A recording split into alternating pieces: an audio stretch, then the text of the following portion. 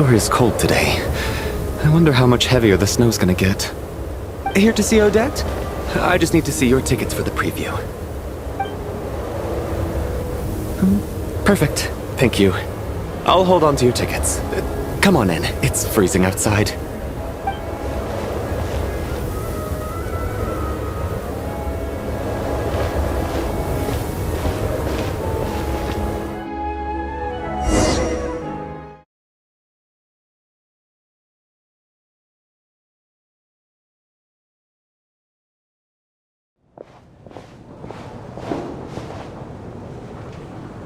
I think I'll leave the Lelic question until after the show's over. Then I'll go find Odette.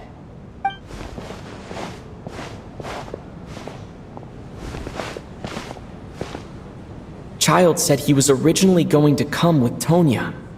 So I'm guessing Tonya's already here somewhere. Is there anyone here who looks like a Tonya? Let's see. It's a small audience. Makes sense for a preview. But wait, I do see some familiar faces. Mr. Chuganov's back again by the looks of it. Oh, and is that Mitya? And that Fatui officer, Valeri.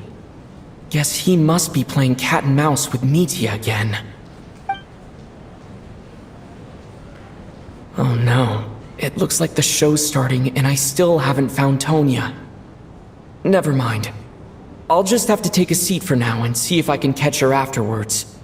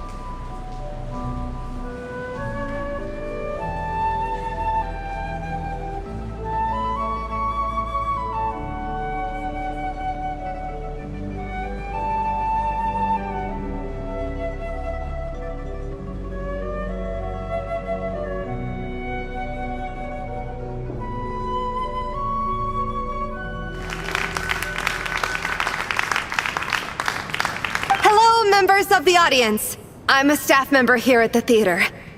Today's performance was a very special one for us, as it marks the first attempt in a long time to revive the classic Snezhnayan ballet, Spirit Seeker.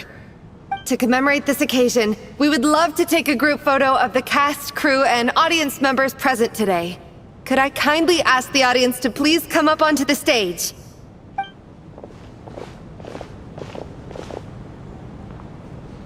All right, everyone, huddle in a little more. Now, look at the camera. 1, 2, 3.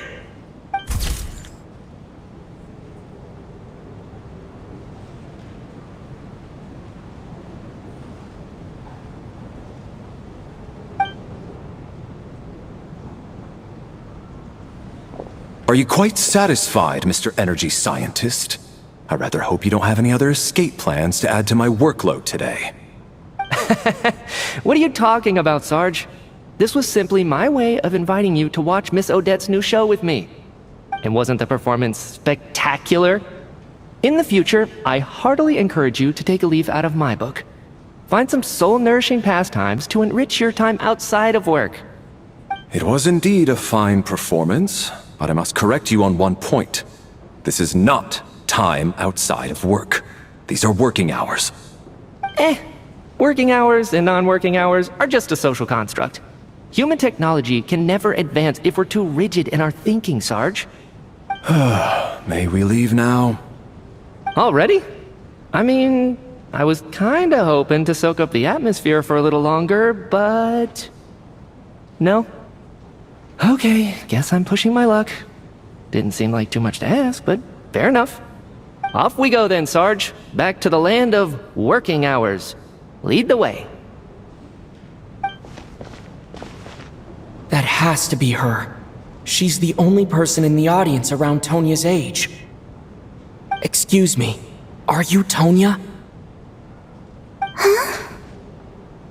Your brother's busy today, so I took his ticket. Don't worry about him, he's fine. Oh, okay. Sorry for the trouble. What's wrong? Are you sick? No, I'm fine. It's nothing. Maybe she caught a cold on the way here because of the weather.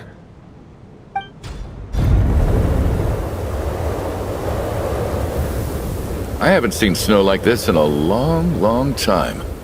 It's most unusual. I know. It's completely white out there. You can barely see a thing. I've never seen such heavy snow in my life. Let's wait it out for now. You'd be lucky not to freeze to death in this weather, let alone find your way. Well, look at that. Maybe we shouldn't be in such a rush to get back after all. What do you think? Let's wait and see. Why do you need to take it so seriously? Fate has given us this wonderful chance to take a break. We owe it to ourselves to make the most of it. Come to think of it, there's a small inn not far from here that always keeps plenty of extra blankets on hand for guests. I know the route well. Shall I head over and borrow a few blankets? That way, anyone in a hurry can wrap up warm for the journey back. Just remember to return them next time you're over this way. Sir, there's really no need to go to all that trouble. Hey, it's no trouble at all. Wait here, I'll be right back. What a kind gentleman. Very good. My wife and daughter are waiting for me at home, so I shall be heading back as soon as I get my blanket. So... are you expecting us to go back to the Armory Palace wrapped in blankets too? Don't worry about that. I made arrangements in advance. Should I not return to the Armory Palace within 3.5 hours after Operation Showtime begins, an armed squad will be sent to collect us. They will escort us back. You are one of our key military personnel, so any weather-related risks must be eliminated. Operation Showtime? So, wait. Every single time you drag me back to work when I sneak out, it's a whole official operation? I gotta say, you've really turned this into quite a moral dilemma for me. It's snowing pretty hard out there. I think you should stay here for now. You seem a little under the weather. Sure. My brother might come pick me up in a bit anyway. Time to get to work. I should head backstage and find Odette. I need to look her in the eye and ask her about Lelik. Excuse me, are you looking for someone?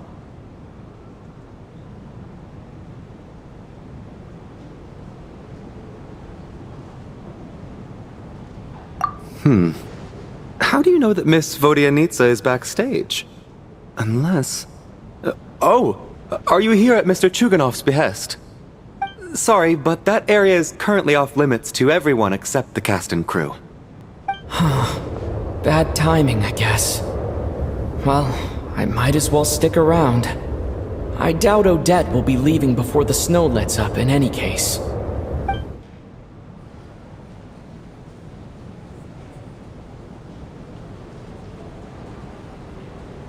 What happened to the gentleman who went to fetch the blankets? How has he still not returned? I was thinking the same thing. It's still snowing very hard. Do you think something might have happened to him? Whatever the reason for his delay, I must say I hate nothing more than people who make empty promises and fail to deliver. Well, I have to treat my employees like that on occasion, but that's different.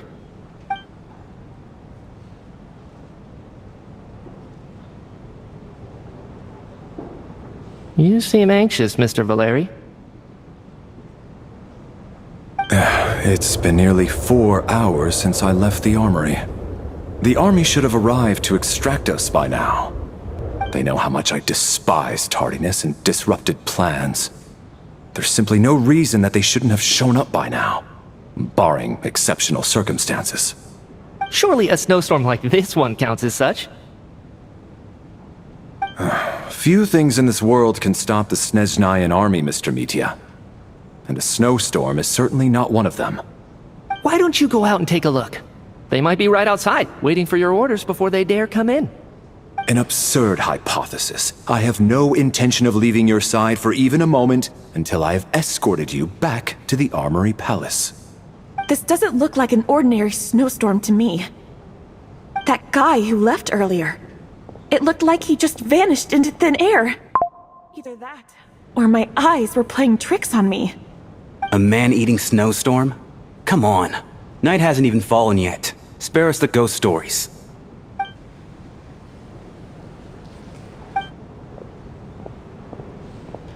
Traveler, didn't know you were coming today. How come you didn't say anything?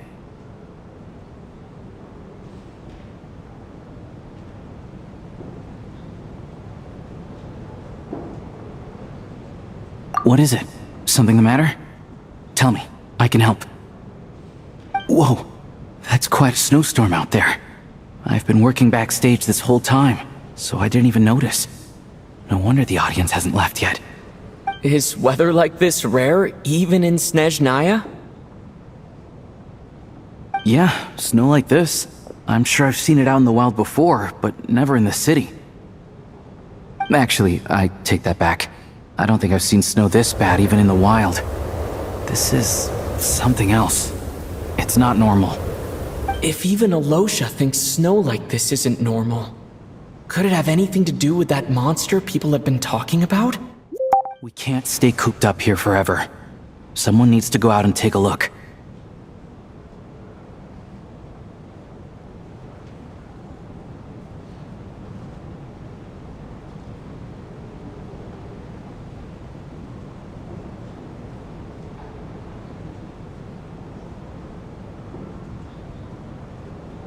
No need.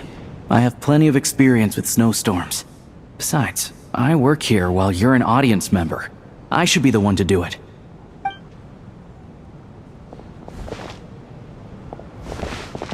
Everyone by the door. Careful not to let the snow soak into your shoes. In a snowstorm, you gotta look after your toes above all else. Heading out, my man? Be careful. I've been told the snowstorm eats people alive. Thanks for the advice. I am planning to be careful. I just want to take a quick look at the situation out there.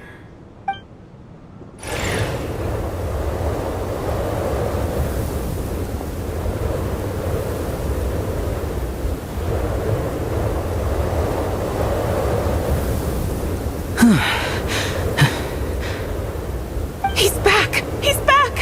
How was it? What's going on out there? Did you see any soldiers patrolling the area? Something about this storm isn't right. There's no one out there. I didn't see a single soul. And something in the air gives me the creeps. This isn't your average snowstorm. I suspect it might be related to recent events in our nation. I strongly advise everyone to stay here until the snow dies down. Are you serious? So all of us are trapped here now? That sounds a little far-fetched to me. You want to go outside and see? I, for one, am not risking my neck in that weather. This just turned from a minor delay into a major hassle. We can only hope that our friend who went to fetch the blankets just ditched us and went home. Is it really that bad? But my daughter, I won't be able to read her a bedtime story tonight. Huh? What are you all still doing here? Whoa! It's snowing hard! So now we're stuck here? Oh, this is terrible! Luckily, it was just a dress rehearsal today, so there aren't too many people here. On the bright side, the theater's always well stocked with supplies. If the snow still doesn't let up as we get into the evening, you can spend the night here, everyone. At least, I assume that's alright? Odette? Fine by me. This seems like a sensible backup plan under the circumstances. My thanks to the theater for being so accommodating. What are you staring outside and praying for, my man? You anxious to get home too? Oh, Your Majesty the Tsaritsa, I beg you, Please do not let tonight's snowstorm stop. This is a golden opportunity to spend the night under the same roof as the 2 top stars in all of Snezhnaya. It's a once-in-a-lifetime experience. I think I've changed my mind. Sir, if you so much as look at us funny, you'll be seeing stars in a whole other way. Behave yourself, or you'll be begging for that blizzard. It's getting colder. We need to keep the indoor temperature up. Close the door and lock it tight. Let's head somewhere warmer.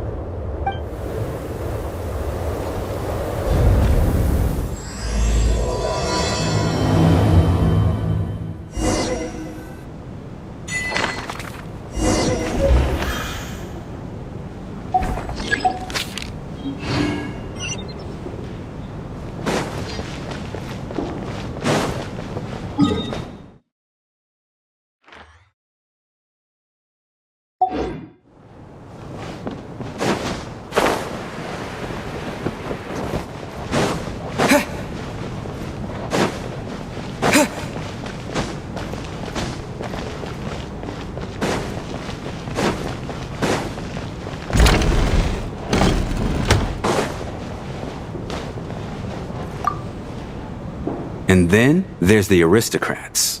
Easiest of all to deal with. You don't need to use any force whatsoever. All you have to do is show them the rope you plan to tie them up with. Do you know why? I don't. Do tell. Because nothing horrifies them more than the thought of a cheap, coarse rope leaving creases on their precious million more coat. They'll do whatever you ask to avoid that fate. Unexpected, but funny nonetheless. Tell me another one. Well, look at that. I got myself a new listener. Hey there. Let me introduce myself. The name's Shram, and I'm a mercenary. The kind that gets paid to do odd jobs for rich folks. And I am Chuganov, an entrepreneur. If my name is unfamiliar to you, you will no doubt have heard of my factory, the renowned Iskra manufacturing plant. Are you really that famous, Mr. Chuganov? How come I've never heard your name before? Excuse me? Is that a joke? Or are you being serious? Oh, I'll have to ask my rope later. He's probably tied up more entrepreneurs than I've ever heard of.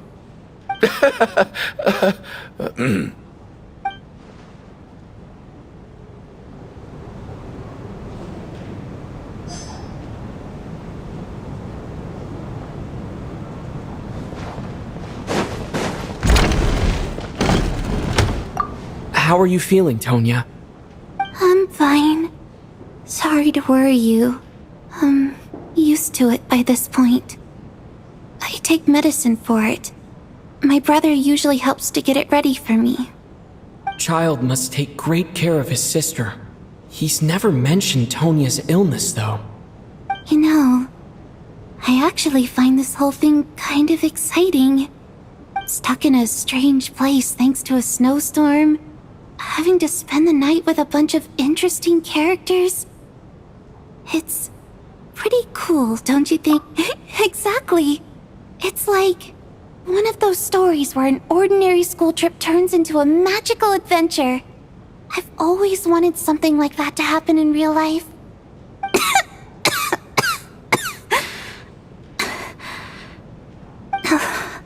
I'm fine, really. Just got a little overexcited. Look after yourself. Otherwise, your brother will come after me.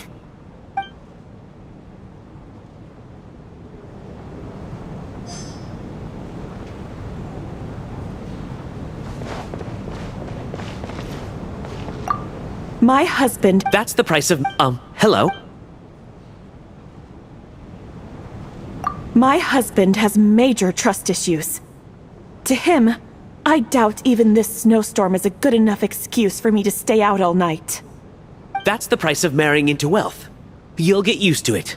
I'm not about to stop you if you want to leave, but don't drag me along. Hello?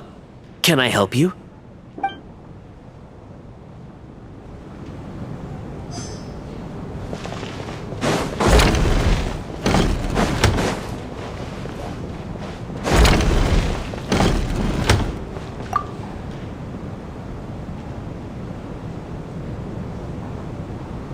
don't think it's ever been this lively backstage before. I didn't know you were coming today.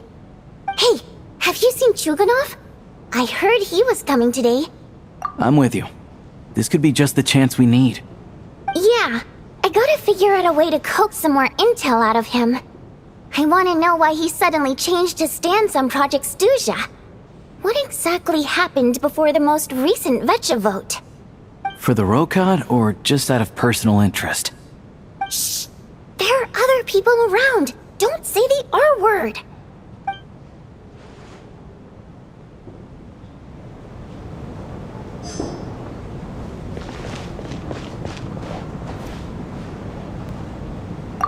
I have to say, I couldn't. Do you think we were coming on too strong? Odette's ignoring us again. What about you? What did you think of today's performance?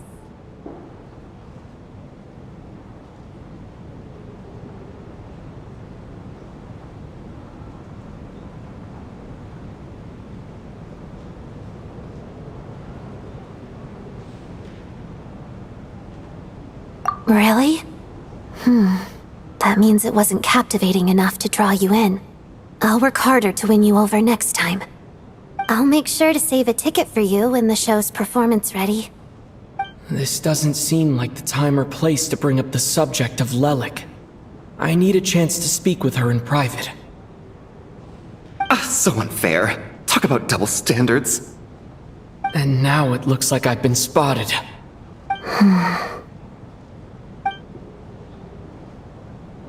You know Mitya too? No, I don't. I just have a feeling that he might be dangerous.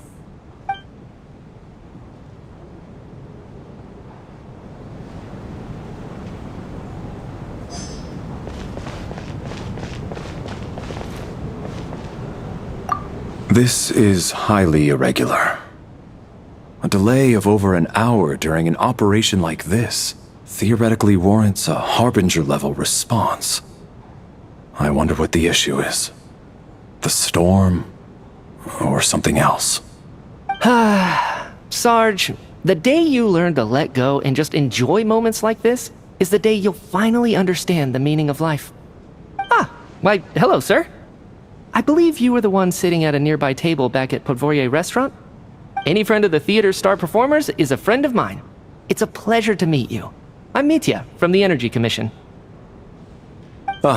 Greetings. Major Valeri, head of the Special Assignments Battalion. Armory Palace Royal Grenadier Guards, 1st Regiment. I am here to ensure Mr. Mitya's personal safety. Please let me know if I can be of any assistance.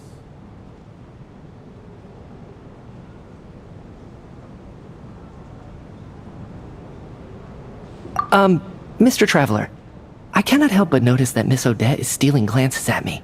Any idea what that could be about? I've racked my brains, but I can't think of anything I might have done to offend her. Perhaps she noticed me spacing out during her performance?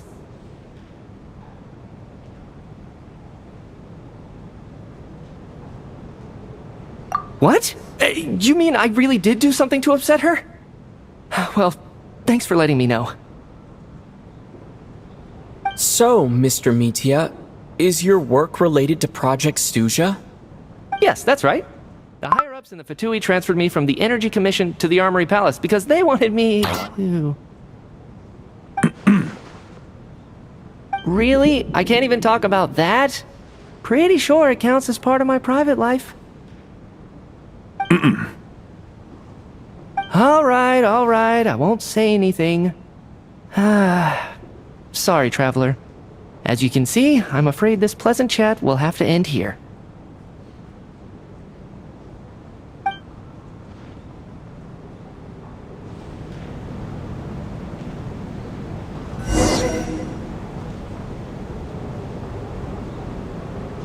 How's it looking, Alosha?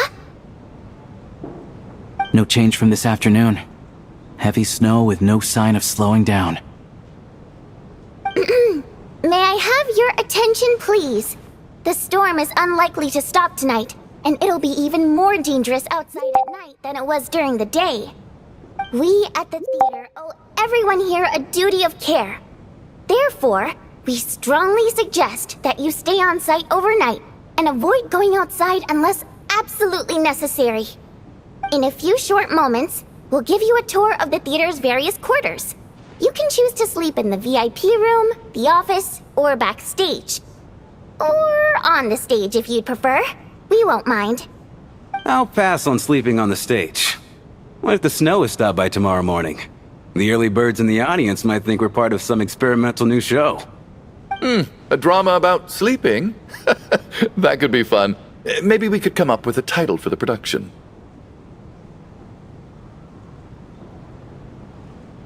Not bad. Clear selling point, at least. Could be a big hit. Anyone who doesn't wish to sleep on the stage, please follow me. I'll show you to the rooms.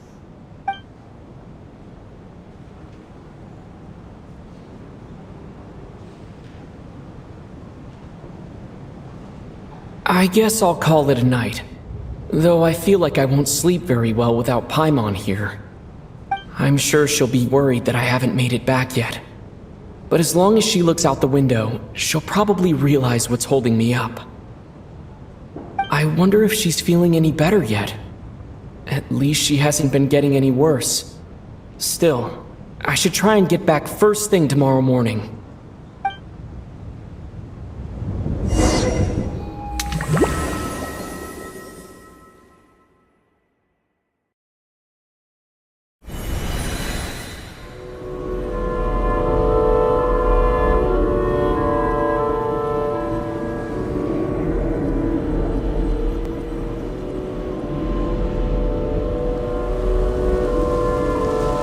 Ah, finally. Welcome back to the world of the living, lazy bones. I was about to wake you. The black mist is almost on us.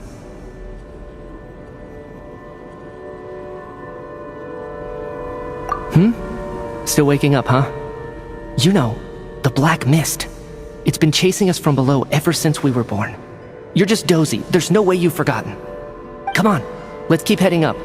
Onwards and upwards is the only way to survive. Don't listen to a word those black mist cultists say. Here we go again. The endless march toward survival. What's going on?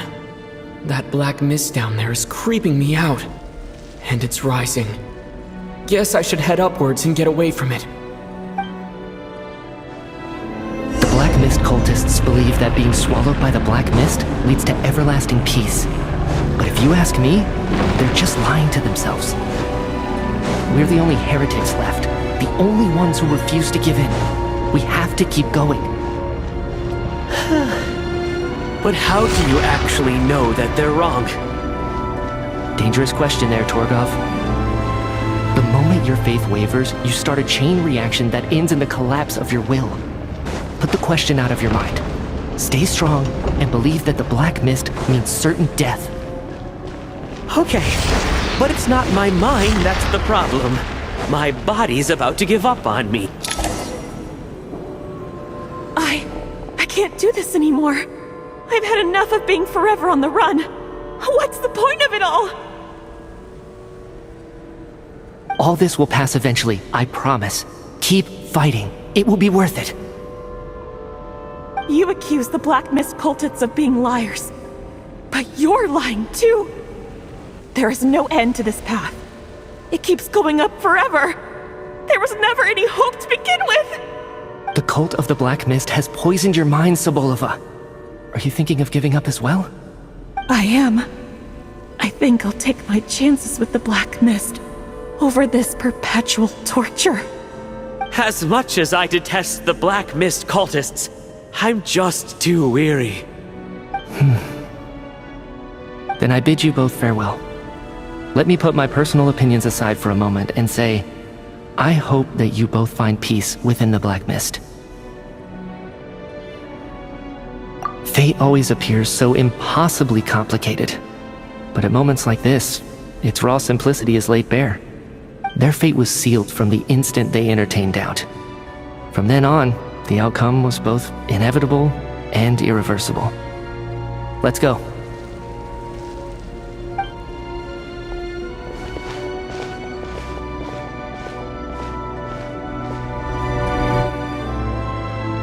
Torgov and Sobolova are gone. I never thought the day would come when even they would be swallowed by the black mist.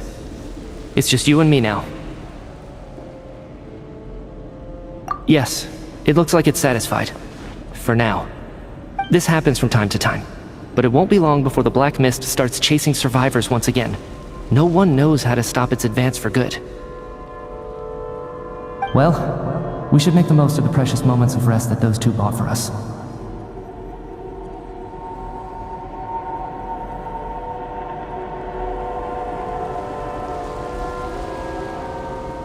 Huh? Are you really that sleepy, traveler?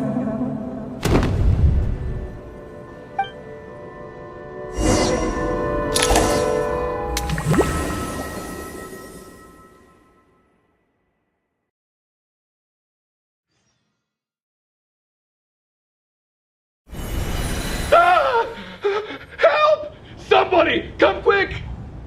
What is it, Chuganov? What's wrong? Huh? Is it morning already? What's all the commotion?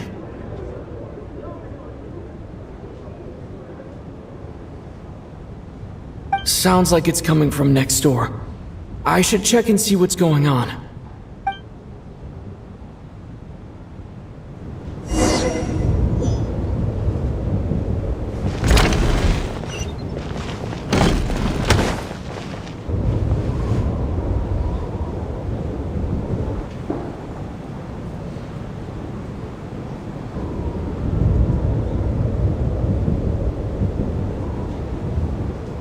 Don't look, Miss Tonya.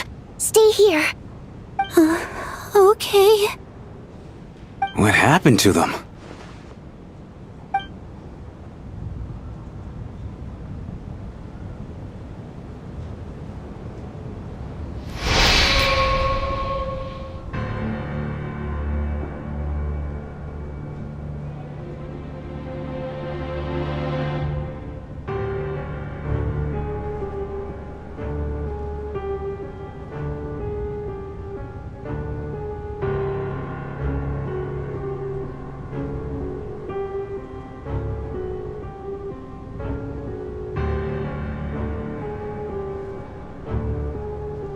These two people have passed away.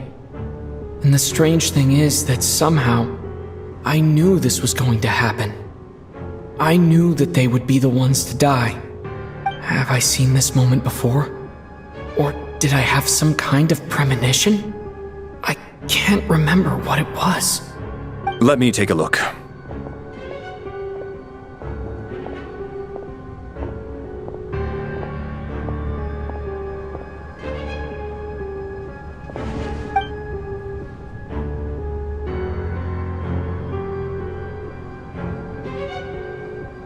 No vital signs in either of them. They're dead. The cause of death, however, remains unclear. No wounds on the bodies, no signs of a struggle, and no skin discoloration caused by the buildup of toxins. But just last night, they were chatting and joking away. This is so sudden. Could they have had pre-existing medical conditions? Even then, the odds of them both dying of sudden complications on the same night are extremely low. It's hard to believe that they died of natural causes, nor does this appear to be a suicide.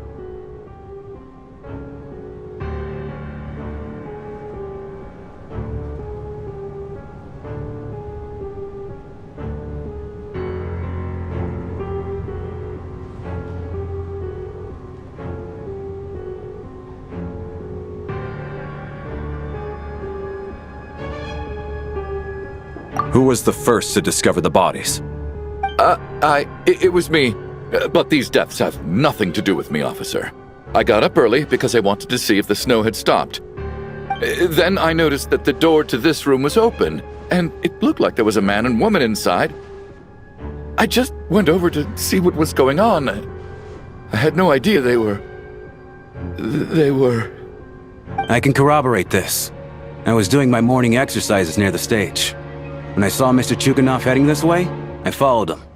I can also confirm that I didn't see a single person approach that room before him. The snowstorm was raging all night, and it's still going now.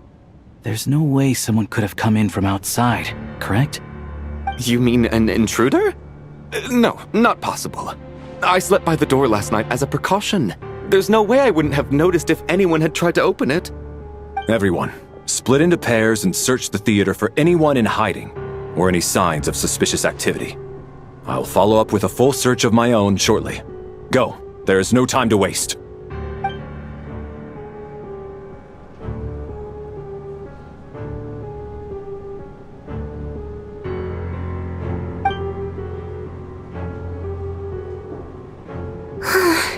Nothing on your end either? Backstage is clear. No signs of suspicious activity. We checked the basement. Also clear. I don't think there's anywhere here that a living person could hide.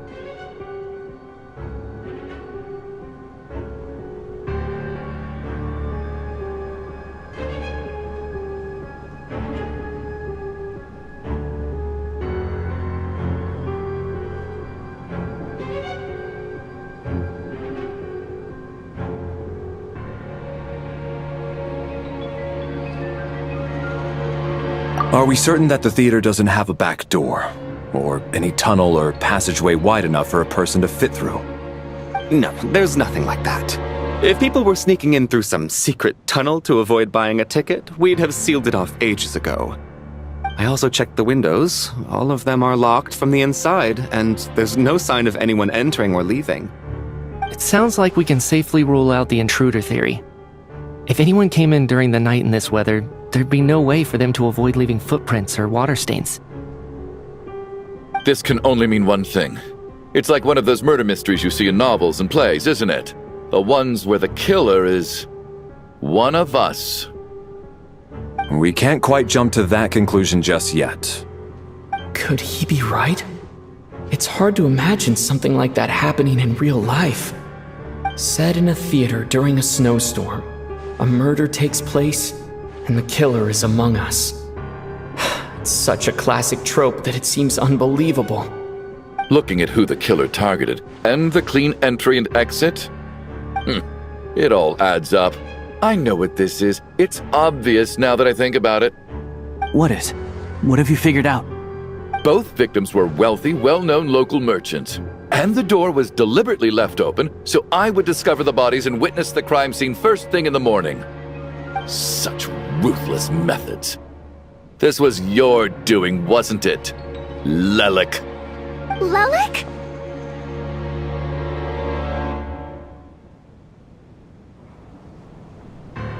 You mean Lelik is among us? And he's the killer? Lelik. I know this code name. Member of the Rokot, anti-Project Stuja. Always works alone. I've read the case files at the Armory Palace. Walk me through your reasoning, Mr. Chuganov. What do you know about Lelik?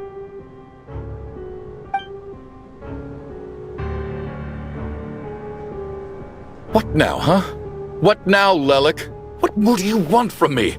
I already voted against Project Stuja at the Snezhnograd Vecha. You snuck into my house the other day while I was asleep. Left a threatening letter. And I did all that you asked. But Project Stuja cannot be so easily shaken. Not with the rooster in charge.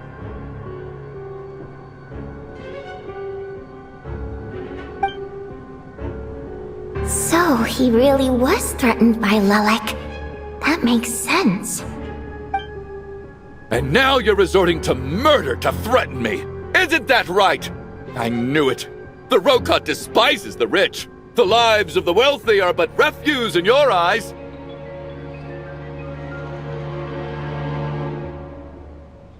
Show yourself! Which one of you is Lelik, Tell me! I'll do whatever you want! Just stop playing these mind games!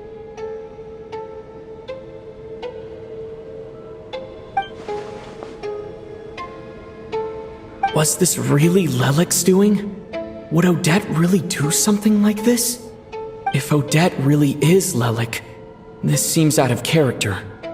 But then again, how well do I really know her?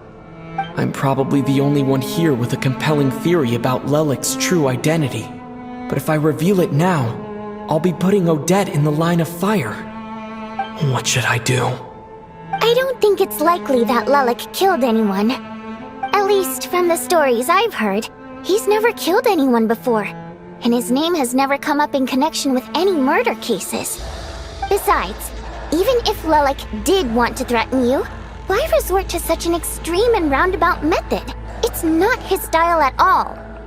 Vodyanitsa doesn't know that Lelik might be Odette, but her assessment is pretty much identical to mine.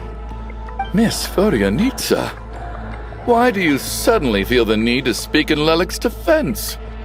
Defense? Oh, no, it's just...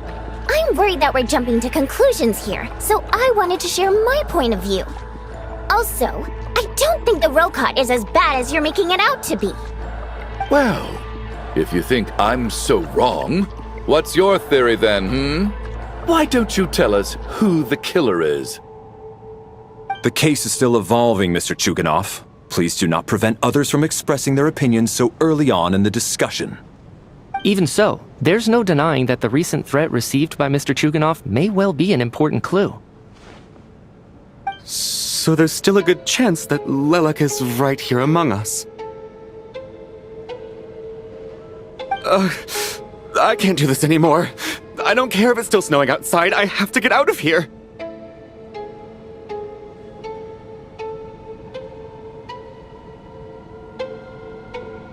Whoa, take a beat. We all know it's far too dangerous out there. Even the soldiers couldn't get to us. Go out that door, and you might not live to tell the tale. And whoever this Lelik is, they're surely not going to murder anyone in broad daylight. Be sensible, my man. You're safer inside. As much as I regret having to say this, I'd like everyone to cooperate and refrain from exiting the premises until further notice. Because as things stand, every one of us is now a suspect. Unless anyone has further information to share, let's adjourn for now. Feel free to keep searching for clues, but make sure you don't go off alone.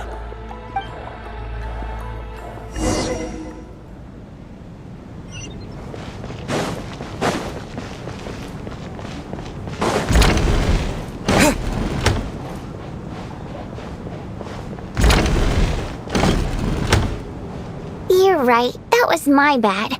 It was a knee-jerk reaction. I didn't think it through. Luckily, no one suspected my identity.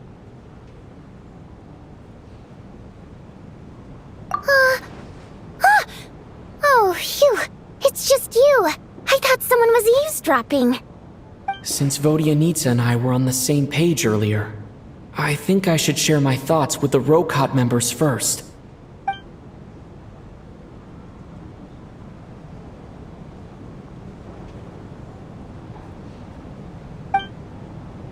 Whoa. Are you serious? I don't know if this counts as gossip, but it's definitely on track to be the juiciest this whole year. Odette? Really? Odette? Oh god, how dumb does this make me look? Lelik has been right under my nose this whole time, and I didn't notice a thing. Actually, it's exactly what you'd expect.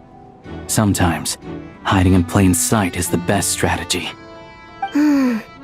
And now that you mention it, the more I think about it, the more sense it seems to make.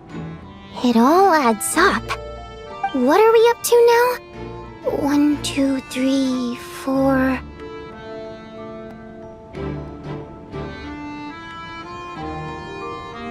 Odette's identities.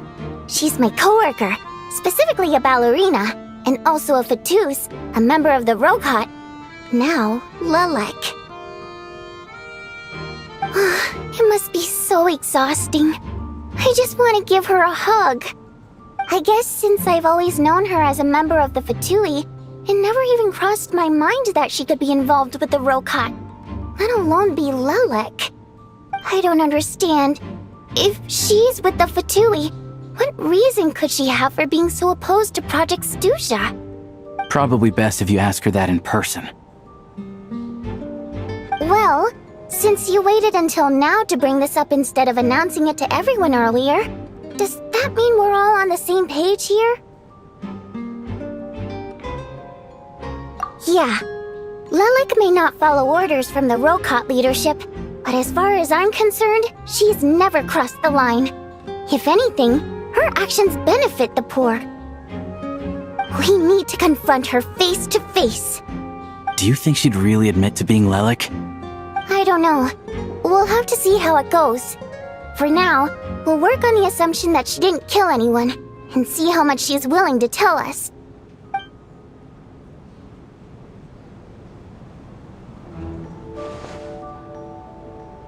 Now's her chance.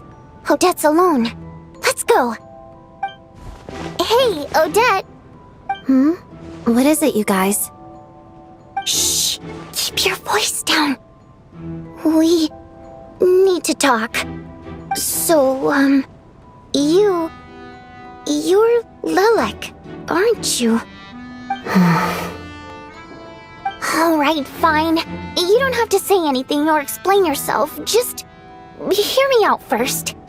None of us believes you kill innocent people. Whoever murdered those 2 people last night, it wasn't you. The Traveler was the first to figure out your identity, but he kept quiet during the discussion just now. Still, it's clear where the group consensus is heading. Everyone believes Lilac is the culprit.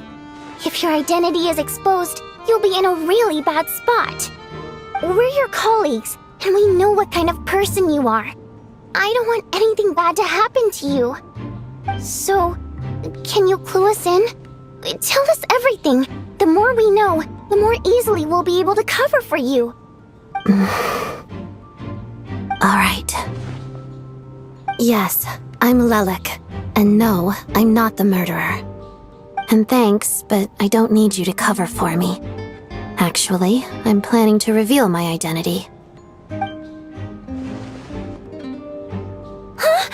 You're gonna reveal that you're Lilac? Here? That's right. I'll admit I was surprised at first when Chuganov guessed that I was here. It was just a lucky guess, but it caught me off guard. But after taking some time to assess the situation and confirm where everyone stands, I don't believe I have anything to worry about. Are you sure you don't need a second opinion? Given the circumstances. Mr. Valeri! What?!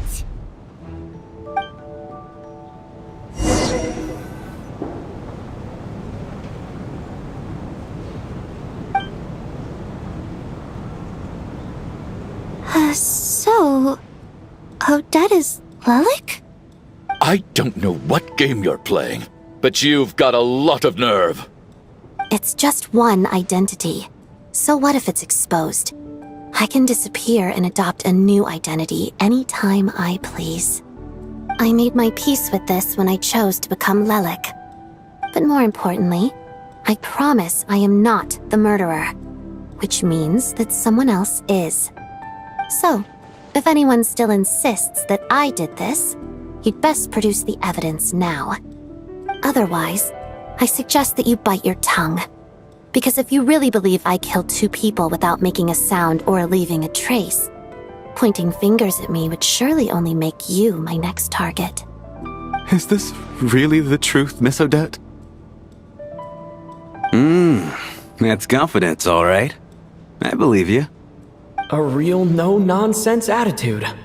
I can see why Marionette said that she's on track to inherit the title of the Fair Lady. Are you seriously buying this? Hey, officer!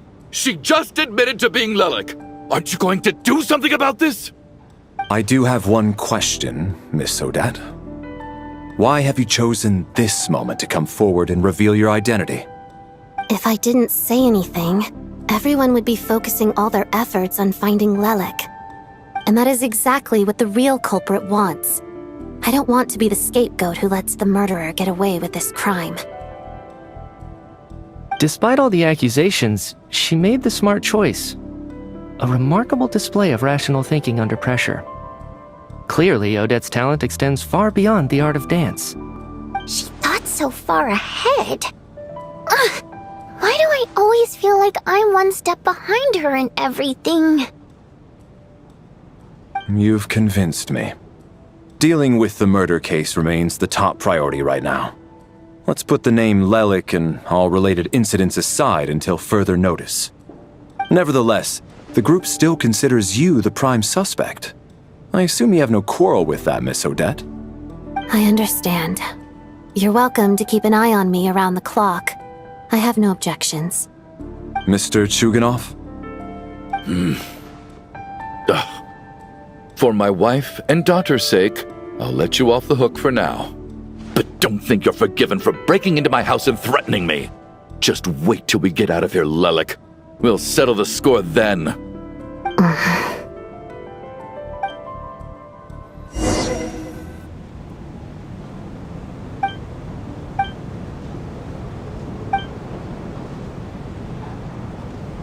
Good work, Lelik guard team. And Lelik too. Here, have some hot water.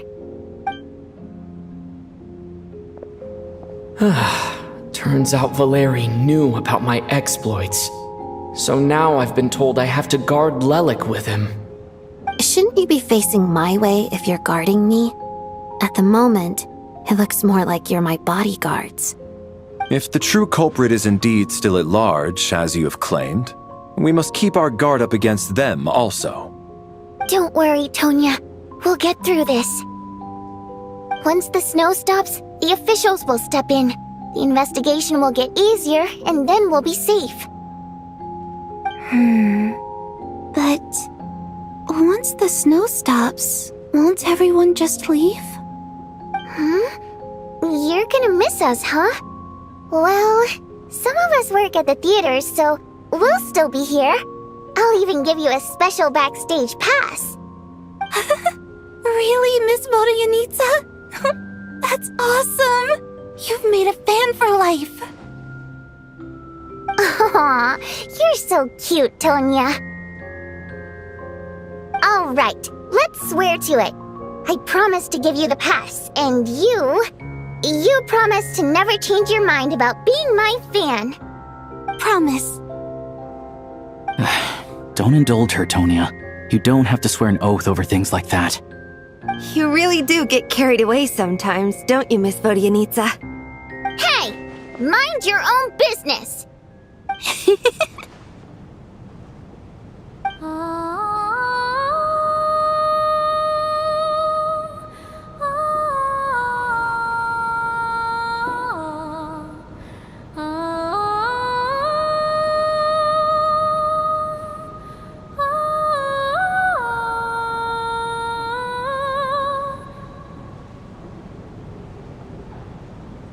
Don't be nervous, Miss Wateramp. Everyone's here. There's nothing to be afraid of. Excuse me? Do I look nervous? Don't be ridiculous. No. You sound nervous, lass. Oh. Wait, but how... Okay, plenty of people know that I'm a water imp, but still... How come you understand our primary mode of expression? Primary mode of expression. I've not come across that concept before. Do enlighten me, Vodyanitsa. Well, it's just... We water imps tend to communicate our emotions to each other by singing, rather than facial expressions. The emotions we convey through song take precedence over our facial expressions. So, we think of it as our primary mode of expression. I'm impressed, Shram. I didn't take you for a man of culture, but you're clearly rather learned. It's not about being cultured or not. The thing is, this mode of expression can usually only be understood by other water imps. It's not a simple case of a song sounding happy or sad. And yet, you're clearly human, Mr. Shram. It's really not the big deal you're making it out to be. I think I just have a knack for it. Plus, I have a... very close friend who's a water imp. A delightful lady. But keep that a secret. Anyway, we spent so much time together that before I knew it, I noticed I could understand her expressions. Oh, I guess that makes sense. Still, the fact that you have a water imp friend is even more surprising. I'd better watch what I'm singing when I'm around you from now on. Hey, what are you implying? You're not secretly insulting the audience in your songs, are you? Heavens! Why would I do a thing like that?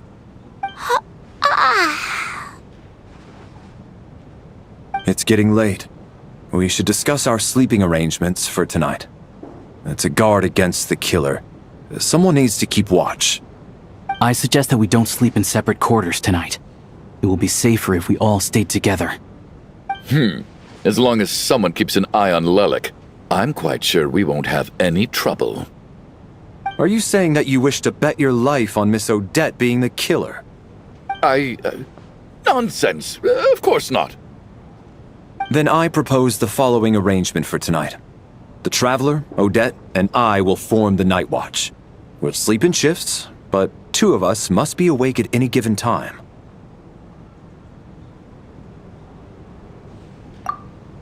An excellent idea. This allows us to handle the night watch while also keeping an eye on Lelik. Meanwhile, the rule of taking shifts in pairs resolves the other issue. Namely that we can't necessarily trust the Traveler or Valeri either. I expect that plan took you quite some time to come up with, didn't it? Actually, our field combat manual outlines a similar approach. Although the scenario there involves guarding prisoners overnight during field operations. That being said, I must clarify that I harbor no disrespect towards you personally, Miss Odette. In fact, Lelik's numerous covert operations make fine textbook examples for military agents. I care less about respect and more about the fact that you just robbed me of 2/3 of my sleep tonight.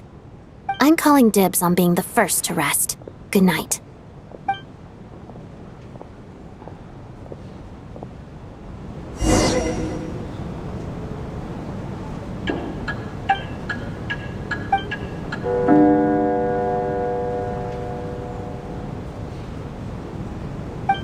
It's almost time. We should wake Odette. How are you faring? Oh, not going to argue with that. I'll take a quick nap. If you start to feel sleepy, wake me up anytime. It's finally time for Odette and I to share the night watch. I should wake her up.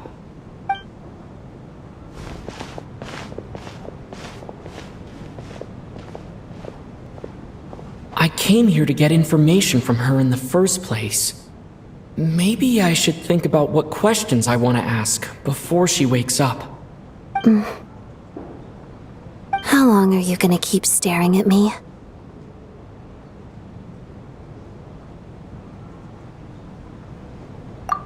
Couldn't sleep. My mind's been running haywire. Plus, there's something I've been meaning to talk to you about.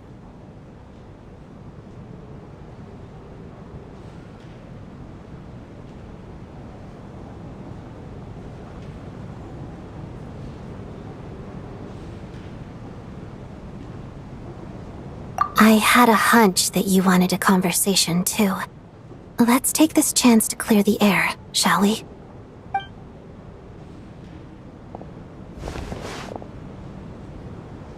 I just had a simple question for you, really. It's, Rosaline. In her final moments, did she have any last words or anything?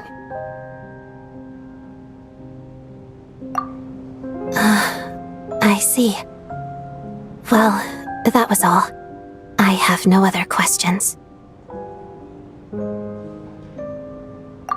No. She was utterly ruthless in pursuing her goals.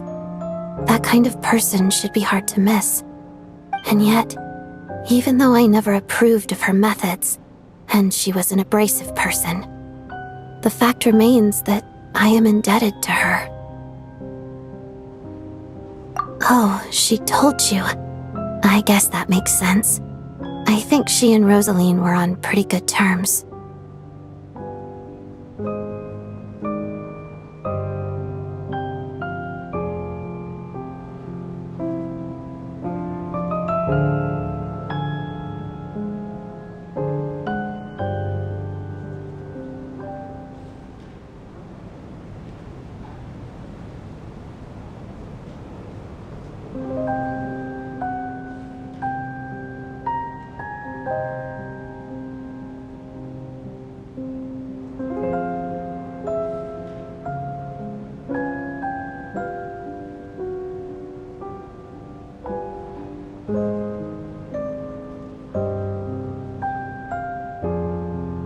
Yes.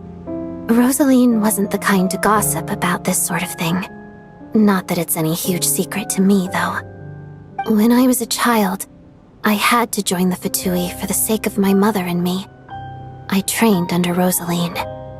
It was extremely grueling, and it didn't exactly come naturally to me. All I could do was try to ignore the biting cold and practice. I was a newcomer who'd managed to make a good first impression on a harbinger.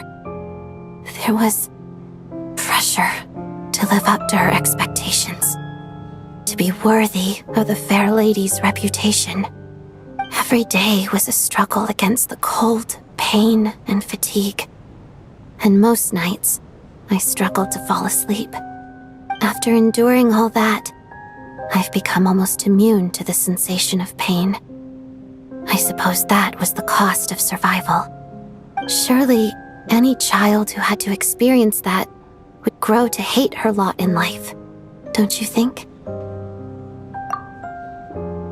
So, I put an equal amount of effort into my ballet. Because in my young mind, that was the only way to defy my fate. It was my way of telling her, the Fatui's demands and your expectations of me are not what I wish for. One day, I will leave. I think she probably blamed my poor performance and training on my passion for ballet. She knew my heart wasn't in it. One time, when I was secretly practicing a dance at night, she suddenly showed up. I knew she was there to catch me red-handed. I told her, "You don't deserve to watch the dance I learned from my mother." She looked stunned. I guess she was surprised that I lashed out first, before she had the chance. But strangely enough, on that occasion, she wasn't fierce with me like she was during training. Instead, she fell silent for a moment, and then left. After that, she never interfered with my dancing or asked me how it was going. She never came to watch me dance again either. Not even once.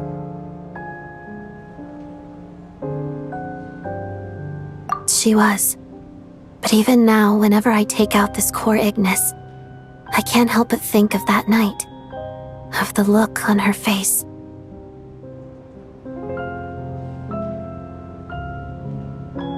Sort of. Although gift might be too kind a term. This is her flame sealed within ice. A symbol of her favor, yes, but also her way of keeping an eye on people. She knew the location of every piece of core Ignis.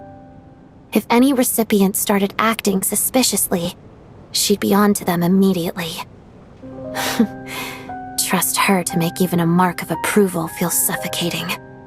So, when news of Rosaline's death reached Snezhnaya, many people immediately crushed their core Ignis. It gave them a profound sense of relief, like they'd broken free from her shackles. But I kept mine. With my sensitivity to pain being as dull as it is, the warmth from this core Ignis is one of the few things I can still feel clearly. I still wonder, did she really come to stop me that night? I wasn't sure, but I was scared, so I said some really awful things. I guess she didn't leave anything behind. Not that I expected her to. It's fine. It's just a bit of a shame that we couldn't settle our differences before the end.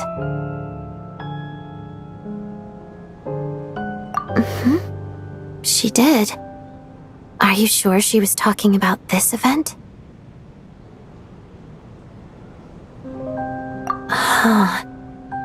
No, she didn't. I didn't even find out that she'd gone to Mondstadt until a while after she'd left. Wait, in that case...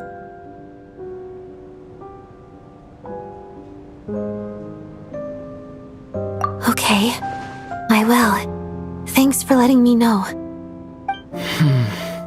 There's something I'm trying to figure out. I'm beginning to suspect that Paimon's mystery illness is being caused by the energy research behind Project Stuja. Paimon's very important to me, so I have to get to the bottom of this. I figured that since you're Lelik, you might know something about all this. The ultimate goal of this energy experiment is to create a weapon for the final battle. The weapon's construction was completed in Nodcry.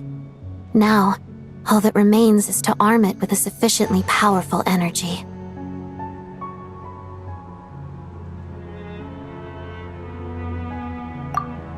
Yes, the weapon's development and all the related experiments are overseen by Lord Piero, the Jester, and the lab is located deep within the Armory Palace. I'm not sure why this experiment would be making Paimon feel unwell, though. The best way to get to the bottom of it would be to go there in person. Once we get out of here, I'll help you apply for an entry permit. And I'm hardly the organization's proudest member, as you know. You answered my question about Rosaline. I want to do you a favor in return. It's that simple.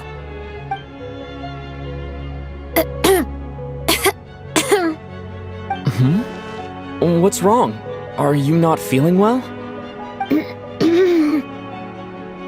You two seem to be hitting it off.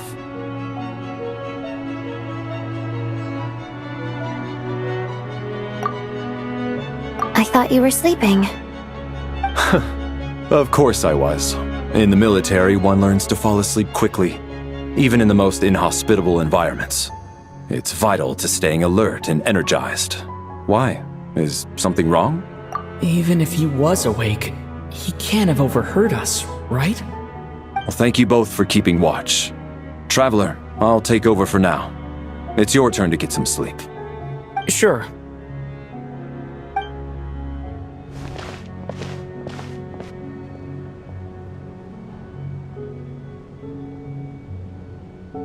This is our second night here, but at least I've found out a little more about Paimon's condition.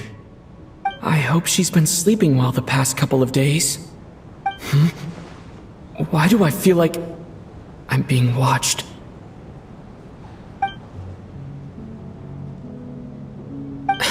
Seriously?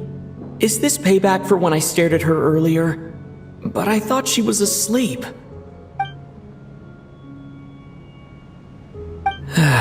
Never mind. I'd better try and get some sleep myself.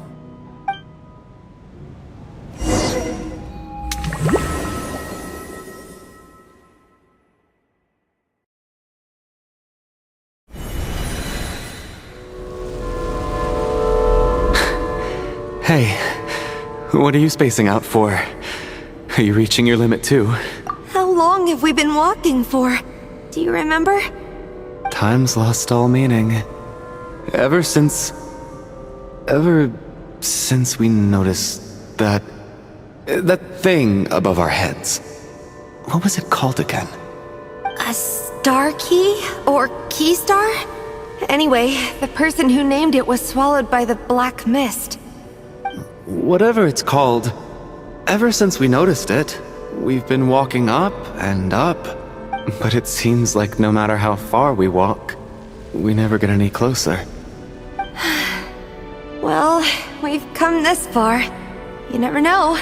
Maybe we're almost there? Come on, enough moping. Let's go. The black mist is catching up.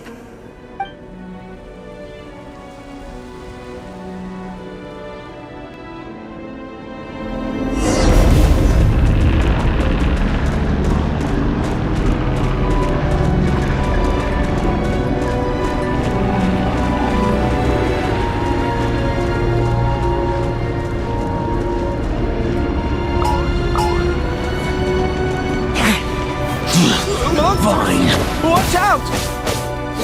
Not again! I've lost count of how many times we run into them. Be careful.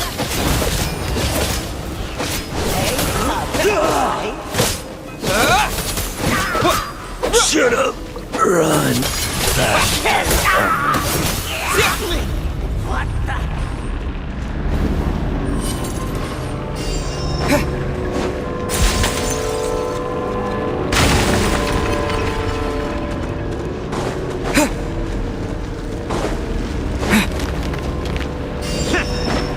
Here they come again! Get ready!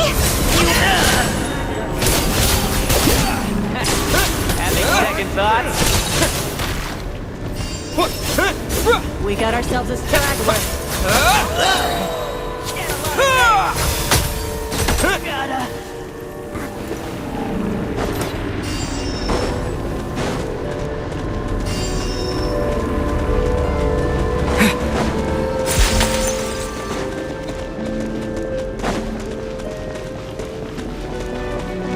Monsters ahead of us. The black mist behind us. Feels like there's no escape.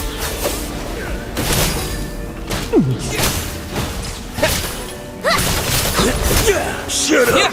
Run faster. Learned.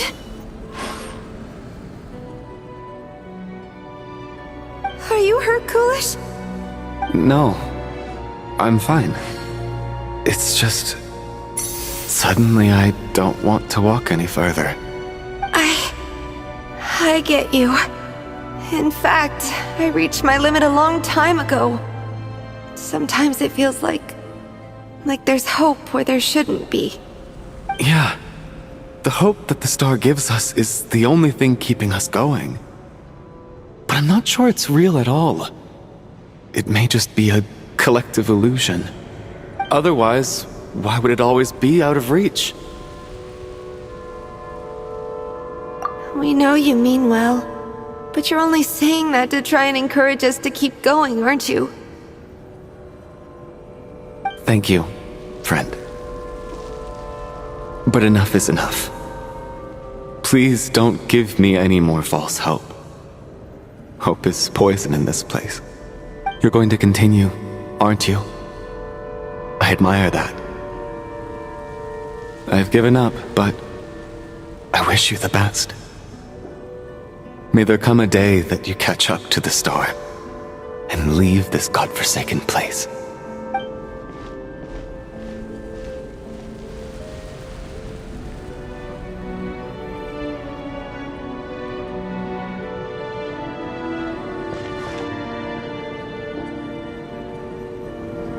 It's not an illusion. We really are getting closer to the star.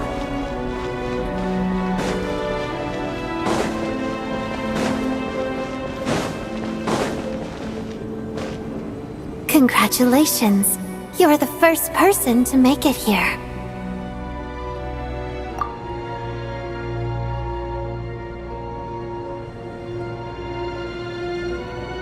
I'm the star's envoy.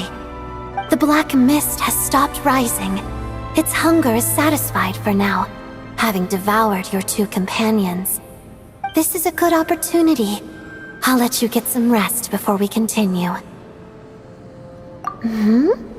What do you mean, leave?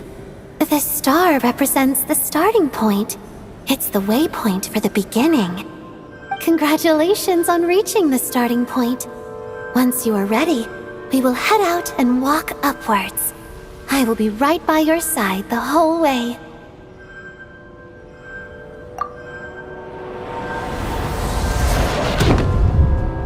Huh? What's wrong? Hey, don't give up before the journey's even begun.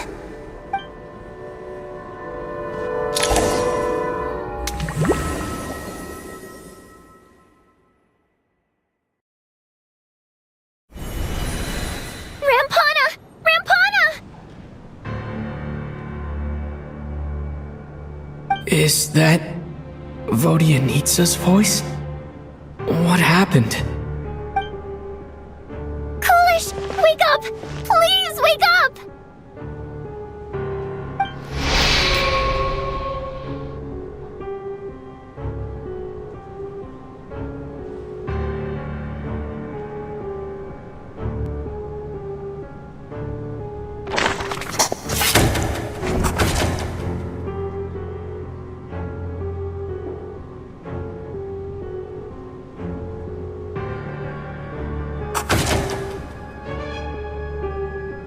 The situation is identical to that of the two casualties yesterday.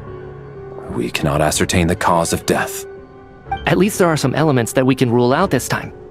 They slept on the stage with everyone else, so I suppose the surrounding environment can't be a relevant variable. Rampana. Coolish. Weren't some of us keeping watch last night? 3 of us, in fact. How could you not notice something was wrong? I'm as confused as you are. Certainly nothing unusual happened on my watch. Likewise, and from what I've observed so far, both Miss Odette and the Traveler can be trusted. To be honest, I didn't get a wink of sleep last night. I couldn't help but think I was the target, so I just laid there with my eyes closed. I heard the Traveler and Lelik chatting, but otherwise I don't recall hearing any commotion during the night. Me too. I didn't want to wake everyone up, so I was concentrating hard, trying not to cough. I hardly slept at all. If anything had happened, I'm sure I would have noticed. Then, what could possibly be causing this? Once was bad enough. I can't believe it happened again. I worked closely with Rampana and Coolish for so long. I never imagined that one day they'd... And on the stage of all places... Vodyanitsa. 4 victims in just 2 days, and we still don't have a single lead. I need to get to the bottom of this as soon as possible. And above all, keep Tonya safe. I'd never be able to look Child in the eye again otherwise. Still snowing? Yes, I just checked. Still no sign of anyone outside either. So we only have ourselves to rely on. If you ask me, this killer can clearly strike whenever they please. The Night Watch was a useless endeavor from the start. Lelik must be an expert in poisoning. Clearly she used some poison that can't be detected on the corpse. Here we go again. Listen, I was already thinking to myself last night, was Lelik's reason for revealing her identity the real story? Well, now I have my answer. It most certainly was not. She's been playing us for fools. You get off on this, don't you? Revealing your identity, only to carry on with your killing spree? That's a hideous thought. One that only a hideous mind like yours could dream up. How dare you! That's enough!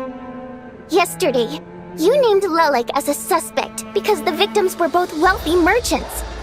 Lelik might have had a motive then, but today's victims were just ordinary people. Not to mention that they were colleagues of Odette and mine. What reason would she have to murder them? Let me guess. Just to scare you? Who knows? Maybe you don't know her as well as you think. I implore you all to ask yourselves, how many people are there really in this world that have what it takes to kill another person? Not many, I'd wager. Lelik is well known to be a ruthless operator, and now she has revealed her identity. How could it be any more obvious?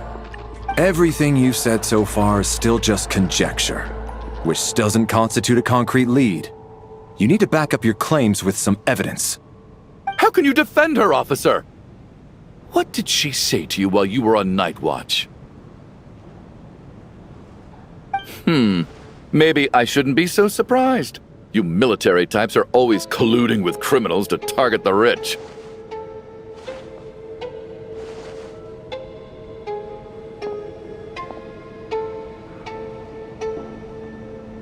All so you can get your grubby paws on our hard-earned fortunes, then tell us to fall in line.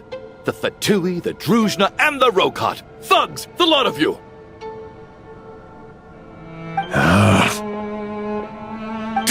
Don't you dare!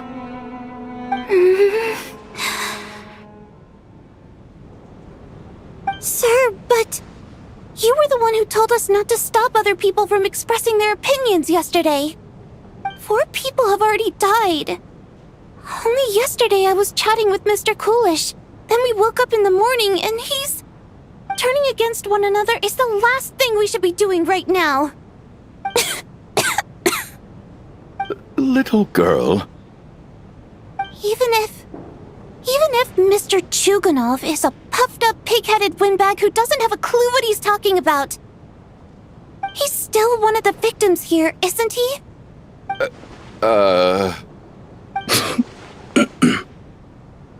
Quite. I had no intention of resorting to violence. But you're right, Miss Tonya. I ought not prevent him from speaking his mind. In any case, I believe Mr. Chuganov has calmed down a little now. We may resume our discussion. I don't think there's any need for that. What is there to discuss? Nothing about this situation is normal. Did you have an idea, Mitya? You're the brainiac here, right? Come on, clue us in. I've been mulling something over. All the leads we have so far concern things from outside the theater. Miss Odette's alter ego, the threats Mr. Chuganov received. But then there's the 2 double murder crime scenes themselves, which have given us absolutely nothing to go on whatsoever. That's highly unusual. Even with the most careful killers, there's always some evidence left behind. So what are you suggesting? I think this could be a supernatural event. It isn't characteristic of human-on-human homicide at all. Correct me if I'm wrong, but aren't you supposed to be a scientist? That doesn't sound like a conclusion someone like you is supposed to make. I got into scientific research because of my insatiable curiosity. But if the present situation defies all known scientific explanations, I don't mind shifting my curiosity toward the paranormal instead. Now that you mention it, I remember when I first came to the theater. I heard rumors about this place being haunted. Haunted? Yeah, I think I heard the same thing. But I mean, they're only rumors, right? We've worked here for years. Surely we would have noticed any spooky goings-on by now. Well, this has taken an unexpected turn. A haunted theater? If Paimon were here, she'd probably be hiding behind me in fear right now.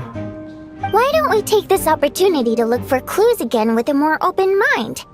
Maybe a different perspective will help us see something different. Very well.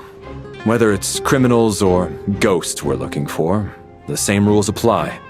Everyone needs to tread carefully. I'll move the bodies into the same room for now.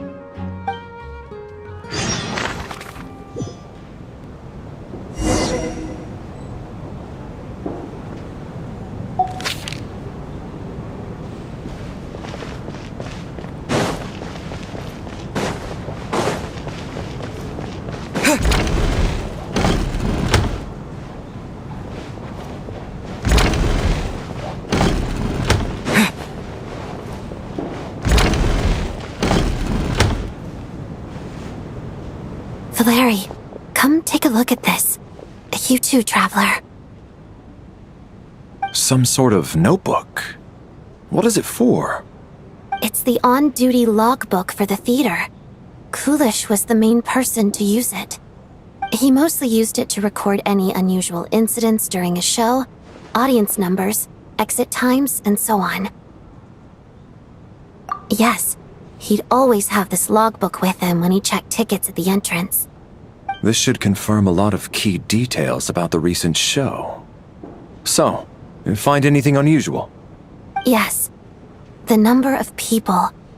I've checked and double-checked, but the numbers just don't match what's recorded in the logbook. Apparently, we have an extra person among us. Are we certain that logbook is accurate? Could someone have sneaked in without buying a ticket or something? Unlikely. Kulish took his duties very seriously. I've rarely seen any errors in his work. Not to mention that this was a dress rehearsal, meaning smaller audience numbers and tighter ticket restrictions than usual. Everything would have been well within his control. We no longer have our tickets with us, do we? They got collected on entry. I assume there's no way we can check them again. Unfortunately not. The theater recycles tickets. Once people are in the door, they don't tend to leave until the show ends, so we collect the tickets at the point of entry.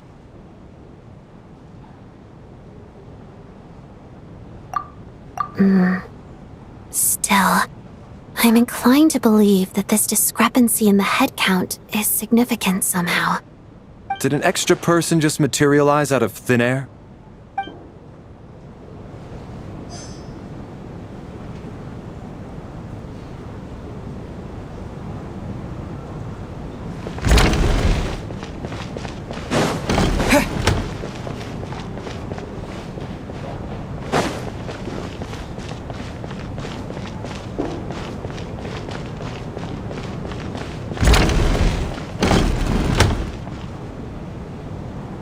Ah, Traveler. Since you're here, come take a look at this. Alosha found it. We're both curious to hear your perspective. It appears to be an investigation report. And the focus of the investigation was the rumors of haunting we heard about earlier.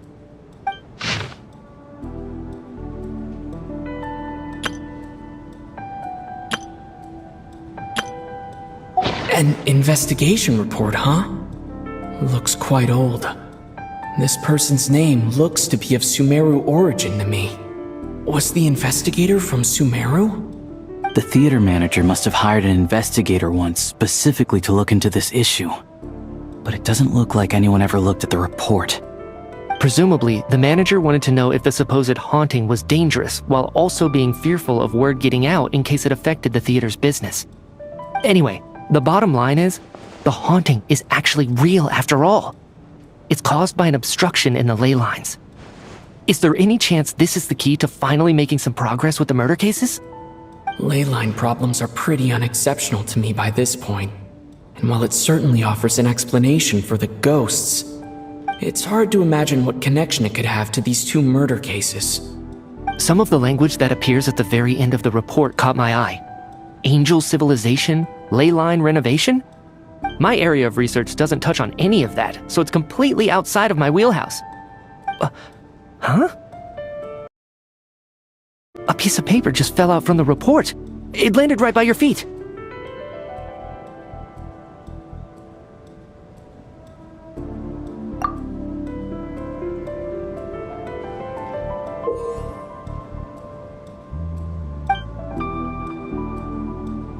How unnerving. It was tucked inside the report, so it must be a note left by the author. Death is near. Is that supposed to be what's going on here? With us, in the theater? But if so, how did the author foresee it? Could he predict the future somehow? Maybe things are more complicated than we thought. No, wait a second. If we take the report and the note at face value, they completely contradict one another. The report definitively concludes that the hauntings in the theater are harmless and cannot affect the real world. But the note seems to be warning of potential danger. The question is, what exactly does the note mean by death?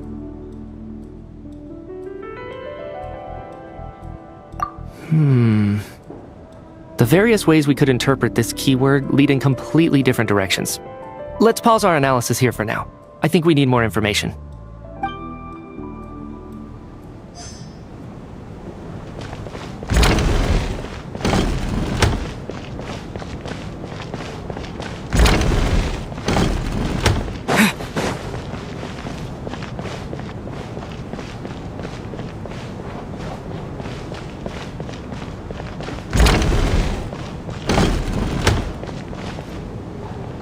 Tonya, did you find anything? Not yet. Still looking. So... Are we supposed to be looking for something paranormal? I think I'd prefer teaming up with you than looking around on my own. This looks like somebody's notebook. Shall we read it together?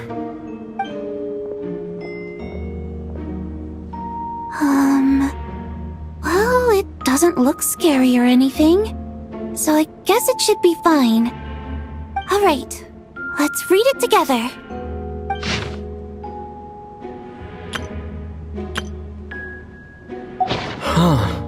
This has to be Vodianitsa's writing, surely. Maybe it's a little rude for us to peek at this. I feel like I just read someone's secret diary by accident.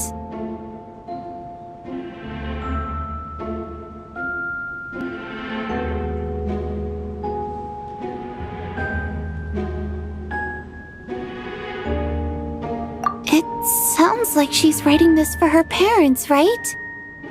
I don't understand. Why put this stuff in a notebook instead of mailing it in a letter? Because her water imp parents belonged to the aristocracy, who were driven out of Snezhnaya by the Tsaritsa long ago. And now they live somewhere new, where the postman can't get to. We're sorry. It's fine. My fault for not storing it properly.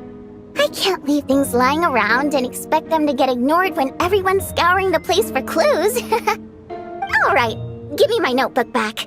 I'll take over the investigation in this room.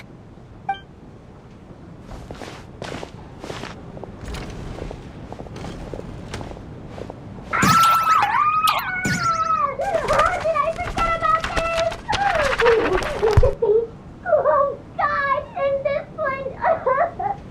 Oh my. Why am I so embarrassing?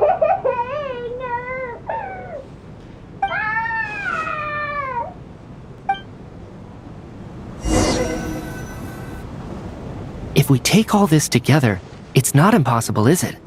If anything, it's the natural conclusion. Oh, I beg to differ. This sounds to me like a product of a researcher's vivid imagination. And perhaps it's because I'm still viewing this through the lens of a typical murder investigation. But still, I'm struggling to be persuaded by your theory. Does it really sound that far-fetched? Alright, well, let's treat that as speculation for now. I do agree with what you've said, so let's go with your idea for now. Good. Okay, now that we finally have some meaningful leads, I think it's time to reconvene.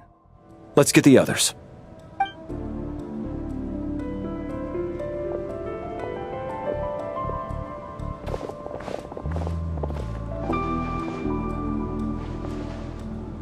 So, that's about everything we've discovered so far. I'll share my theory first. Based on what we've learned from the logbook, I believe the extra person among us is most likely the killer. If the killer had simply bought a ticket, it would have greatly increased the risk of their identity being exposed. I expect he or she either hid in the theater ahead of time, or found a way to slip past the ticket inspection. They then blended in with the group and waited for an opportunity to strike. What about the note found in the investigation report? Any thoughts on how that fits in? The killer may have simply planted it there as some sort of sick joke. I've seen my fair share of psychopathic killers. They love playing cryptic mind games. So, it has nothing to do with the haunting of the theater after all. This theory makes sense to me. If we have an audience member unaccounted for, chances are they didn't come here to watch the show. Could it really be that simple? So, in other words, all we have to do is find out who got in here without a ticket, and all our problems will be solved? Then let me make one thing clear. All the theater staff should be well aware that I came here for the rehearsal legitimately, yes? There's no way I'm the one who didn't have a ticket. It's true. I hear you used every trick in the book to get a hold of that ticket, too. Everything short of throwing a temper tantrum and rolling around on the floor at the entrance. I most certainly did not degrade myself in such a way. Probably a stupid question, but I might as well ask. Did anyone here get in without having their ticket checked? Guess it was naive of me to expect them to just admit to it. Especially after the unprompted Lelic reveal. Once was already a miracle. Twice would be unfathomable.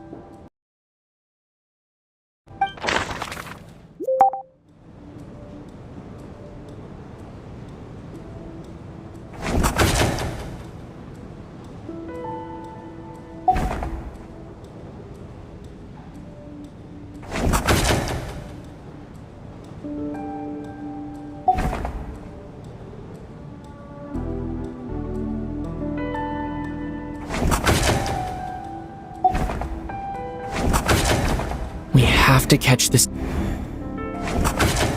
We have to catch this extra person.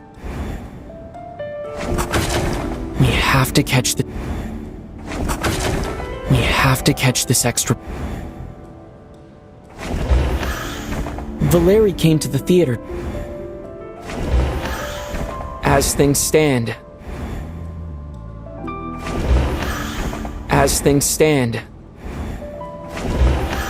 I got my ticket from Child.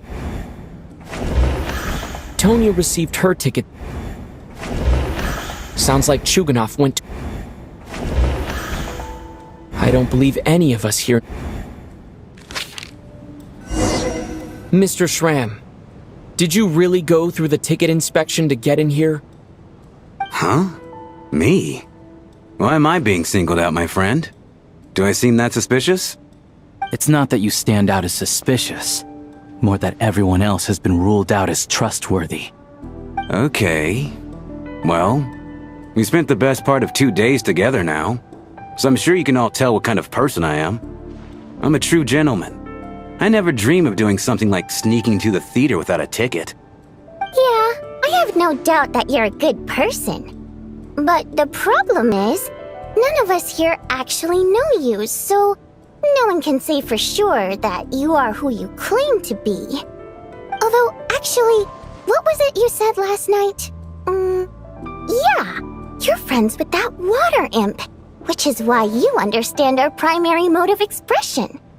Last time I checked, there were barely any of us remaining in Snezhnaya, since most of the water imps left. Could you tell me a little bit more about your friend? There's a good chance I actually know her. And I suppose it's also kind of a way for everyone else to get to know you a little better.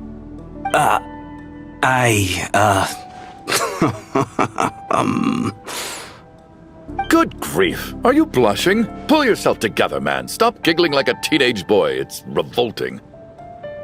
Hey, revolting is a little strong. All right, fine. I'll admit it. That water imp friend of mine, the truth is, we're dating. I was just a bodyguard hired by our family. But the stars must have aligned, because sparks began to fly between me and their daughter. Never in my wildest dreams did I think I'd get so lucky. We don't need details. Just get to the point. Okay. I'm just a little hesitant to reveal her name, that's all. You know how it is. These are delicate times. Even with me to protect her. If word gets out that she's dating a human, both the Fae and human factions will give her a hard time. Really? Wait, no. That can't be. Huh? Schramm, what the devil are you talking about? Why is everyone looking at me like that? Surely you can understand where I'm coming from. Delicate times? Factions? Yes? You know, the Civil War?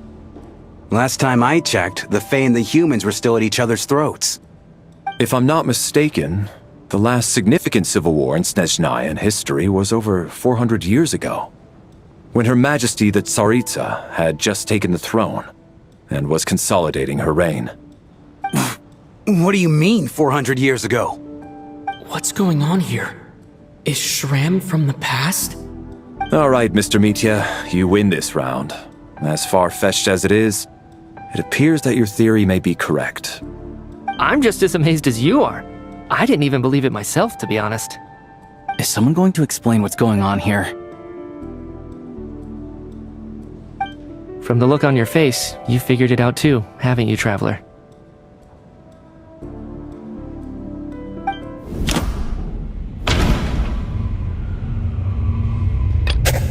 That seems to be the... No. The truth lies within the clues we've already discovered. Vodyanitsa's private letter touches upon the history of the Water Imp aristocracy's exile, but reveals nothing about Schramm.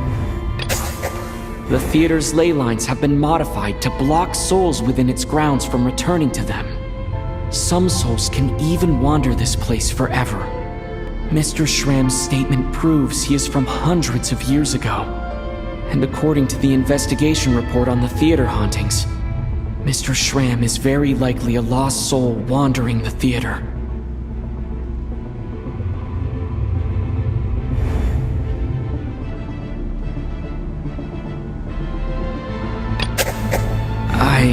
Don't...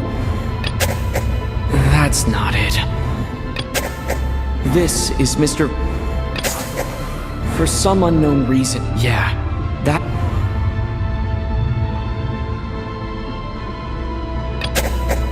The death of those victims is an irrefutable fact. It is the outcome of whatever's going on here. What we need to do now is find the truth within this information. The contents of the investigation report have been verified. There are indeed leyline issues and wandering souls in the theater.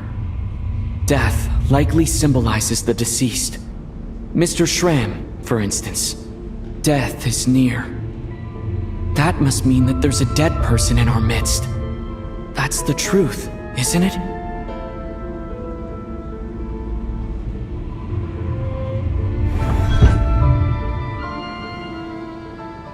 Yeah, the logic is clear now. The investigation report said that there would be souls stuck wandering around the theater because the ley lines were cut off. Mr. Schramm must be one such soul who died in the theater a long time ago. In which case, that also makes him our extra person. So when the note said death is near, it must have been referring to death as in the deceased, people who died a long time ago. Someone who died a long time ago. In short, there's a dead person among us. The extra person we've been searching for is a ghost from the past. You mean I'm a ghost? No. Don't make jokes like that, my man. There must be some mistake. But even if I was dead, I know for a fact I didn't kill anyone these past 2 nights. Yeah, even if all that's true, the report also said the souls inside the theater can't affect reality, right? They're harmless. Then what if the problem isn't the souls at all, but the ley lines themselves? The ley lines have a powerful ability to attract and devour souls. Let's say that the ley lines are like a black hole, constantly seeking to engulf souls. But the souls that don't want to return are trying to avoid being sucked in. Why does this analogy sound so familiar? What happens when the black hole can't achieve its goal? I'm only speculating here, but what if it ended up swallowing innocent souls by mistake, or intentionally taking other souls to compensate? That could explain why we weren't able to determine a cause of death. If you're right, and their souls were devoured by the ley lines, it does make some sense. It does seem to explain a lot of the things we couldn't make sense of. Does that mean it's true? Except there's no concrete evidence. Mitya's relying on a lot of logical leaps. Still, it seems like the best explanation we have under the circumstances. Alright, so how could Schramm not know that he's dead? Seems a little unlikely that he hasn't noticed anything unusual even after several days interacting with us. On the contrary, it's perfectly normal for a soul to wander the theater for centuries without questioning their existence or reason for being there. It's simply what's natural for them.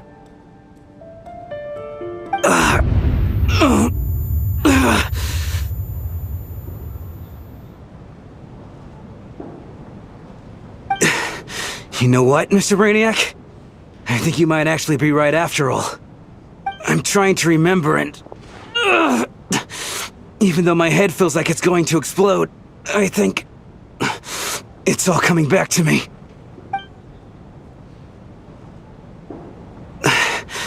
I was the one who didn't want to remember my own death, so I forced myself to forget. Well, I'm sure those are painful memories. My lady and I snuck out to go on a date one day. We bought tickets for the theater. It wasn't really my thing, but I was just happy to be together. All of a sudden, a group of people burst into the theater, shouting for all the water imps to get out, performers and audience members included. It was clear the conflict between humans and Fae had reached a boiling point.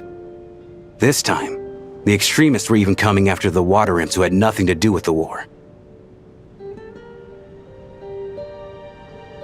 I thought I could pull one over on them, so I took off my jacket, draped it over my lady, and tried to sneak out amid the chaos. But I got caught. They started shouting, calling me a traitor to humanity. But I was going to do whatever it took to buy her a chance to escape, no matter how many people stood in my way. I had to, both as her bodyguard and out of love.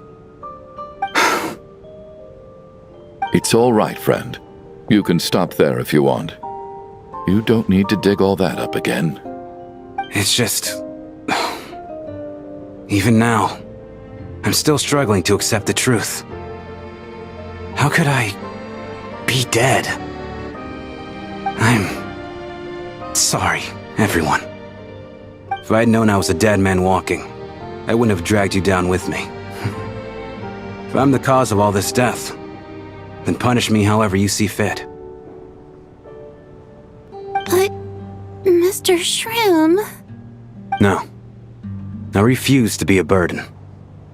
I know what I have to do. You said I've been wandering the theater for centuries, right?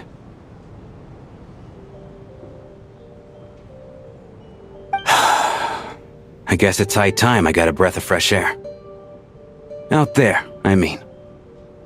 I'll leave this place and take all this death with me. Go out on my own terms. Mr. Shram, I'm sure we can figure out a different course of action. My good sir, we both know I'm not supposed to be here. I should have accepted my death long ago. One way or another, this has to end. Unless you're saying this goes against another one of your military principles somehow. No, I'm speaking on a personal level this time. Let it go, man. Oh, wait. One last thing. Miss Wateramp. My lover. Her name was Litia. Litia Ozarova. Do you know what happened to her? Ozarova. Oh, Auntie Ozarova. That's what we all called her. I remember her as a very kind elder. She had a bunch of kids, too. I'm so glad she survived. And she had lots of kids? Good. That's... good. I could hardly expect her to stay single just because of what happened to me, right? As long as she went on to be happy, that's all that matters. Besides, I'm dead. My soul has been wandering around here for so long because I was worried about her. But now, I can go without regret. There's no need to see me off, my friends. I've enjoyed our time together over these past few days. Perhaps we'll meet again in the next life.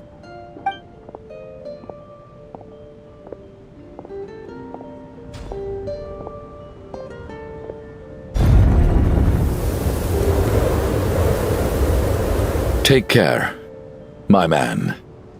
I knew Mr. Shrim was already dead, but... I still feel so sad.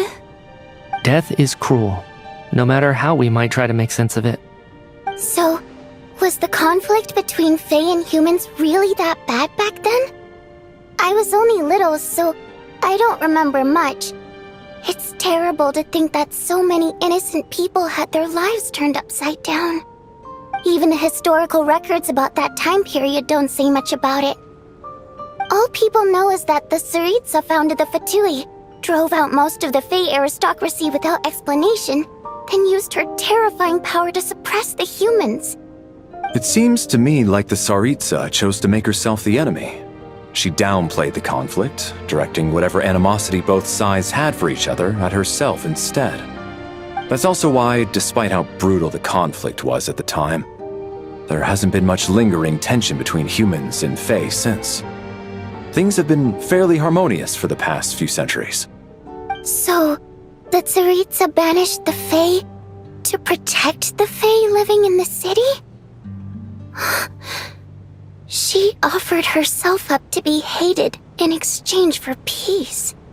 Maybe it's not quite as bad as it sounds. I don't think Her Majesty is too concerned if mortals hate her or not. And besides, there are very few who truly do. All this time, I had no idea. All right. If Mitya's theory is correct, then I think we can consider this matter settled. Let's all take a break.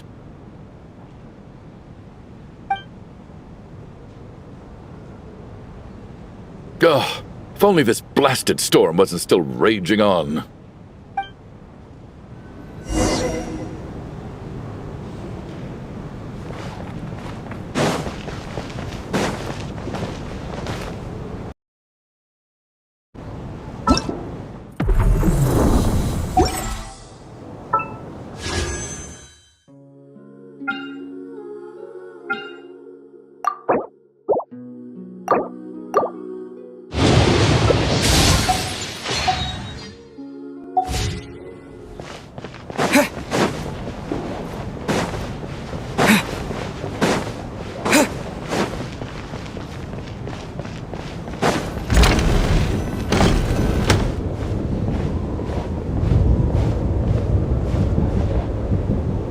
Looks like now we can just rest until the snowstorm stops.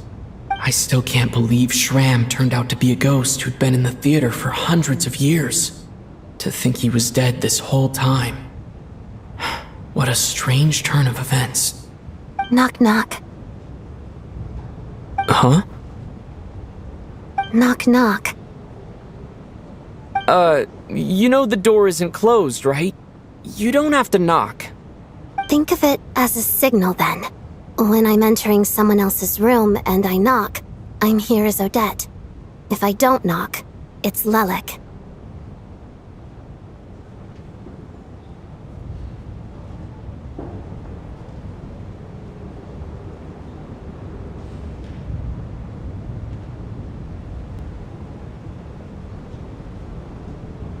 Thanks.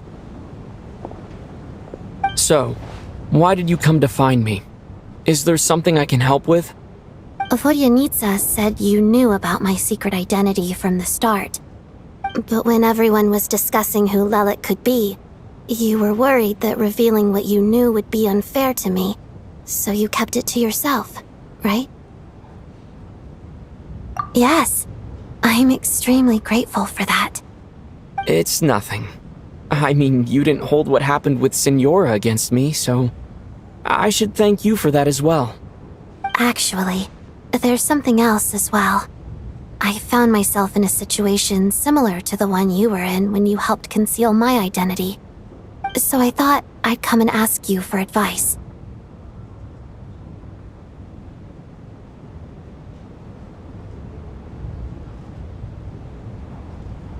It's about Mitya.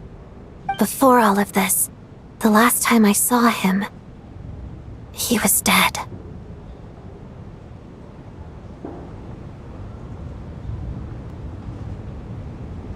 As I'm sure you know, my goal as Lelik was to stop Project Stuja. Well, when I found out the tech lead for the experiment behind Project Stuja was Mitya, I immediately started planning to track him down and threaten him to back out. I often saw him around the theater, but I soon concluded that making my move there would risk exposing my identity. So I decided to infiltrate the Armory Palace and go directly to his lab. That way, the threat would be much more effective.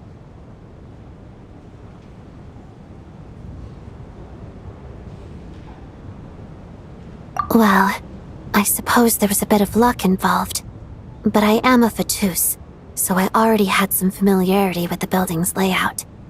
But when I finally made it to his lab, Mitya seemed to be dead.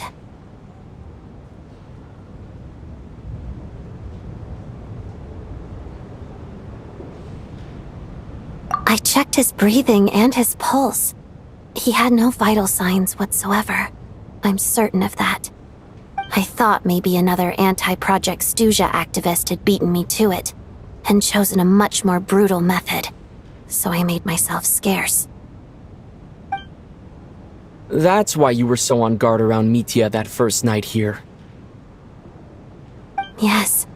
When I saw him sitting in the audience during the performance, I could barely contain the shock. To me, it was a miracle. Somehow, he'd come back from the dead. But then, The murders started happening and things got so complicated that it wasn't really at the front of my mind. That is, until Mitya himself said there must be a dead person among us. Then I couldn't ignore it any longer. And yet, you thought that bringing it up right away would single Mitya out. Just like when everyone was suspecting Lelik. Exactly. I thought there could be something I was missing. Besides, we soon figured out that Mr. Schramm was a ghost. And we knew there was only one extra person. So we thought he had to be the one. But now, it seems like there's another candidate. I understand why you kept it to yourself. There was so much information being thrown around during that discussion. Bringing up Mitya would have just introduced more confusion. So, what do you think we should do? Let me confirm one thing first.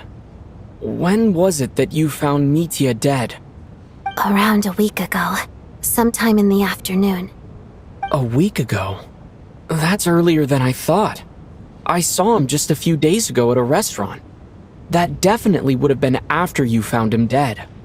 He seemed completely normal to me, chatting with Vodyanitsa, trying to avoid Valeri. So he was definitely alive on that day. Huh. Well, all I can say is I know what I saw. Here's a thought.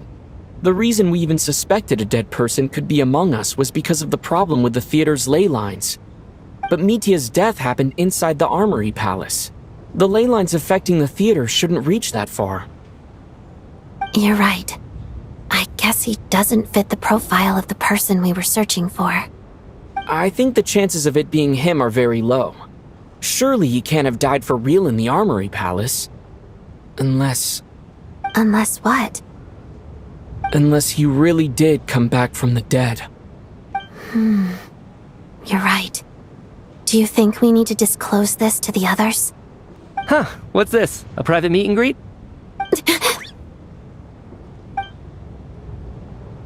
Where do I line up? That's not what's going on here. Well, I was just making the rounds. Thought I'd try to lighten the mood a bit. Vodyanitsa's handing out food if you're hungry.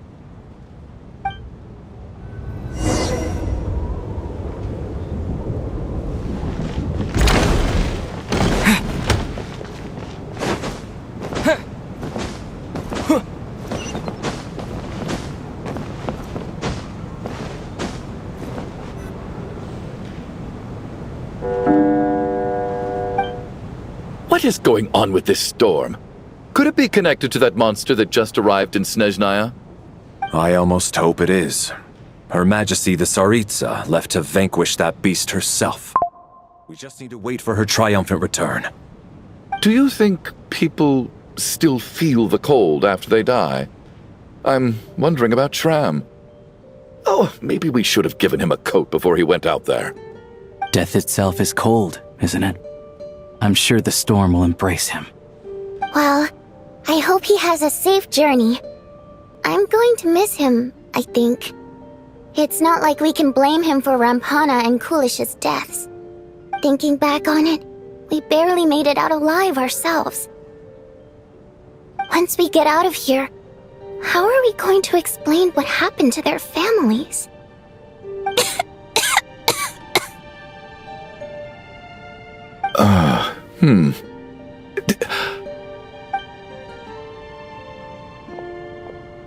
Are you okay?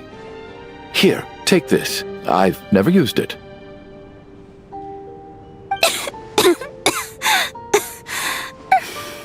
Thanks. Look who's Mr. Nice Guy all of a sudden.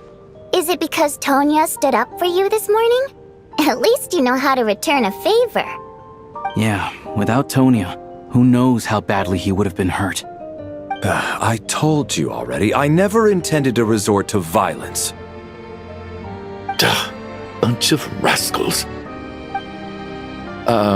Little girl? I was rather surprised when you spoke up for me this morning. I didn't think I had many admirers here, so, thank you. Oh, no need to thank me. I said some bad stuff about you too. I've been, too embarrassed to admit it, but, you remind me a lot of my daughter. So kind to everyone, but never lets her old man off the hook.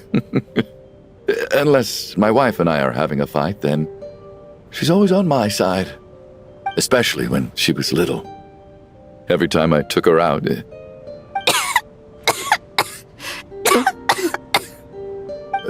All right, easy now. How long have you had that cough, Tonya? I don't know. It's probably been a while. I'm fine. Are you taking anything for it? Yeah. I'll be fine once I see my brother. He's gonna pick some frost fairy flower leaves and brew a tonic for me. I'll feel much better once I drink that. I see. That's good to hear, then. We should probably discuss arrangements for tonight. Now that the deceased has left our midst, there shouldn't be any more incidents. However, out of an abundance of caution, I'll keep watch. Shouldn't we take shifts? I can take one if needed. No need. I managed to get a nap in earlier, so I have plenty of energy right now. After all the tension of the past few days, everyone else should just focus on getting a good night's sleep.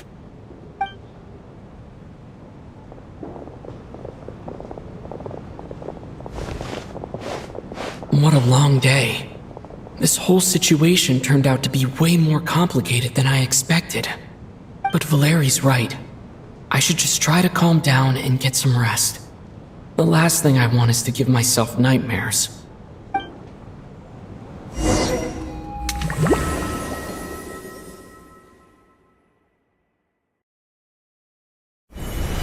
He's awake! He's awake! Get over here, you big lug, and take a look! If you must call me something, call me Mr. Door. The Black Mist is coming. You need to go.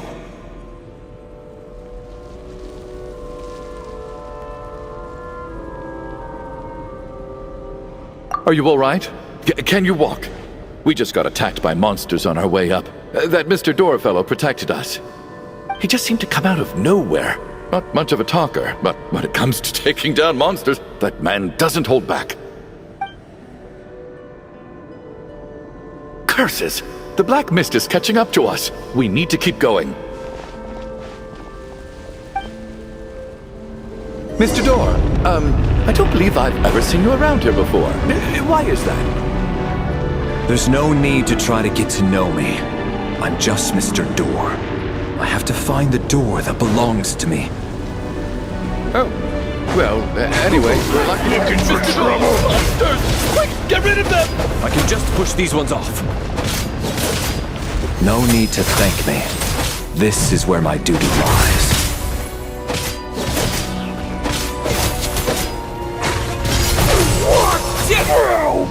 Blade!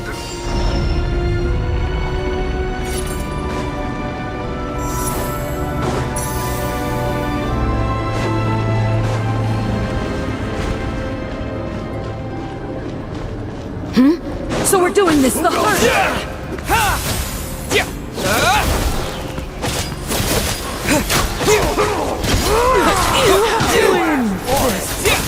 Oh, remarkable work, Mr. Door. If I had your muscles, I'd do the same.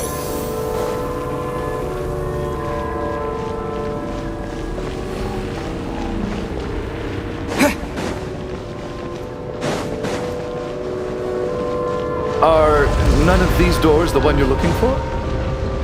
No.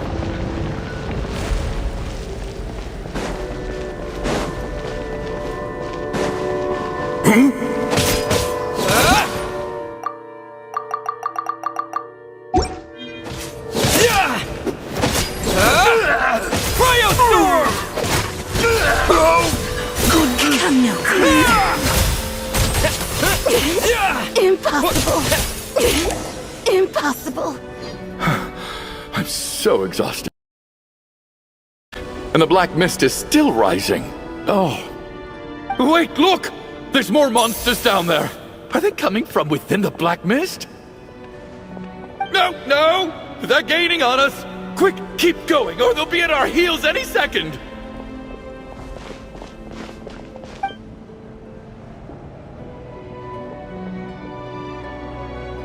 Mr. Door, what are you doing? We need to get out of here! They're coming!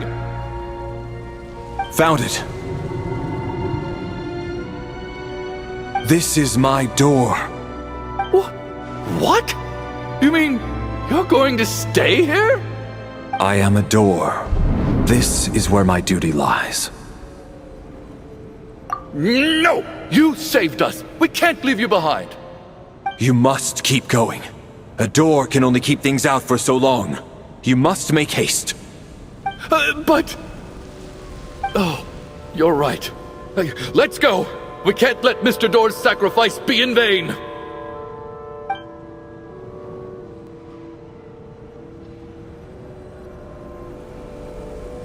The black mist isn't moving anymore.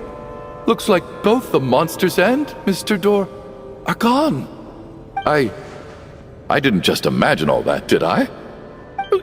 Surely I wasn't so scared out of my mind that I hallucinated a door as a human being. Oh, okay, good. There's no way we both hallucinated the same thing. Getting sleepy? Well, looks like we're safe for now. Go ahead. Let's get some rest.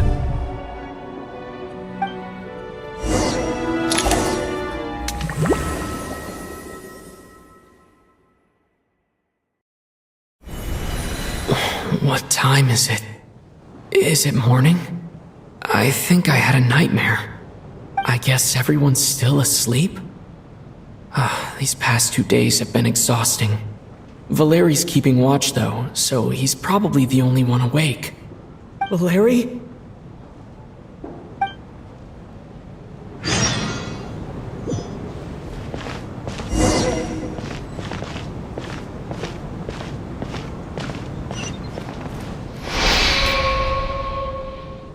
Wake up!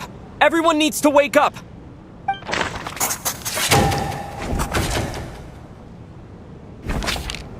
Just like the last 2 nights.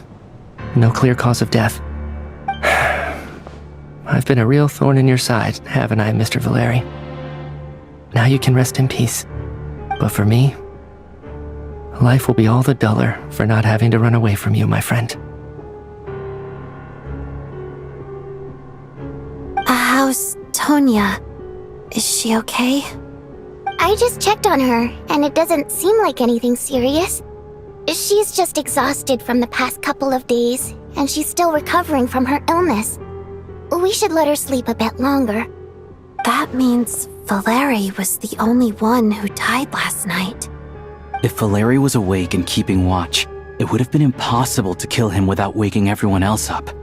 That much is certain. This is so frustrating. Why has nothing changed since yesterday? I thought we already dealt with the dead person causing all this. Actually, one thing has changed. There's only 1 victim this time, not 2. Does that mean...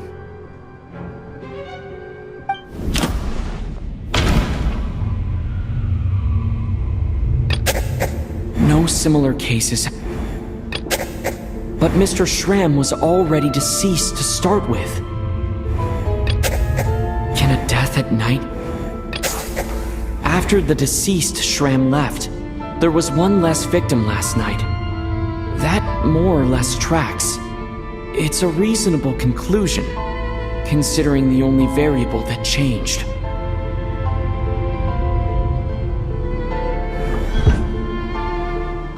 The number of people who die each night is equivalent to the number of dead among us. That's your theory, right? Exactly. We identified Mr. Schramm, and the night after he left, the death toll dropped from 2 to 1. By that logic, there must be 1 more dead person left among us. Another one? But there was only 1 person unaccounted for in the ticket checks, right? The head count should match up now. Having an extra person was definitely a cause for alarm. but being one person short isn't nearly as unusual. Someone could have left in the middle of the show, or made it out before the storm hit. One more dead person among us.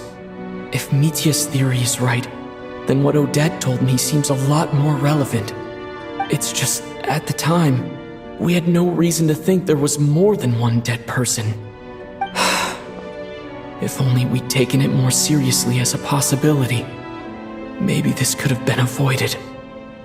I'm sorry. This is my fault. I had information that could have been helpful, but I held back. I should have brought it up right away. I'm partly to blame as well. I was too quick to dismiss Odette's concerns. What is this about? What have you two been getting up to behind my back? Sounds like there's some big news you've been keeping from the rest of us. Well, we're all ears.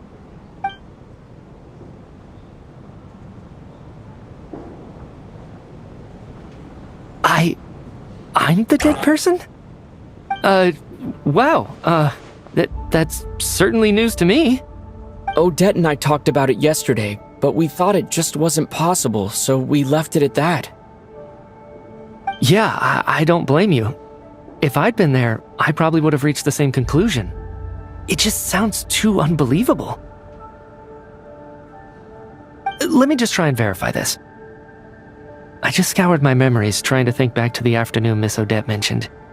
But I honestly have no recollection of dying. That's where I'm different than Mr. Schramm. Having seen Mr. Mitya a few days ago myself, I also find it hard to believe he could be the other dead person among us. Well, if it isn't Mitya, then who? Do we vote on it? If you don't mind me asking, Traveler, I believe you mentioned that you know Tonya's brother. Had you ever met her before all this? No, never. Wait, are you saying... Now just 1 minute! I know where this is going. You can't just randomly point a finger at anyone you want. You're in the hot seat, and all of a sudden you want to divert our suspicions onto somebody else? Trying to pick a fight, Mr. Chuganov? Whenever you open your mouth, all you do is attack people, and I've had enough of it. If you don't want to engage in a civil discussion, you can shut up. You little brat! Did Mitya ask about Tonya because he suspects her? I suppose I only identified her by age, and nothing else. Could that mean... I'm just saying, you're going around casting suspicion on people for no reason. How could Tonya be dead? I can vouch for her, if nothing else. I've seen her before. She's the sister of that Harbinger, isn't she? The one called Child. Oh, really? You're telling the truth? Since being here, I don't think I ever mentioned she was Child's sister specifically. Does Chuganov actually know her? If Chuganov can vouch for her, then it can't be Tonya either. In which case, it seems unlikely that there's another dead person among us at all. Miss Odette, could you go over that afternoon with me one more time, when you found me dead? No problem.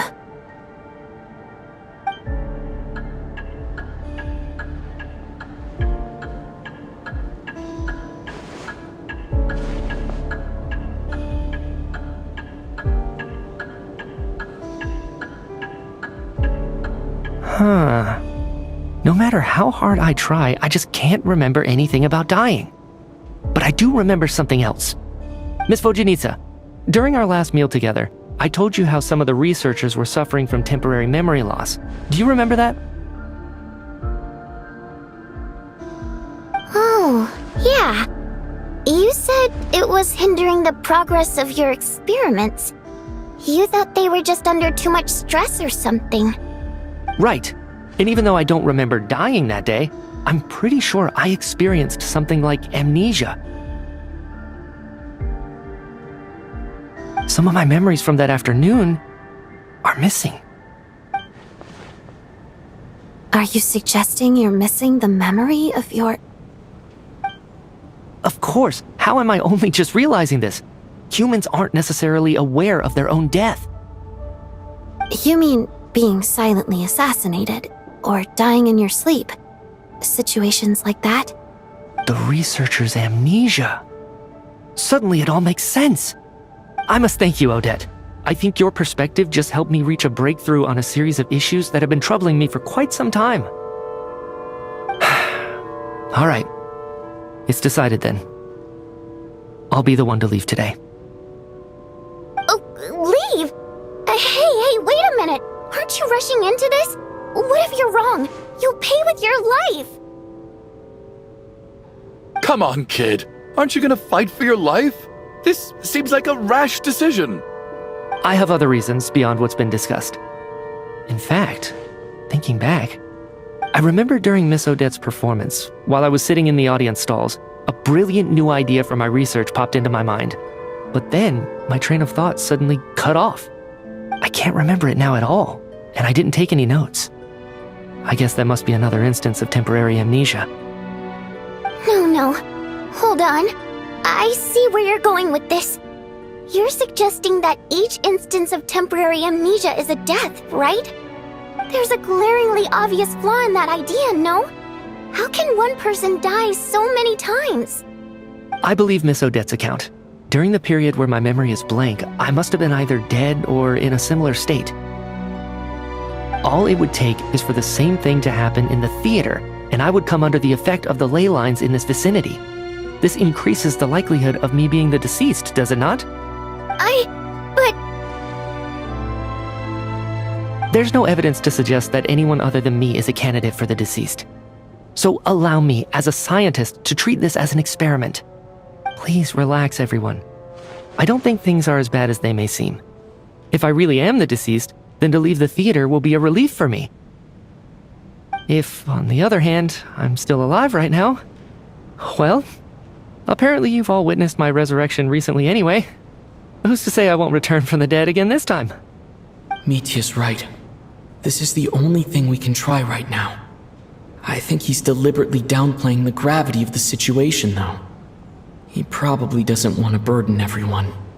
What is a scientist if not someone who gambles on experiment after experiment in an attempt to obtain the truth? With this snowstorm, the ley line phenomenon, ghosts of the dead, and my amnesia, we've been paralyzed by not knowing and powerless to do anything about it. It's a terrible feeling. But if I do get resurrected, you can be sure that I'll come back with the truth of all this. Just you wait.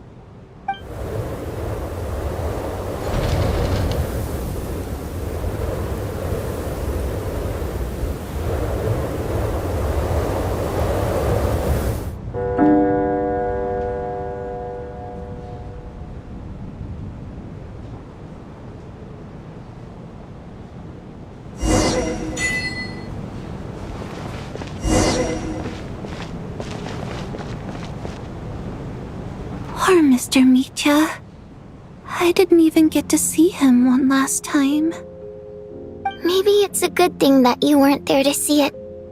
It was a hard thing to watch.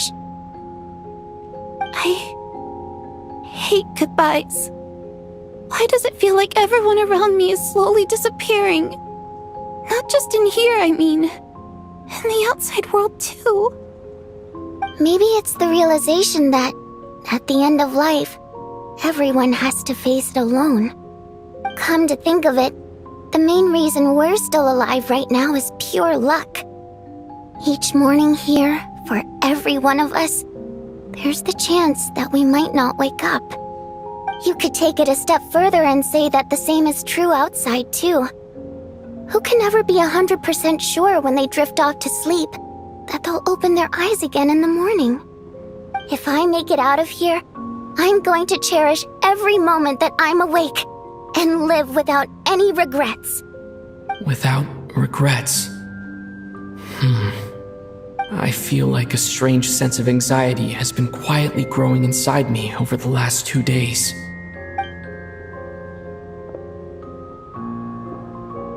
Are you okay? You look really glum. If something's bugging you, let's talk about it. There's only a few of us left here now. After everything we've been through, what's the point in keeping things bottled up? I have a travel companion named Paimon. Alosha and Odette have met her before. She's been feeling unwell recently. You're worried about her, aren't you? That makes sense. We've been trapped in here for days. To be honest, I used to feel like I was just a spectator in this world, watching everything that happens from the sidelines. Maybe it's because I'm a descender. A descender? But with Paimon by my side, over time, I slowly felt my connection to this world growing stronger. She loves eating, sleeping, and having fun, but she's also a great guide. It's her authenticity that makes this whole world feel more real for me. Over the last few days that we've been apart, I've often caught myself wondering, what would Paimon say if she were here right now?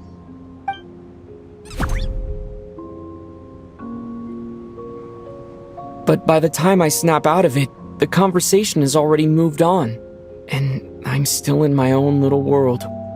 I'm trying to overcome this sense of detachment, but I really miss Paimon. I guess, in a way, she means the whole world to me. I bet she misses you when you're not there as well. Maybe you're her entire world too. I don't know if this will make you feel any better, but back when the water imps left Snezhnograd in droves, I also felt like the whole world was suddenly empty.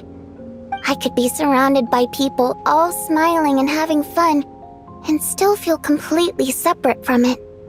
So, I totally understand how you feel.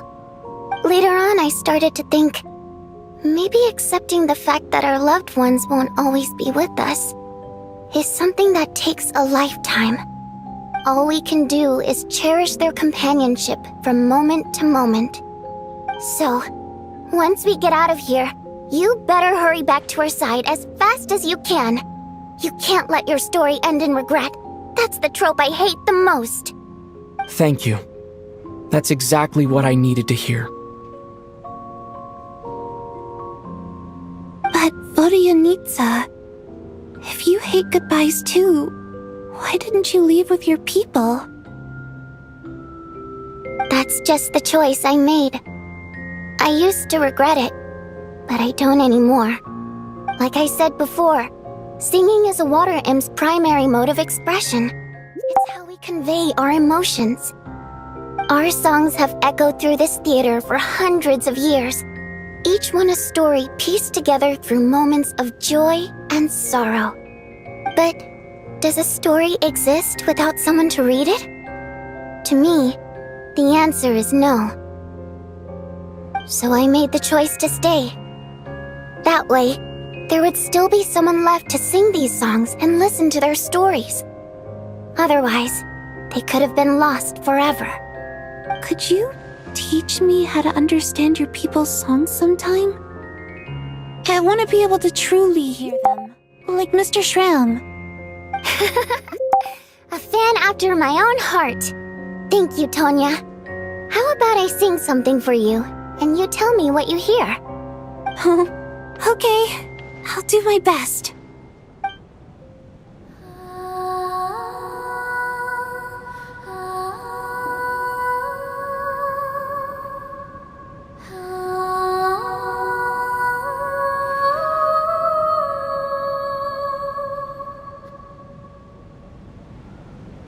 I've never heard that one before. I feel like I can hear a sense of longing somehow. I wonder why that is. Color me impressed, Tonya. You're a keen listener. Most people can only tell if a song is happy or sad. I didn't think you'd be able to pick up on such specific details. So, what's the song about then? Come on, tell me! I've actually never performed this song in the theater before, because it has more of a ceremonial purpose for our people. It's not meant for the stage. It means something like, "May those we have lost watch over us, and follow this song back home in the night, so that we might be reunited once more."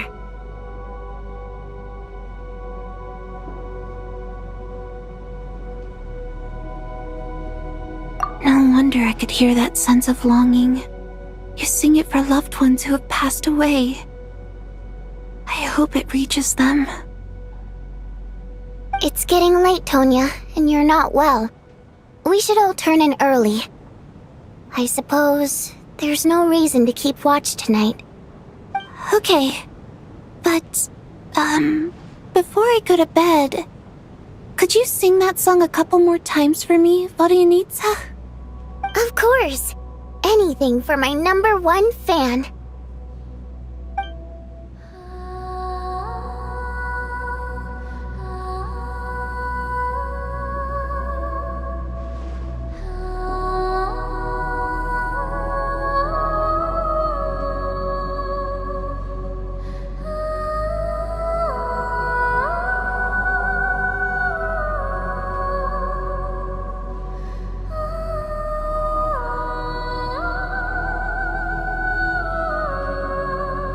Once I get out of here, I definitely don't plan on ever coming back.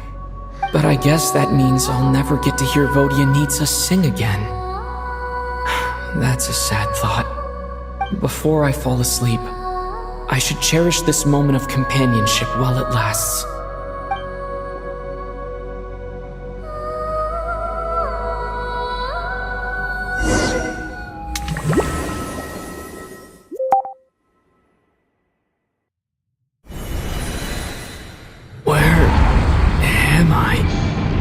It's so dark in here, and I feel kind of dizzy. Am I alone?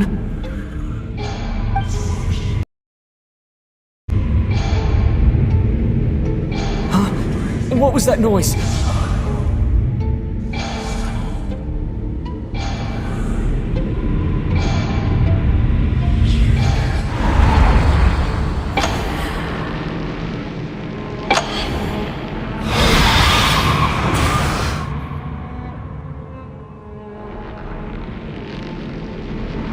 Return, O spirits. Fulfill your oath of protection.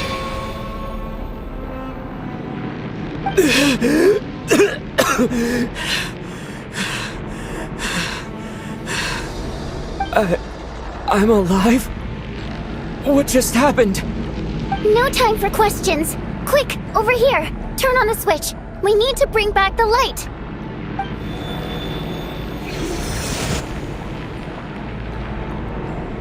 All right, we're safe. The spirit just now is called Night Prayer. The light subdues her, but she'll attack without a second thought in the dark. Sort of. I know it's hard, but you can't let this place go dark, or she'll kill you again. Yep. Luckily, I was here to resurrect you. Otherwise, that'd have been a real bummer. A bit more than a bummer, I'd say. Wait, so you have the ability to resurrect people? Sure I do. I'm your guardian spirit after all. I specialize in soul recall. Oh, it's nice to meet you, by the way. Thanks. It's nice to meet you too. Alright, there's no time to waste. The black mist is already catching up. We need to avoid it at night prayer at all costs. Come on, let's go. We need to reach the next switch before the place gets too dark. If we bring the light back, night prayer won't be able to get to us.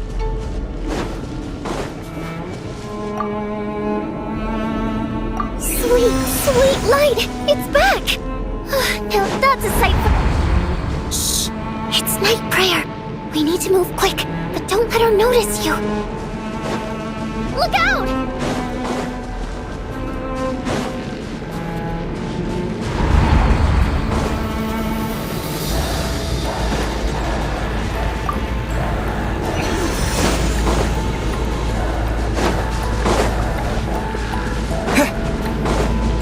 Next switch is over there.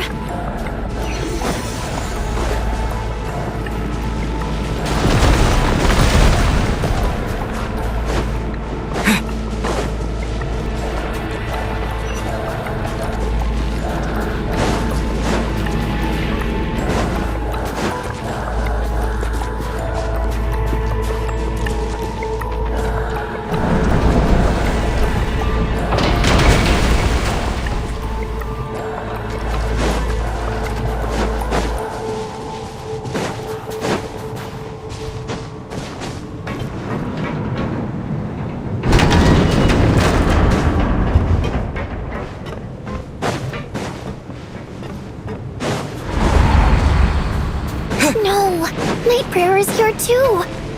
This can't be the only path. Let's head up there and take a look. The switch is just up ahead. Hurry!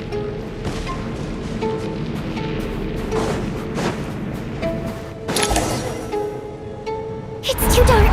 We're not gonna make it. Come on, faster!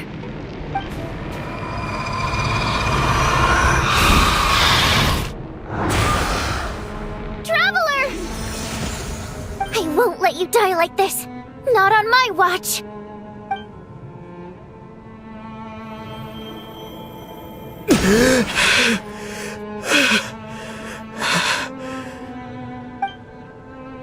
Even though it's not permanent, dying is definitely not a pleasant experience.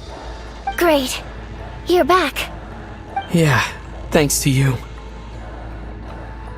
Time for you to get out of here. Quick, before the light runs out. What about you? You're not coming with me? I can't. I've already been used up. A guardian spirit's skills are finite. I can only resurrect someone so many times. I might not look any different, but my essence has been exhausted. Now, I will slowly start to fade away.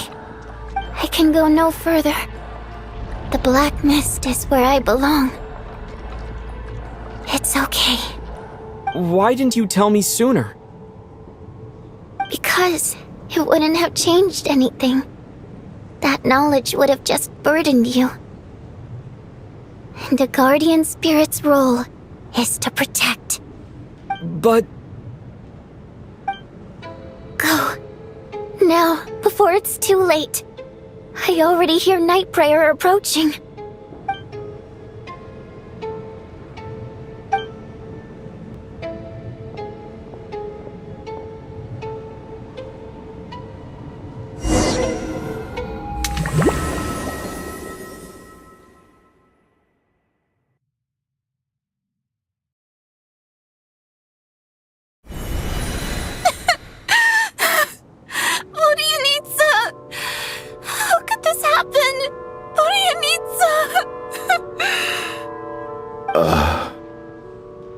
Well, I guess there's no need to inspect the body.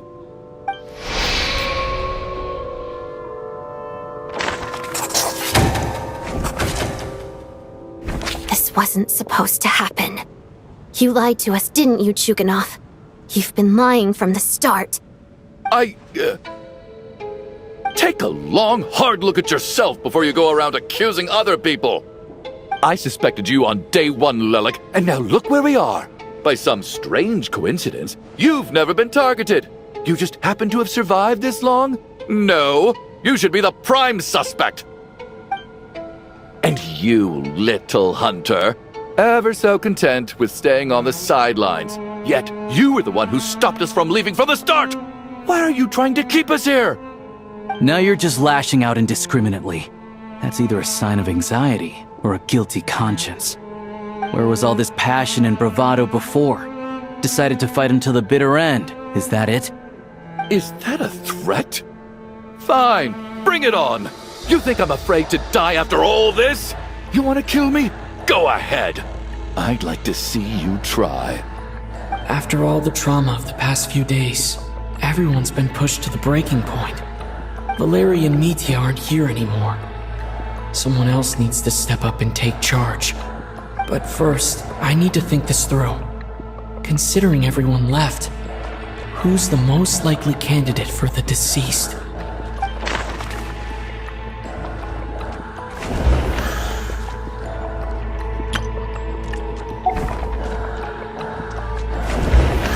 I clearly remember Mr. Chuganov from the first... He's arguably the first... She's been recently... Of those who remain, the only person we've never met before is Tonya. There is room to doubt her true identity. People are easily misled, but Mr. Chuganov...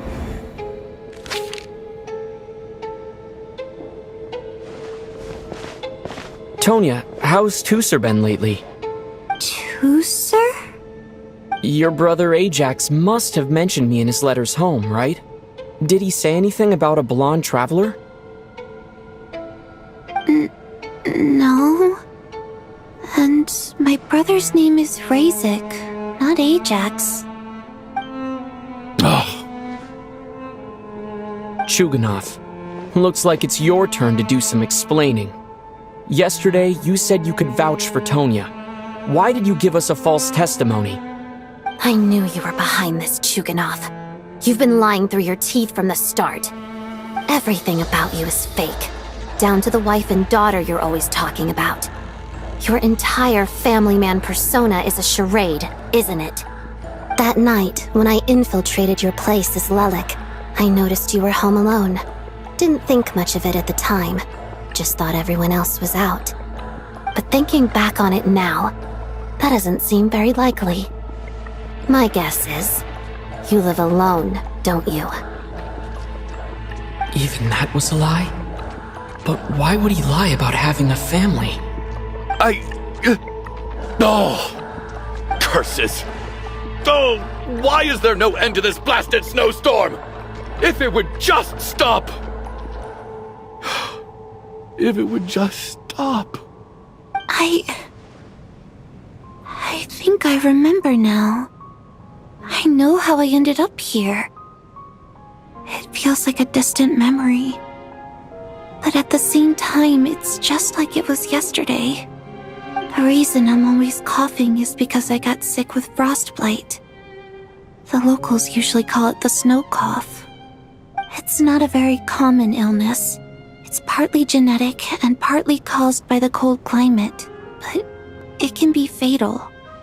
They sent me to the hospital as soon as they found out I had it.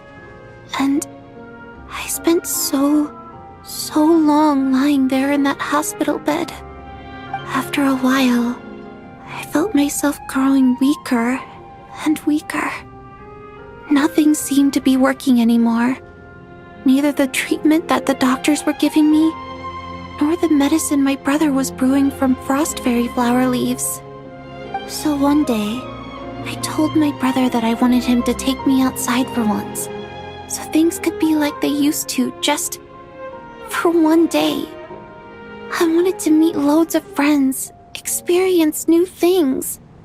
He agreed. He snuck me out of the hospital, and we escaped. We got to the theater, bought tickets, and went inside. Oh, it was all so exciting. I remember the show very clearly. It was amazing. But I found myself getting sleepier and sleepier. Oh, Tonya. When I woke up, I couldn't find my brother anywhere, so I guessed he'd already left. But there's no way he'd leave me behind. So I decided to stay here and wait for him. At the time, I figured he'd probably gone to brew some more medicine for me. I was planning to chew him out for abandoning me when he got back. Tonya, it sounds like by then you'd already... Yeah, I know. I understand now. Dead, aren't I? This cough and the feeling weak, it's probably just my body's memory. After all of that, it turns out I can't blame my brother after all. I was the one who abandoned him. I'm sorry, everyone. I realized this much too late. It seems like death skewed my perception. And now I've dragged you all into this mess. Your name probably isn't even Tonya, is it? Didn't that ever strike you as odd over the last few days? Well, when I was little, my brother and I read a storybook, and Tonya is the name of one of the characters. When we escaped from the hospital, our family and the hospital security were looking everywhere for us. So when you first approached me and said my brother had sent you, and called me Tonya, I thought he must have chosen a fake name that only the two of us would know. Because he was afraid of getting caught. Now, it seems like that was just wishful thinking. At least your memory of death isn't painful. That is a small comfort. Now it's your turn, Chuganov. Talk to us. I believe no lie is ever told without a reason. You're right. I was lying. I happen to know that the Harbinger child and his sister Tonya managed to get tickets, so I lied to you and pretended I knew them. And yes, I was lying about my family too. The truth of the matter is, I lost them a long time ago. I just refused to accept reality. And now I've spent the second half of my life living a lie. I'm a joke. My daughter's name was Iskra. And before you ask, yes, Iskra, as in Iskra Manufacturing Plant. She also died from the snow cough. She was just 6 years old. If she were still alive today, she'd be around the same age as little Tonya here. After Iskra passed, my wife couldn't bear to face those memories either. So she chose to start a new life without me.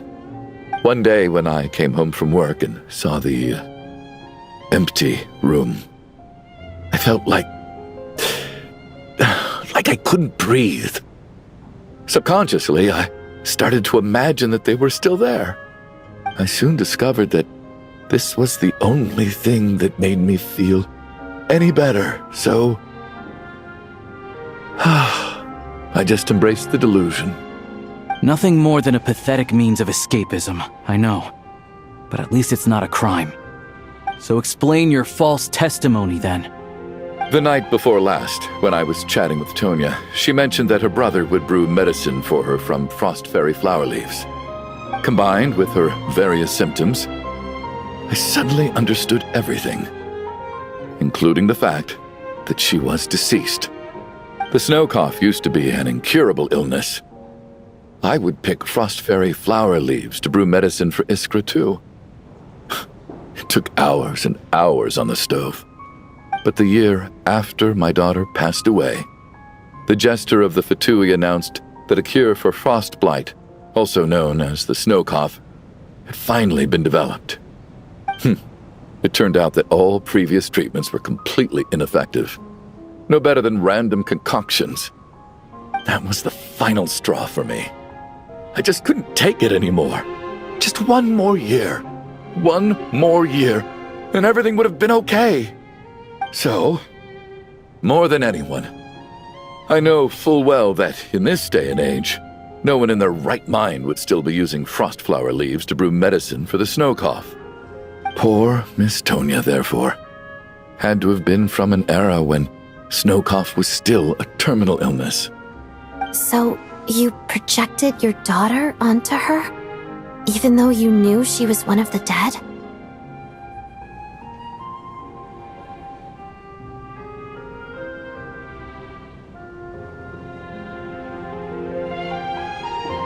That doesn't make any sense.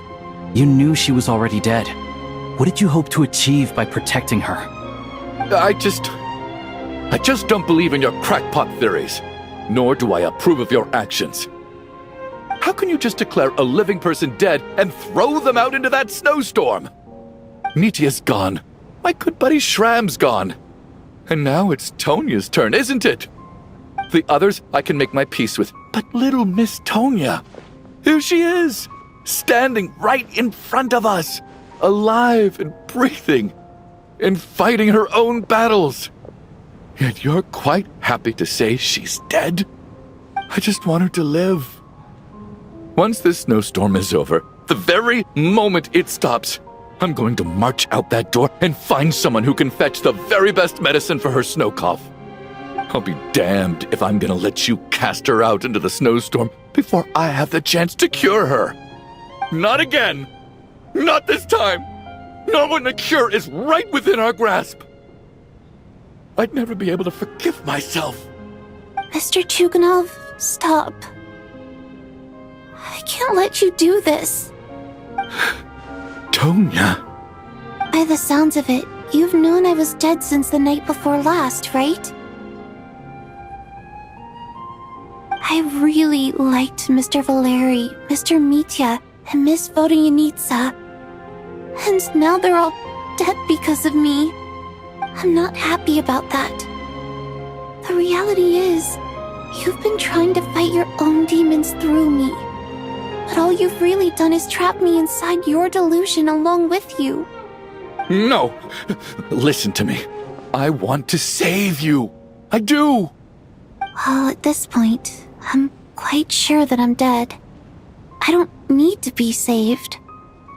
The time I got to spend with all of you is more than enough for me. Despite all the bad things that kept happening, I got to meet so many interesting people and spend so many days and nights by your side. Since the day I escaped that hospital until now, this has been an adventure I never even dared to dream of. I'm very fond of you all.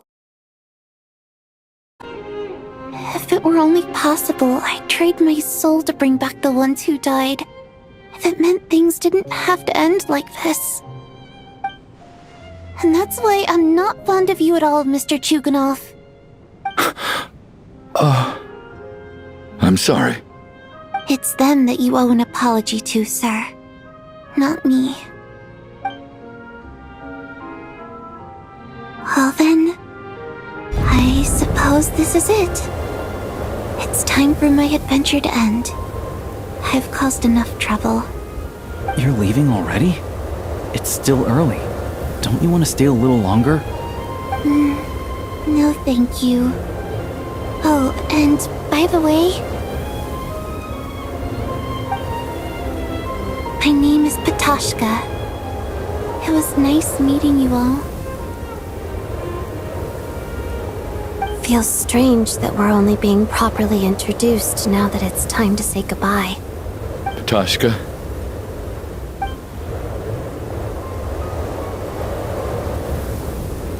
What are you doing, Chuganov? Are you crazy? Let me leave. I can't keep lying to myself anymore.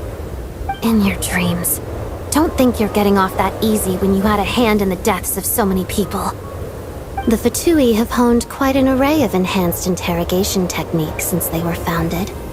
Once we're out of here, Lelik will personally give you a taste of every last one.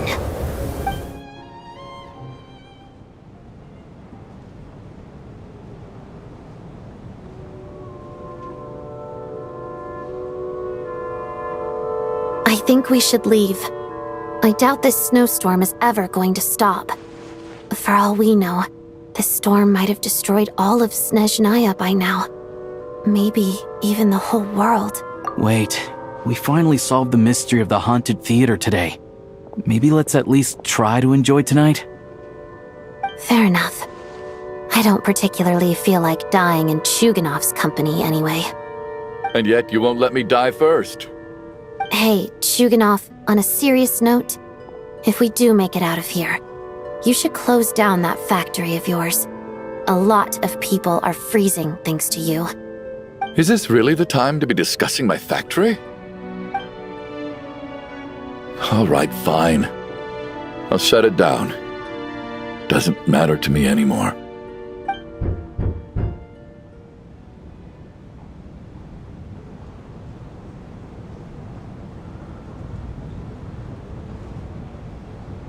Am I hearing things? Or was that a knock at the door?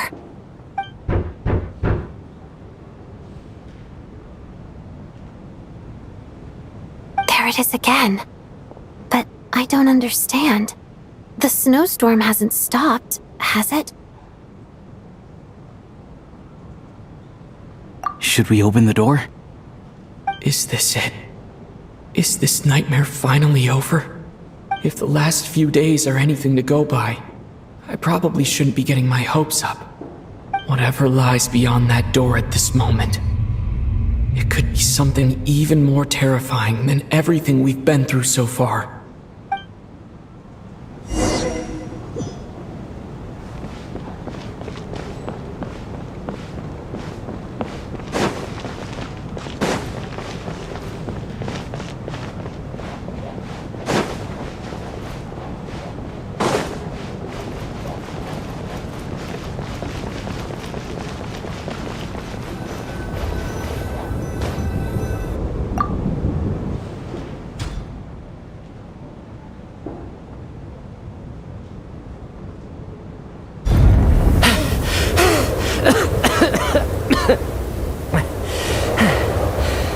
Hey everyone! I'm back. How are you doing? Feeling any better? Much better, thanks. Whew, it is so good to have you guys here. I was a little worried that the theater would be empty by the time I got back. Let me see. Tonya and Vodyanitsa are missing, which means... Vodyanitsa died last night. And then you discovered that Tonya was the other dead person. Am I right? Not Tonya. Pitashka. First, tell us how you made it back here. Given the conditions outside, no one should be able to return alive.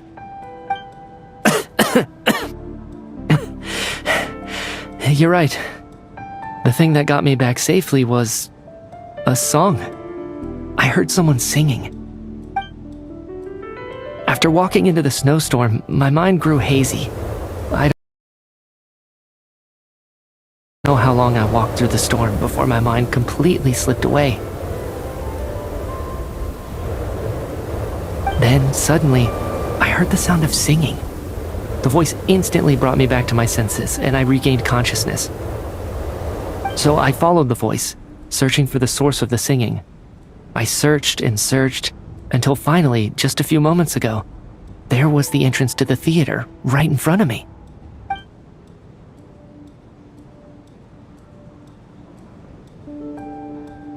I've actually never performed this song in the theater before, because it has more of a ceremonial purpose for our people. It's not meant for the stage. It means something like, "May those we have lost watch over us, and follow this song back home in the night, so that we might be reunited once more."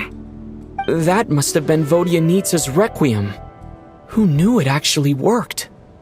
That song is meant to guide the souls of the dead. Mitya, that must mean that you... Huh. No kidding. Seemed like I guessed right then. This is what I've been so desperate to tell you about. When I first stepped out of the theater, I was still quite lucid. My memory of it is still pretty intact. I remember the outside world being completely different than what I'd expected. It was like this was a world where only the snowstorm existed. There wasn't a trace of any humans or buildings ever having been there. I don't know how else to describe it, except to say that it just didn't seem like the real world. And as for the Requiem, if I was guided here by Vodyanitsa's song, it can only mean that I must already be dead. And this is my soul, not my body. But I didn't experience a clear moment of death while I was out there. Nor do I feel any different now than before I walked into the snowstorm. You don't seem any different to me either. In fact, this is something I've been wondering about for a while now. If souls aren't physical, shouldn't they lack tangible form? Both Shram and Pitashka were clearly deceased, and yet their souls didn't look or feel like ghosts at all. They were visible, tangible, no different than you or me. This raises a truly terrible thought. Is that really what Mitya is suggesting?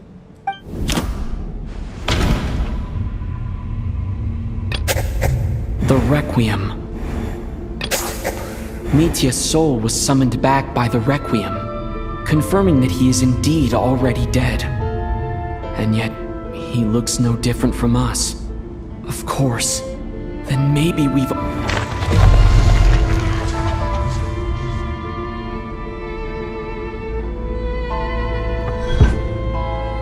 Yes.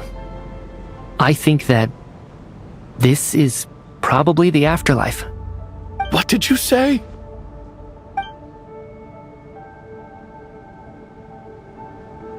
You heard me. We died in the theater. All of us did. But due to an obstruction in the theater's ley lines, our souls are trapped here, while an endless, infinite snowstorm rages outside. It's ironic, really. All that time, we were working so hard to figure out who the deceased among us were, when the truth was, we were all deceased. The only difference being some of us died more recently than others. Do you remember that note, "Death is near"? Seems like we misunderstood what it meant after all. Death was nearer than we wanted to think all along. The note simply meant that all of us were already dead.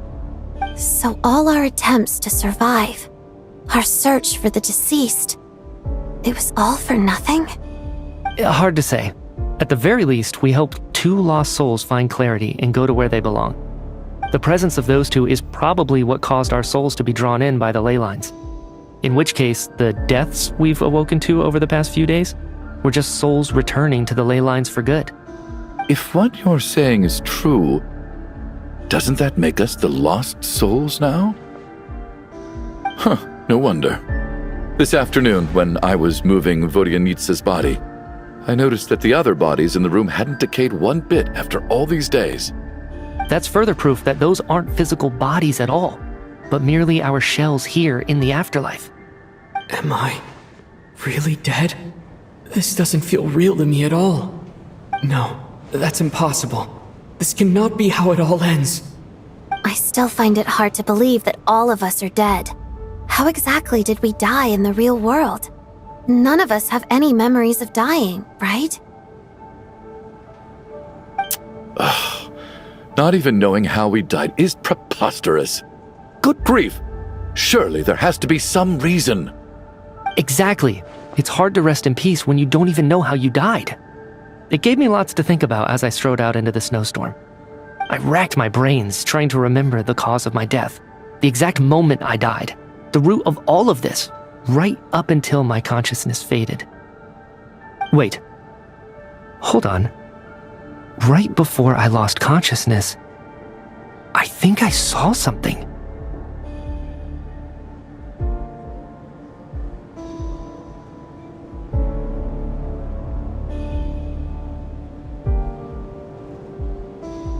I can't remember. And I think I lost my notebook and pen. Mitya, your hand. Is that blood on your fingers? Huh? You're right. There's blood on the fingertips of my right hand. Looks like it's already dried. When did that happen? What the? I guess this was what I saw. I must have desperately drawn it in my own blood right before losing consciousness. What's wrong? Do you recognize the symbol? It's Renova, the ruler of death. Alosha, do you still remember that Snezhnayan folktale you told me about? It was about the Grim Reaper. When someone's about to die, he appears as an incarnation of someone familiar to guide their soul into the afterlife. And as soon as you recognize his face, your life is over. I heard a similar tale when I was little. You think the Grim Reaper in this story refers to the ruler of death you mentioned? That's right. In which case, death is near could also mean that the Grim Reaper is here disguised in a familiar form. Death, the deceased, and the Grim Reaper? So it's a triple entendre. When I first saw this note, I thought it contradicted the investigation report. But now it seems like that was the whole intention. So the Grim Reaper deliberately misled us. Then, we started suspecting each other and searched for the deceased while they hid in plain sight. By that logic, the one person most likely to be the Grim Reaper incarnate is...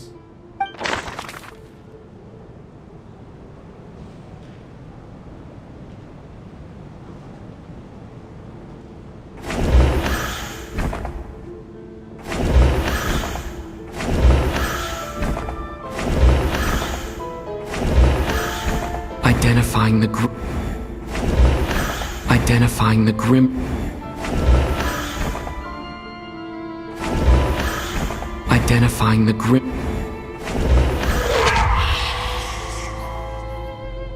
No doubt about it.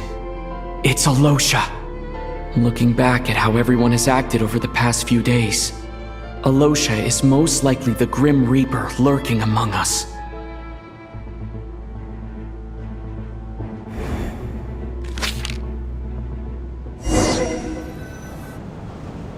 Is it you, Alosha? You were the first to discover the investigation report, and you had plenty of time to slip the note inside to mislead us. So? Surely you can't suspect me based on that alone. What if someone else found the investigation report first, slipped the note inside, and then put it back without telling anyone? There's no denying it. The note could easily have been slipped in much earlier than it was discovered. That's not all. I've also noticed that although on the surface, Valeri, Mitya, and sometimes I were the ones taking charge of the situation.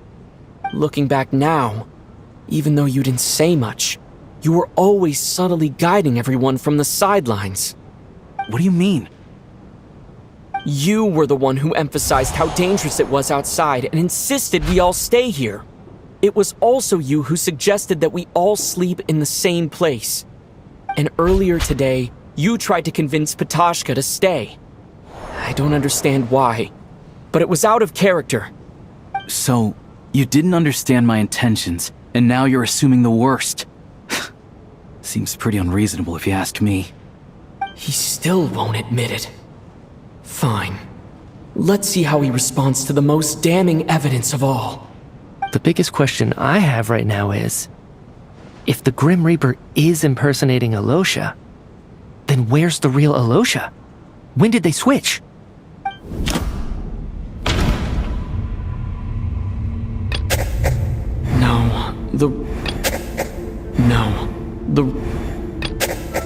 No, nothing. That's right. This was the moment. Right at the start, before any victims had even emerged, Alosha was switched with the Ruler of Death while everyone's guard was still down.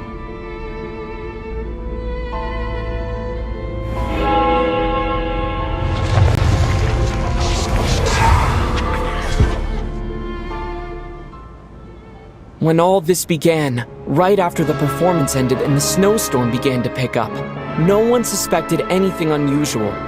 We just assumed we were snowed in. It wasn't until we discovered the bodies the morning after that we realized something out of the ordinary was going on. But it's clear now that the oddities actually started earlier than that, when Dimov walked into the snowstorm and never came back. Right. So Mr. Dimov was the first victim, not Sobolova and Torgov. And if we pinpoint that moment as the beginning of this incident, then one thing becomes clear. Alosha, you are the only person who walked into the snowstorm and came back without the help of Vodyanitsa's Requiem. More precisely, Alosha never came back at all. The one who came back was the Grim Reaper. Not bad. Well, since you've backed me into a corner, I suppose there's no point in keeping up the act anymore. Alosha? You're the Grim Reaper?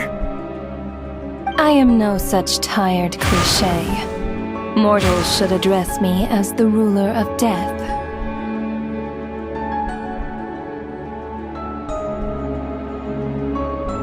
Before being wiped out for good, you identified the two deceased, and even sensed my presence. A commendable achievement. Far beyond what I expected. I heard you can ferry souls. Those deaths each night. Were they your doing? Your initial conclusion was correct. Due to the existence of the two deceased, the ley lines yearned to reclaim those long-lost souls. Every night they devoured an equal number of souls to fill the void. This required no intervention from me. Though of course, ferrying souls is indeed my authority. Here, take a look.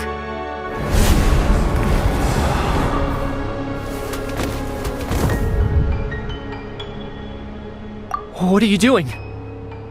That takes care of today's too. Don't get so worked up. You are already dead, and your souls must return to the ley lines. I know we're already dead. You murdered us, didn't you? Murdered? No. Murder is when mortals usurp my authority. Death is my jurisdiction. If I require someone to die, I need not resort to such laborious methods as murder.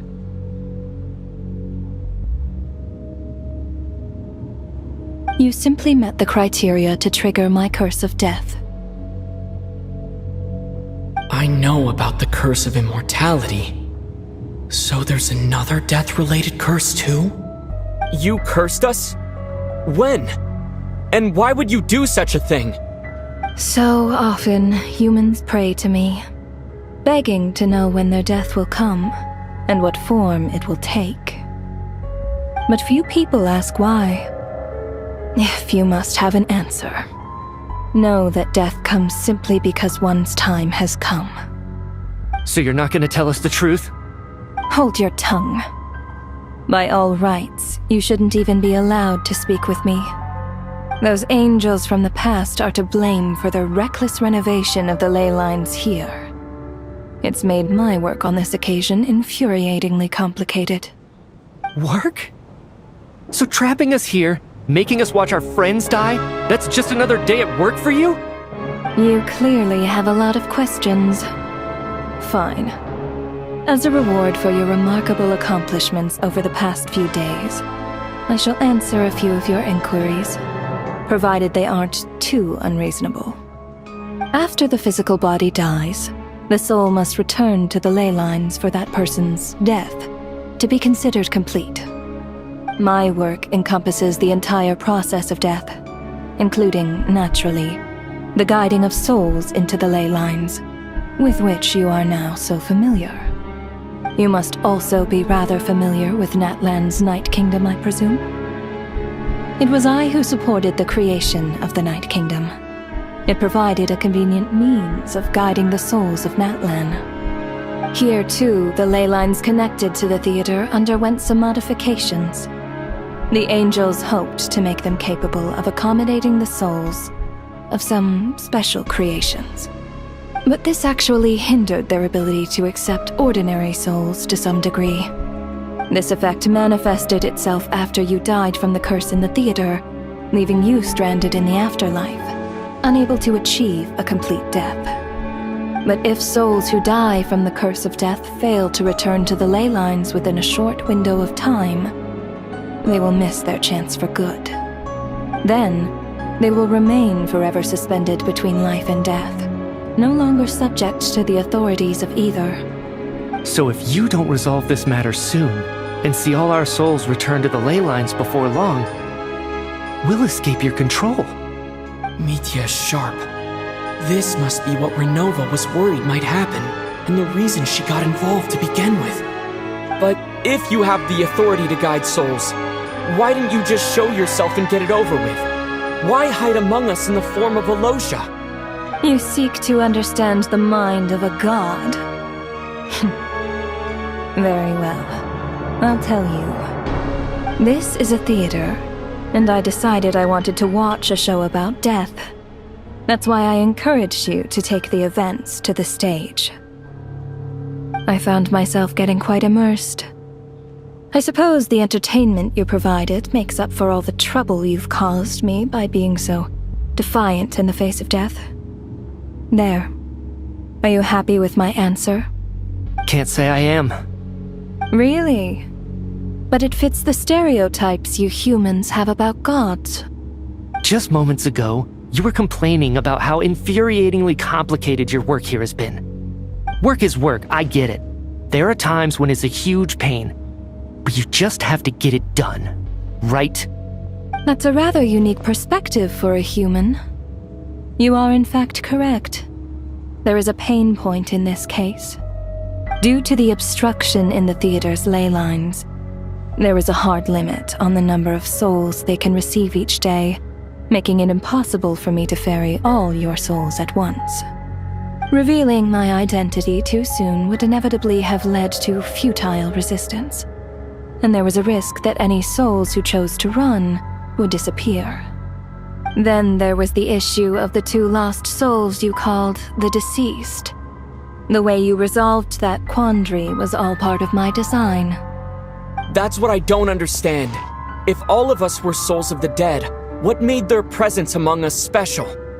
For centuries, they have refused to return to the ley lines, exploiting the issues created by the angel civilization to resist being drawn in. Centuries of obsession accumulated during this process. You may think of this obsession as the resentment of the dead, and in this quantity, it was a bomb that could have detonated at any moment. It reached the point where I could not afford to leave it unchecked. But the only way to fix it was to help them acknowledge their own deaths, make peace with their regrets, and willingly walk into the snowstorm. Only then, with my guidance, could they finally return to the ley lines. Otherwise, you would not like to know what the consequences would have been. I vaguely remember seeing Batashka, but in the most terrifying form. Was that in a dream? Is that what would have become of her if she hadn't returned to the ley lines? I see your dreams brought you many revelations. So you see, death in fact grants wisdom to mortals. Souls connect to all things in the world and see the chain of cause and effect between them. It's nothing unusual. Anyway, giving psychological counseling to lost souls is not my strong suit. That is more of an angel's role. It was something I could not resolve directly using my authority, so I decided it was easier to leave the bomb defusal to you. Meanwhile, of course, their presence caused the souls of other members of your party to return to the ley lines each night. From where I stand, that was killing two birds with one stone. As both issues slowly resolved one another without me having to lift a finger, all I had to do was stay close by and keep the situation under control. Then use my authority to wrap things up at the end. And, of course, while I was at it, I thoroughly enjoyed watching this drama, dealing with death from a mortal perspective, play out on the stage. Sounds like you had it all figured out, Grim Reaper. I just did the math. You said there's a hard limit to the number of souls the ley lines here can receive each day. It's 2, isn't it? That much is obvious, even to a fool. It's time to review this whole affair. If the ley lines can only take in 2 people per day, I need to go over the deaths from these past few days again.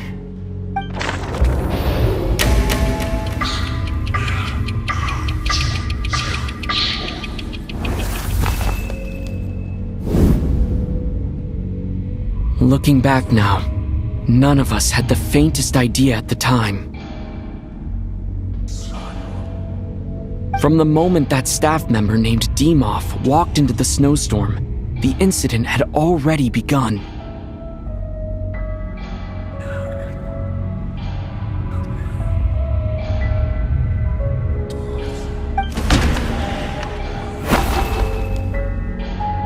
No, let me go over this again.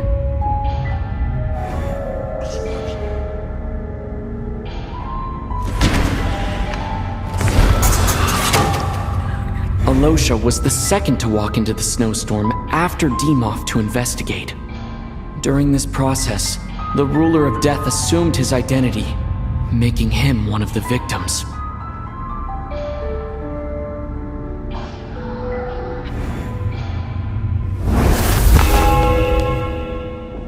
During our first night in the theater, everyone was caught up in the novelty of it all.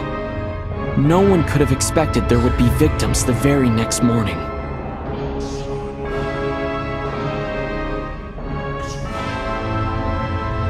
Despite all the confusion, and with the help of hindsight, we finally began to realize that something was amiss with the snowstorm.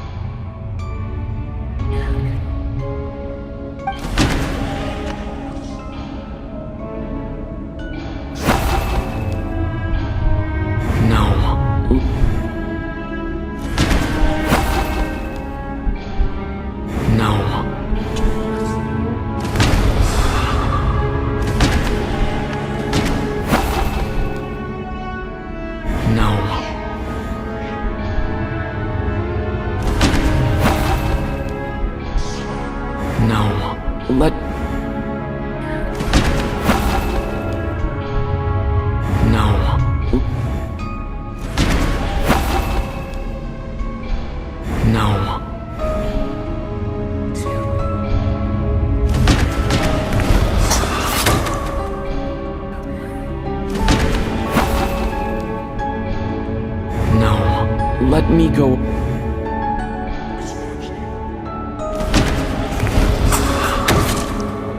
The ley lines devoured Torgov and Sobolova on the first night. At the time, we thought this might be a murder case connected to Lelik.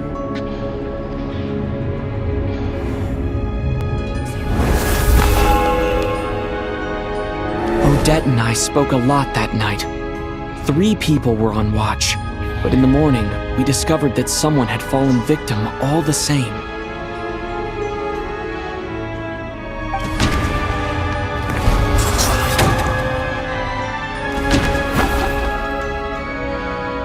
Now, let me go over this again.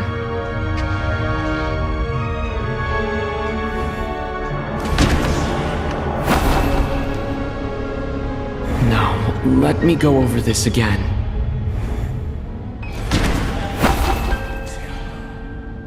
Now,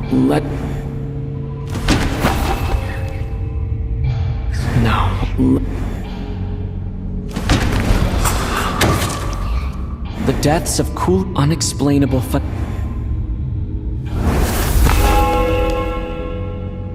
Later, we discovered that there seemed to be an extra person among us, and subsequently discovered the existence of the deceased.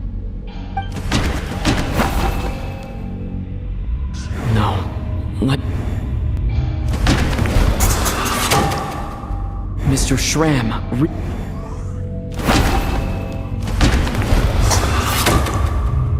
He thought it was all over, but Mr. Valeri's death was a rude awakening for everyone. A lot happened today.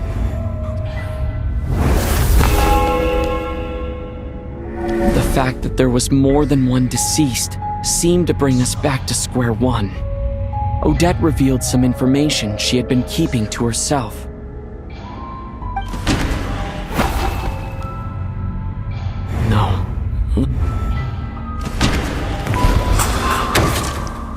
As it happened, the girl I thought... Although Mitya... The void in the lake...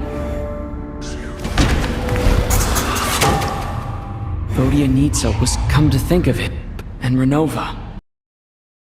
Looking back, I suppose that was an early slip-up on her part.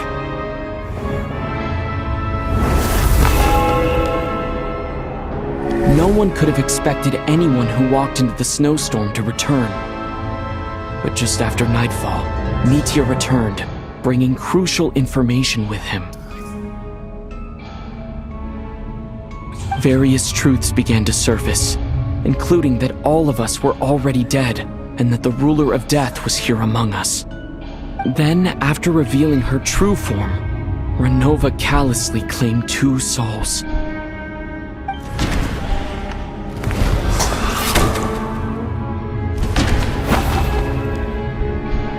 No, let me... In fact, everyone was already dead by the time we took the photo. And in the days now, only Mitya and I remain. And the true culprit behind everything...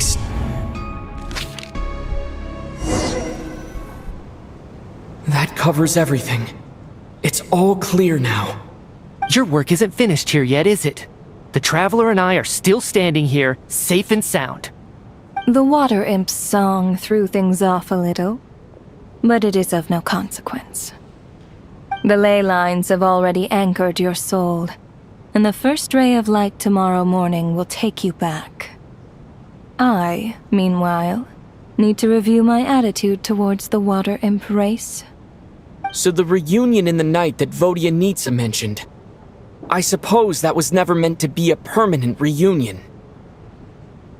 That just leaves you, Traveler. My power only allows me to temporarily separate your soul from your body. The ley lines of Tevat would not accept you, and your soul is firmly anchored to your body by your will. For a descender like you, who is not bound by Tevat's rules, your death can only be brought through the most violent of means, such as directly destroying either your body or soul. I have no interest in involving myself with Descenders. For now. Although, this may change if Asmodee remains missing, or you insist on interfering with our affairs. One last question then. All our struggles and sacrifices here, they were meaningless from the very beginning, weren't they? Death abides no reason. Besides, what you call sacrifice is merely a concept created by humanity. To me, it is nothing more than a self-indulgent charade in the face of death. Mere mortals fantasizing that their actions could reclaim something from my grasp. A truly laughable idea.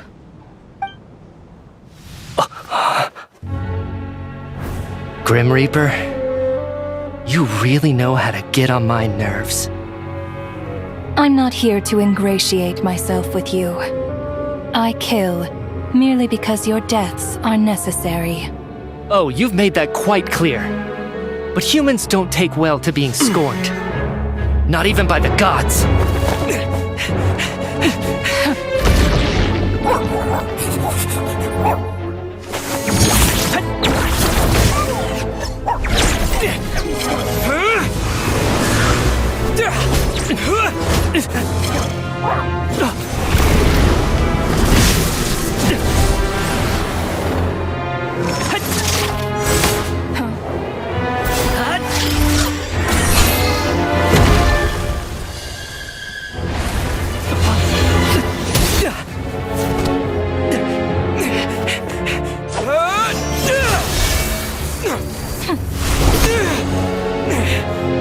This is futile.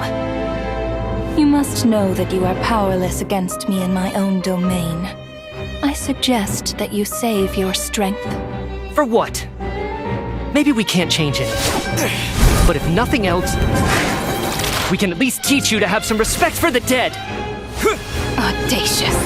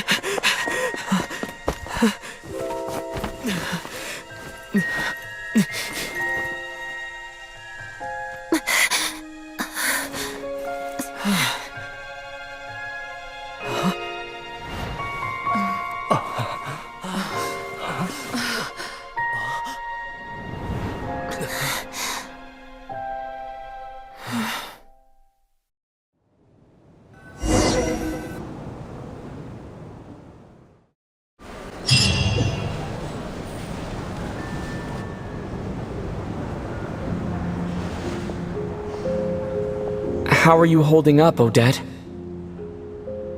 What happened to me? How much do you remember?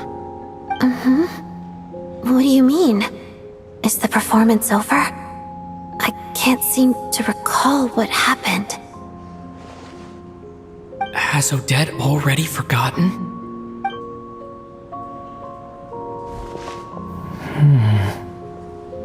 Mitya? Oh, I'm sorry. I guess I spaced out there for a second. Remind me who you are? Don't you remember anything?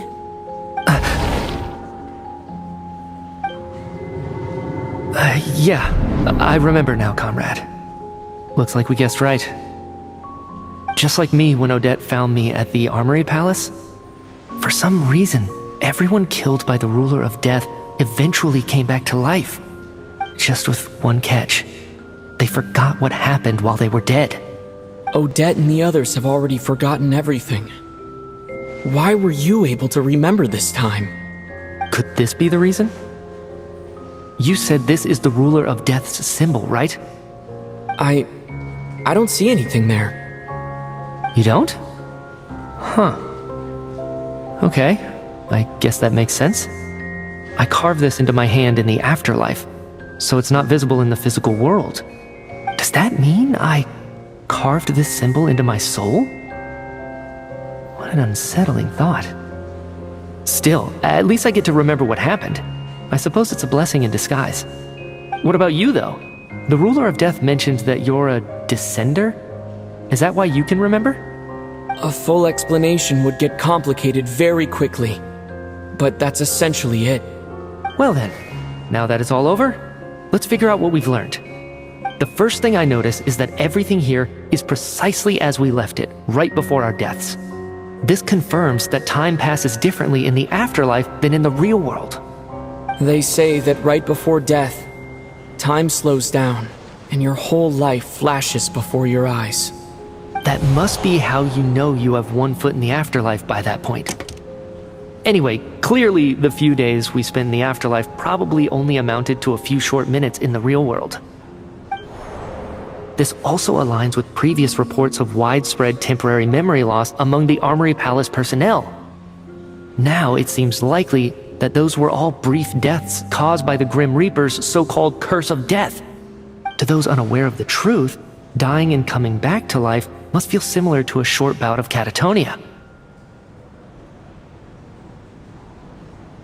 This leaves me with a couple big questions. What are the conditions that trigger this so-called curse of death? And why are we resurrected after we die? If nothing else, I think it shows that killing us wasn't her ultimate goal. We still don't know her true reasons for subjecting us to death. Right. This time only got complicated because of the situation with the theater's ley lines. That's why she had to approach it differently. If the previous incidents of amnesia among the researchers are anything to go by, killing us is usually a pretty routine matter.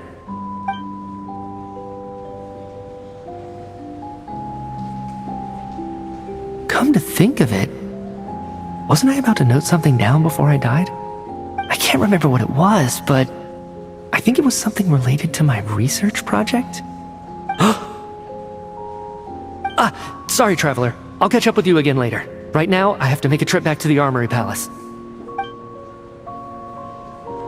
Sir, if I may, no one of your description has ever shown up in my investigations into Mr. Mitia's friends.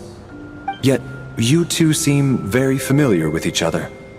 Could you perhaps tell me where he was in such a rush to get to? And, by the way, have we ever crossed paths? Forgive the presumptuousness, but I feel a vague and indescribable sense of familiarity about you. I can explain everything. Could you help me gather everyone in the theater in one place?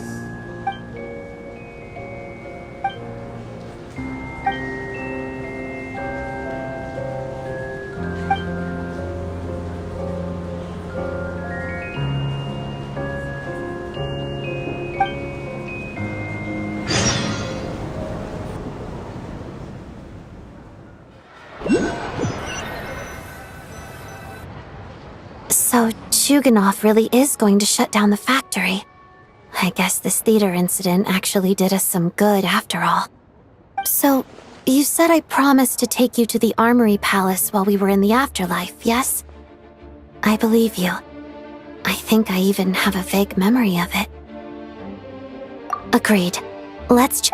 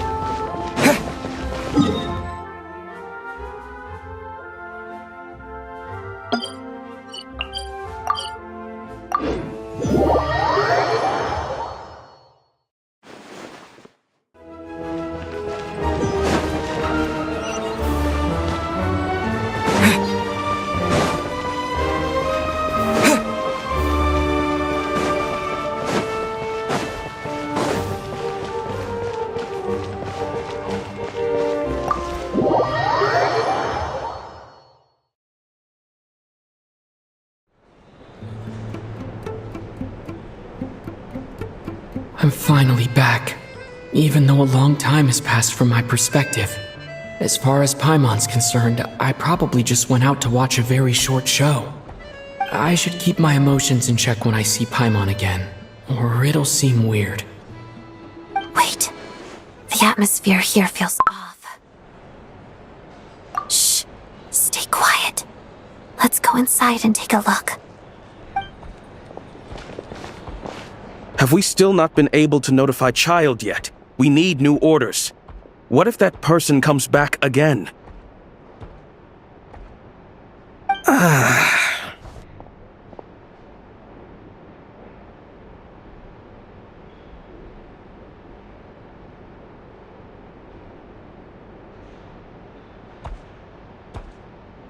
I'm so sorry.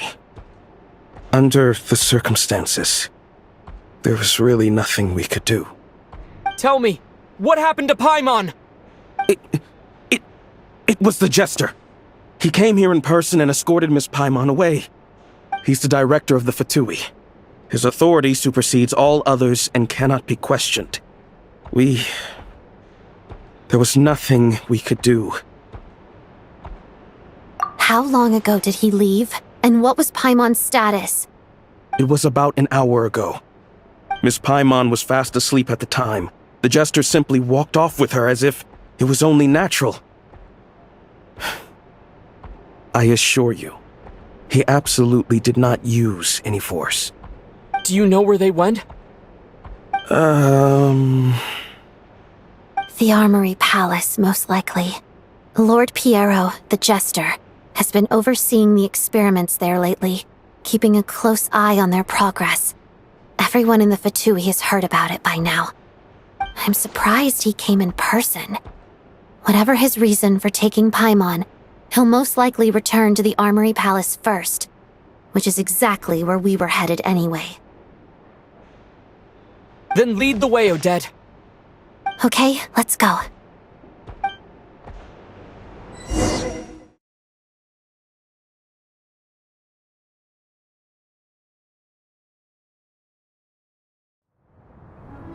It's just up ahead. Quick, let's get inside. No, I'll go alone. You know I'm planning to force my way in. You're with the Fatui, so you should stay outside.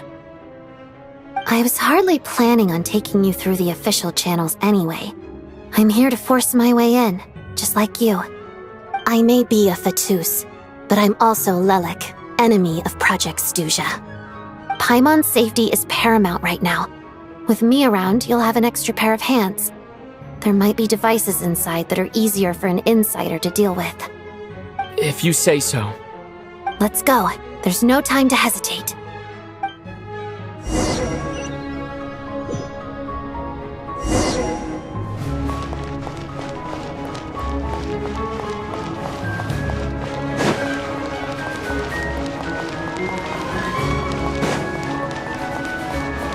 Hey, who are you? This part of the Armory Palace is under restricted access. What do you think you're doing? No questions, please. We're short on time.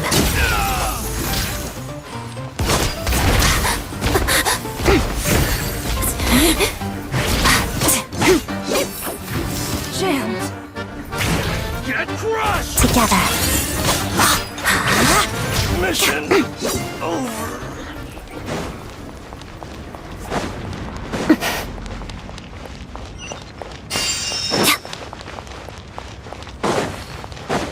I'll make short work of you.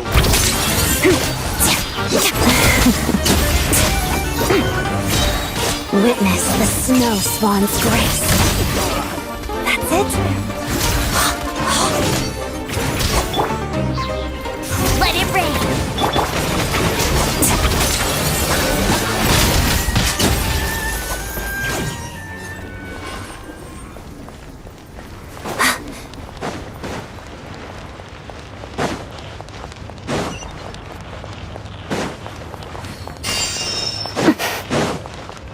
I spell your doom. Let's begin. Pirouette. Breathe.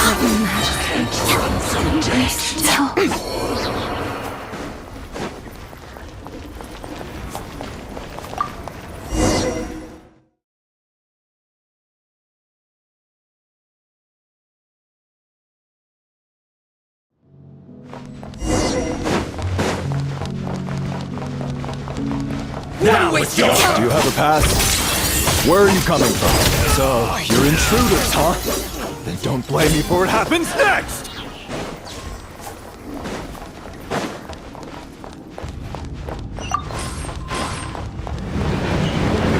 The Armory Palace is hidden this deep in? This place is much bigger than I imagined. They're conducting top-secret research after all. The deeper it's hidden, the better, is standard Fatui logic.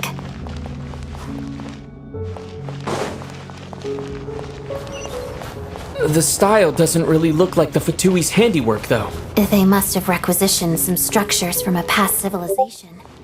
It also serves as a bit of a disguise. Intruders! Stay alert!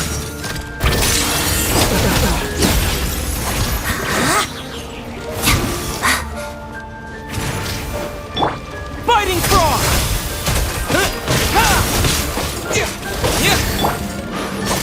Crystalline Adagio. Pas-de-deux.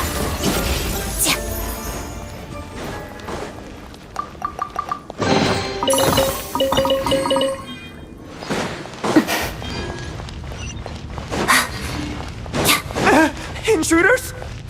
Don't come any closer! Just what are you guys trying to do here? I'll make short work of it's your skull! Couldn't mission fix only No one escapes my sight!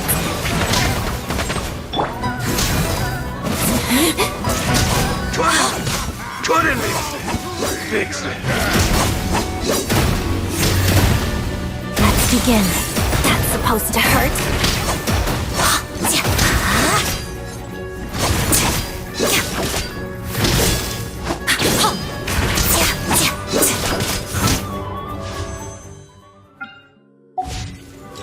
No one interferes.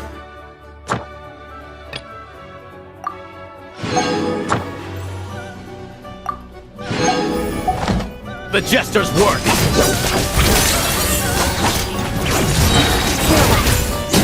Rise of the snowflakes.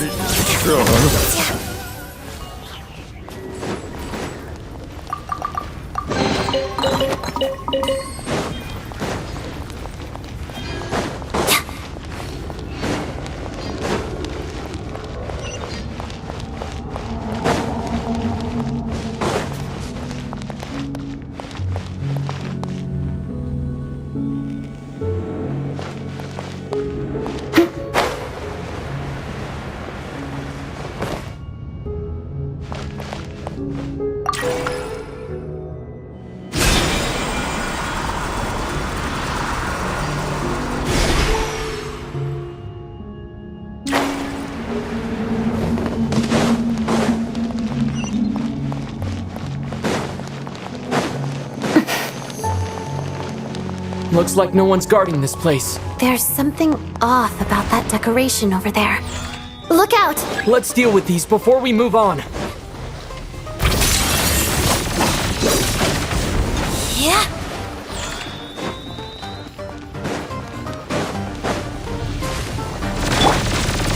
It's dog eat dog!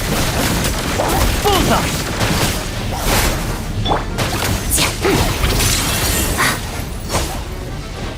Pas-de-deux.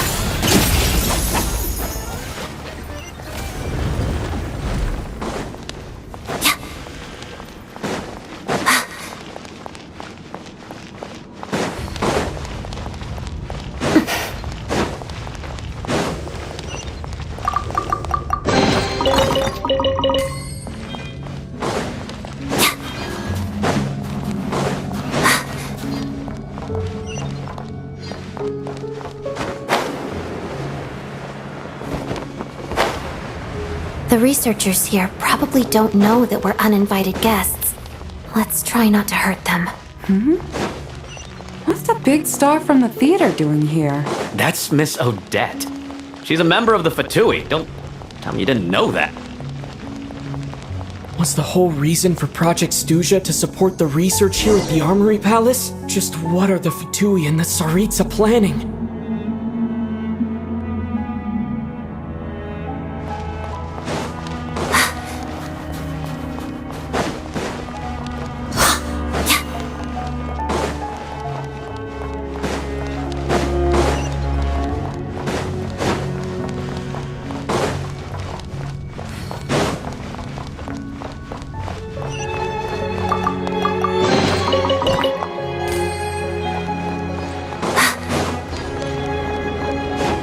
Whoa!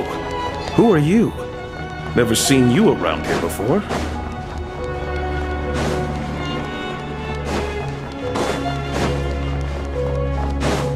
Looks like there's no way through here. Maybe using the power of this prism could help?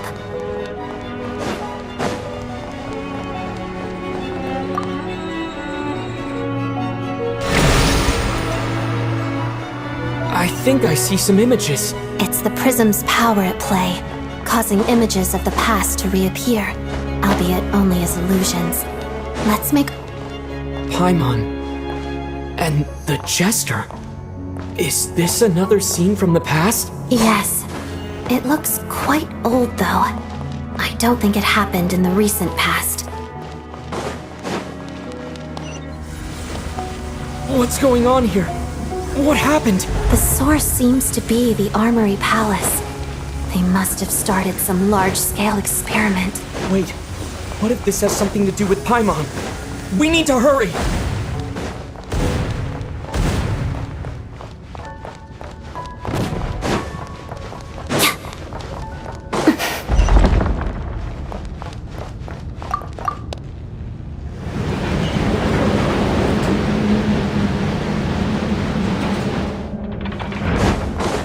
We're almost there. The Armory Palace is just up ahead. Paimon, please be okay. Mission.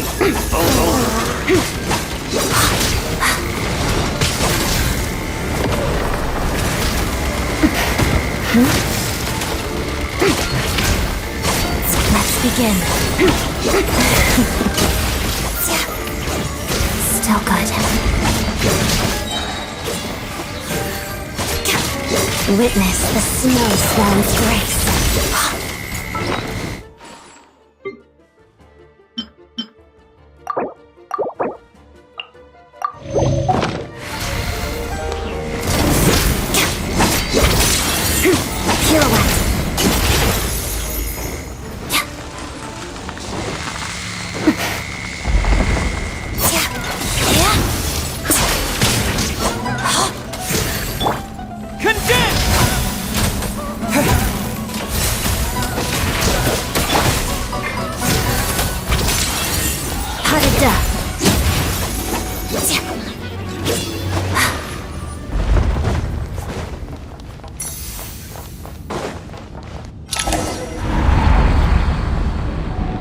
What's going on? Wait, I remember this feeling.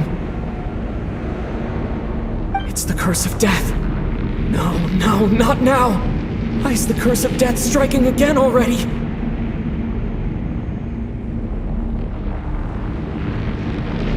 Odette!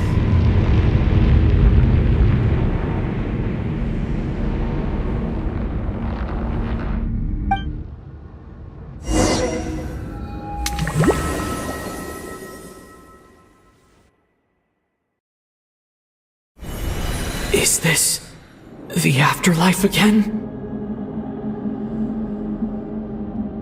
I need to find a way back to reality. Is that Odette's core Ignis? Could that be what just woke me up?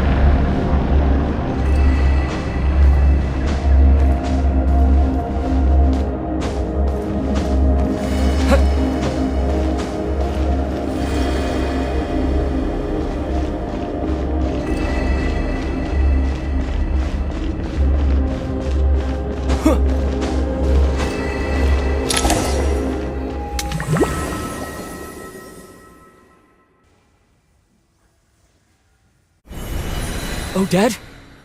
Odette! No signs of life. But past experience says that she should be resurrected before too long. Right? Did Odette intentionally use her core Ignis to guide my soul? I feel like something similar happened in a dream I had before. Thank you, Odette. If not for you, my soul wouldn't have found its way back to my body so quickly. And I might not have woken up so soon. But I'm sorry. I don't have time to protect you. I have to use the time you bought me to get Paimon back.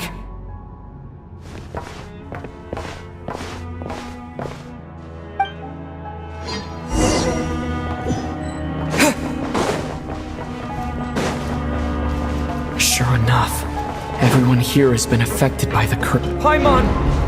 Paimon! No, wait. Paimon probably didn't escape Renova's curse either. She won't be able to respond to me right now. I'll have to find her myself.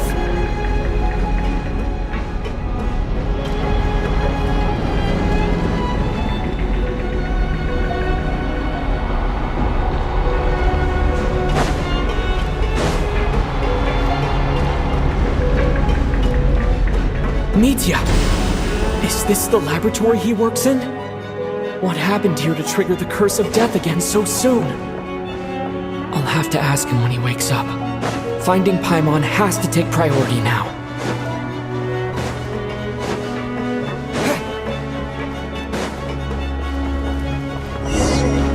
Found her! Paimon really is here!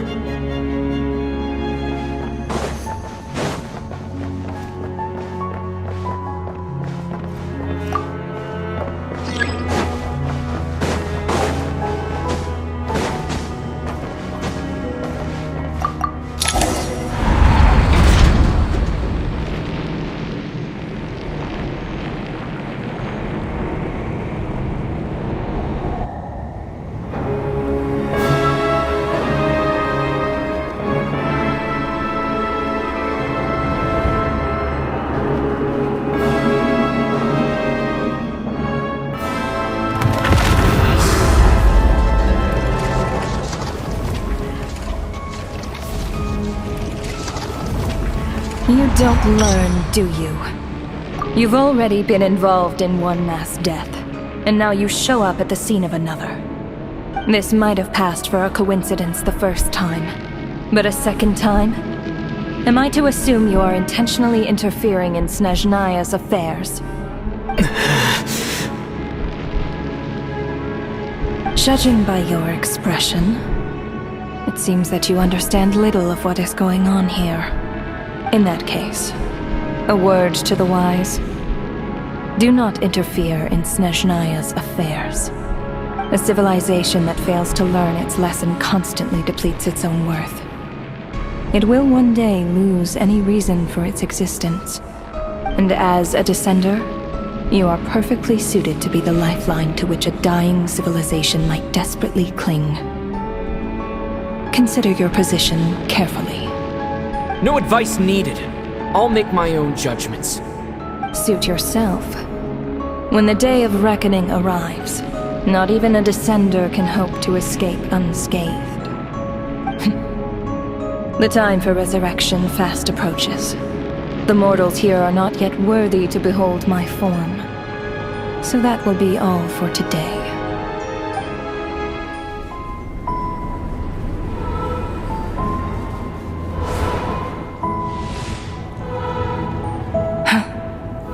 That thing is coming with me.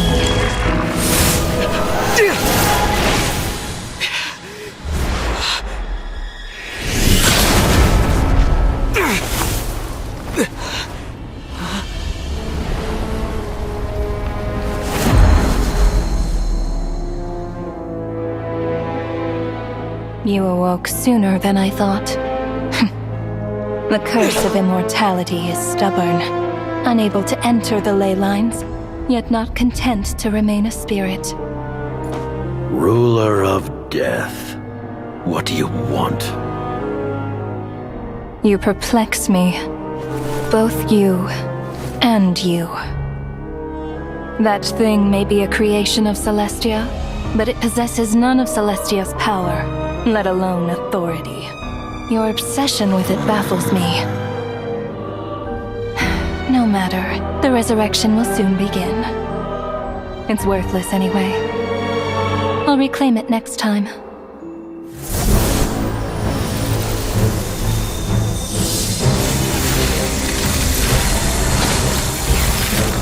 Hey, who says there'll be a next time?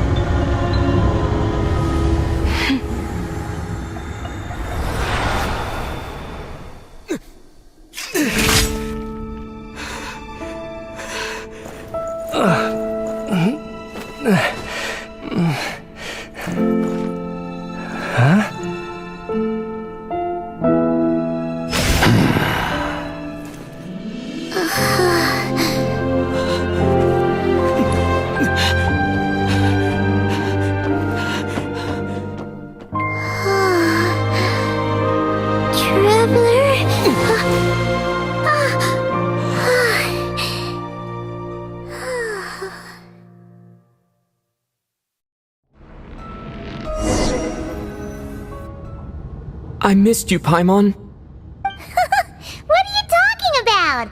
We haven't even been apart for that long, have we? It was different this time. You seem to be in pretty good shape. Yeah, Paimon's back in tip-top condition. It's the weirdest thing. Paimon fell asleep earlier, and when she woke up, she found herself here. The jester and that guy talking to him used some kind of energy on Paimon, and she could kind of feel it canceling out that other thing that was making her feel unwell. So, Mitya helped too? Apologies for leaving in such a hurry at the theater earlier. I was in a rush to verify some theories. Rest assured that your companion is perfectly safe. We reversed the effects that the experimental energy had on her. The jester specifically instructed me to do so. I suppose this is our first official meeting, Traveler. I could not let Paimon suffer in her condition for a moment longer. And so... But why would a big shot like you care about what happens to Paimon? As I said when you first arrived in Snezhnaya, we once spent some time together. In the distant past.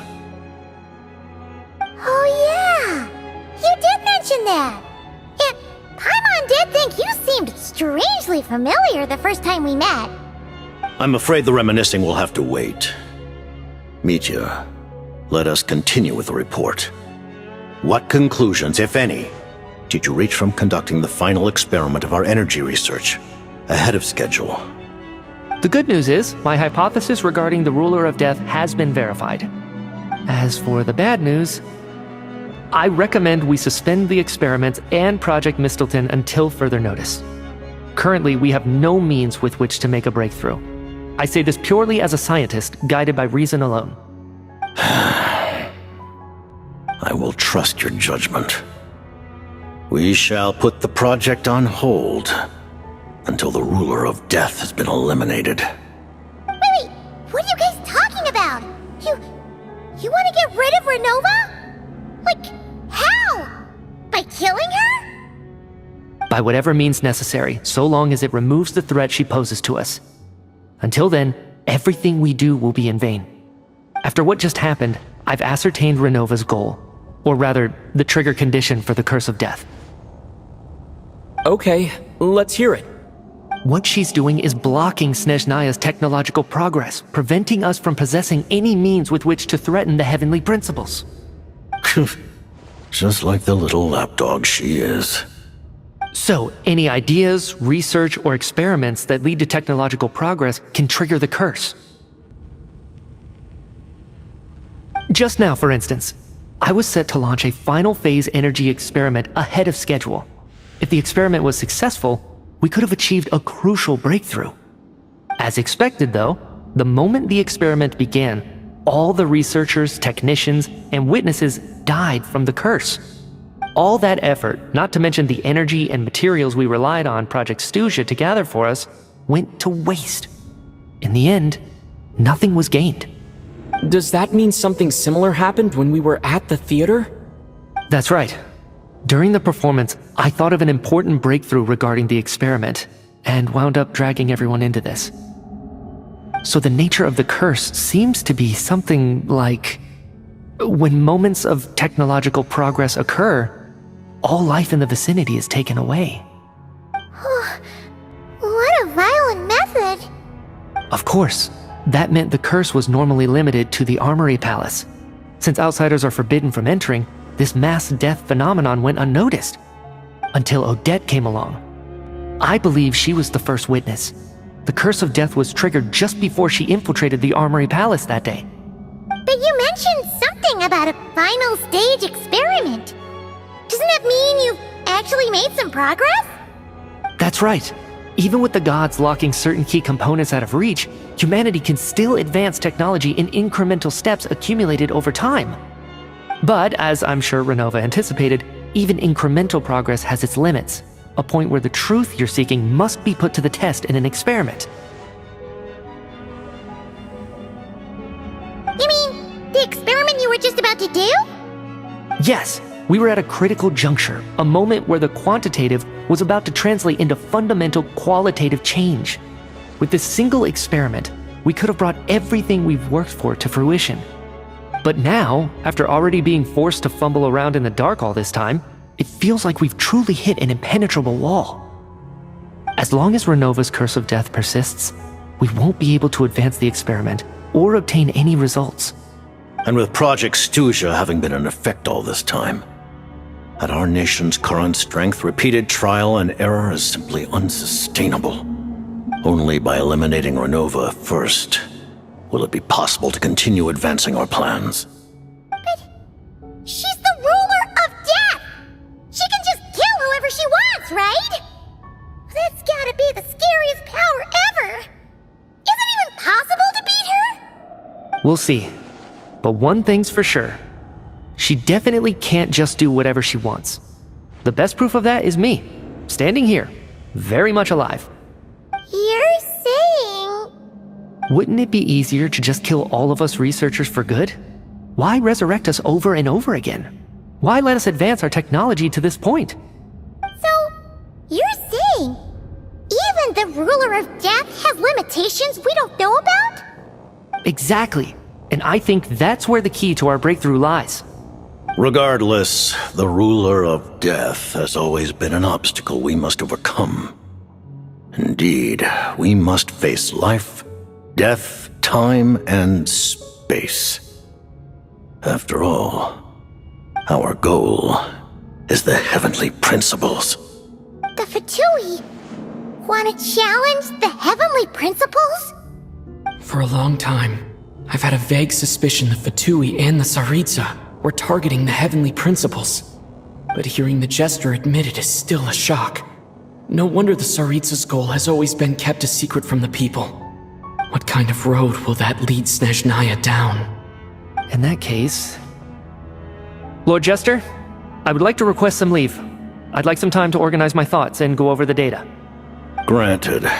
Get some rest, put the experiment out of your mind, and take care that the curse of death doesn't affect any civilians.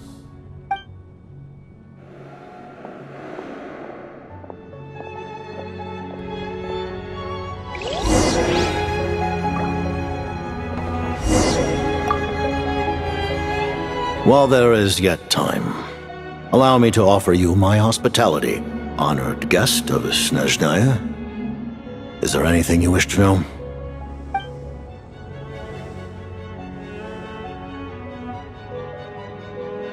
I remember hearing the term Mistleton from Columbina. Yeah! Paimon wanted to ask about that when the name came up just now. What is it? Paimon's heard of Project Stuja, but not this one. As you know, Project Stuja is a series of measures enacted to consolidate our nation's resources, the greater purpose of which is to serve Project Mistleton. Many of the things you have encountered thus far are essentially for the advancement of that project. This includes the Kuvaki Experimental Design Bureau in Notdry. Researching Kuvaki was merely a facade. Its core objective was to use local resources and research findings to build Mistleton itself. And that's a weapon built for the final battle against the Heavenly Principles, isn't it? Huh? How did you know that? I was given some intel, and I made some deductions. Wait. You must mean that thing over there. Oh, Paimon's gotta take a closer look at this thing. Especially after you guys sent so many people to Notdry to work on it. Kuvaki alone will not break through Celestia's defenses, let alone challenge the Heavenly Principles. The Heavenly Principles are no doubt accustomed to combating the power of the Light Realm, and elemental energy is simply the power of the human realm, converted to that form by the Heavenly Principles themselves. Any attempt to use this power against its creator would be a futile endeavor. For now, therefore, we have set our sights on the form of energy associated with the Third Descender and the stellar linchpins. This may hold the potential to allow Mistleton to contend with the Heavenly Principles. You could say that by reverse engineering the stellar linchpins to extract the energy within, we have obtained a source of anti-celestial. The Kuvaki Experimental Design Bureau, Project Stuja, and the new energy experiments. Huh. So, Project Mistleton is what ties it all together. And it looks like your plan is almost complete. No wonder the Ruler of Death came after you!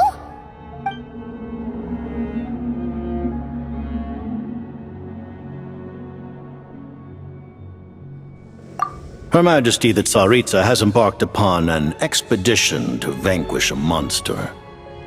Were it not for this, I imagine she would have been delighted to grant you an audience. Seems like the powers that be in Snezhnaya don't intend to hold my past conflicts with the Fatui against me. The Harbingers have been granted significant autonomy in retrieving the Gnosis. But by the same token, they do not completely represent Snezhnaya's official stance. You read my mind. Speaking of the Gnosis, Paimon's been dying to ask this question since forever. Why exactly does the Tsaritsa want to collect them? Is it something to do with the fight against the Heavenly Principles? The Gnosis will undoubtedly serve as a key bargaining chip when she confronts the Heavenly Principles. Beyond that, you had best ask the Tsaritsa herself. I am not sure if this information is mine to disclose. What do you mean, not sure? Don't you make the rules? You're the highest-ranking Harbinger! Ugh, never mind. Taking on the Heavenly Principles is something most people wouldn't even entertain in their wildest fantasies. Why is the Tsaritsa so fixated on this?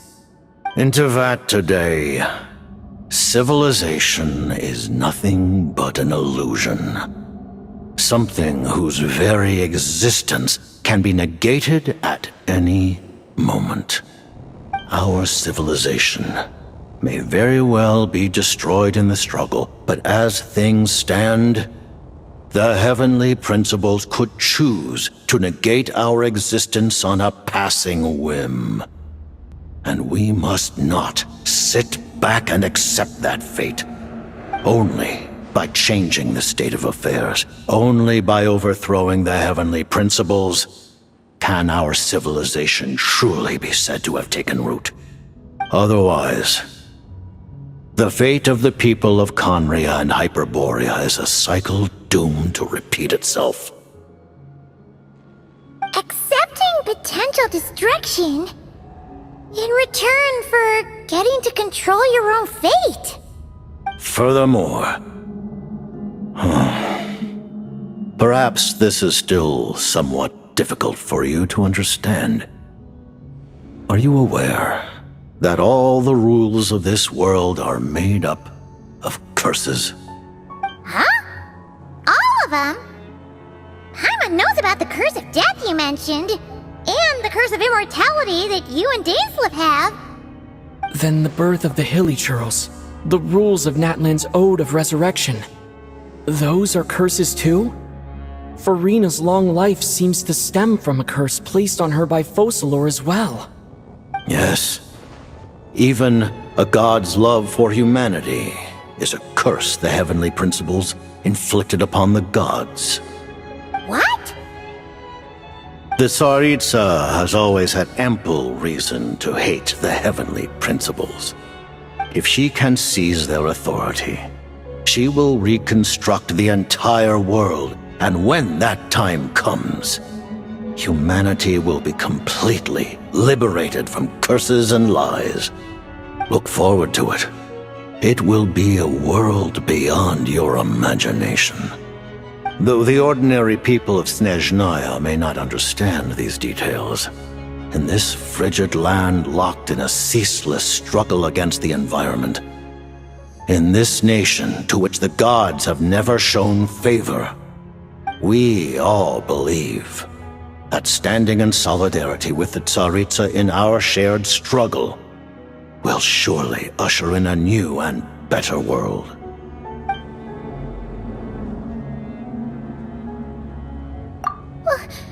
Paimon really doesn't remember. He's basically— Allow me to explain. The reason Paimon reacted to the anti-Celestia energy developed by the Armory Palace is because she comes from Celestia herself. More specifically, she is one of its creations. Paimon? A creation of Celestia? Oh, right. I was blinded by anger earlier, but thinking back on it, Renova also said that Paimon is a creation of Celestia. But she lacks Celestia's power or authority. As you know, the lunar fragments in Nodcry were pulled down from the sky using Fatui technology. But the first application of this technology was in Conria over 500 years ago. I used this technology upon the heavens, and the response I received was none other than Paimon descending from Celestia. I presented her to the Vinster King, but he took no interest in this gift, nor did it satisfy him. Paimon then took up temporary residence in my palace until, of course, the arrival of the Cataclysm. Wait, Paimon's a little confused. You're talking about things that happened in Conria 500 years ago. You're saying Paimon was there for that? But Paimon doesn't remember any of that. Falling from the sky? Being given away as a gift? None of it! Having lived through the Cataclysm, perhaps you too were burdened with some manner of curse. Although, losing your memories would indeed be the smallest price I've ever seen paid. But it's not just her memory from Conria. Paimon doesn't even know how she spent the last 500 years. She only has memory from the past few years. No matter how hard she tries to remember. What was Paimon like back in Conria? Did she know a whole lot because she came from Celestia? Was she super smart? Unfortunately, when you arrived in Conria, your consciousness was like that of a newborn infant. None could say what kind of being you once were in Celestia. During the time you lived in Conria, your personality was no different from how it is now. Aw, man! Paimon's plan to get her memories back and become super smart is ruined before it could even start. You know, even though Paimon lost her memories, she still feels weirdly close to you for some reason. That must mean you took pretty good care of Paimon back then, huh? On the contrary, I completely ignored your existence. I was entirely focused on my struggle against Troptatir the Wise. But now, as I see it, it is as if you are the only sane thing that survived that era of insanity. And thus, are worthy of protection. Noted. Man, Paimon's gotta stop projecting friendship on everyone she meets. But, Traveler? Even though you know Paimon's some creation of Celestia now, you still want her, right? Oh, phew! That's a relief. Paimon's just learning about this too. She's barely even processed it.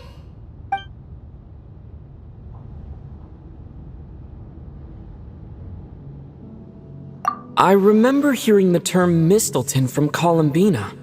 Yeah! Paimon wanted to ask about that when the name came up just now. What is it? Paimon's heard of Project Stuja, but not this one.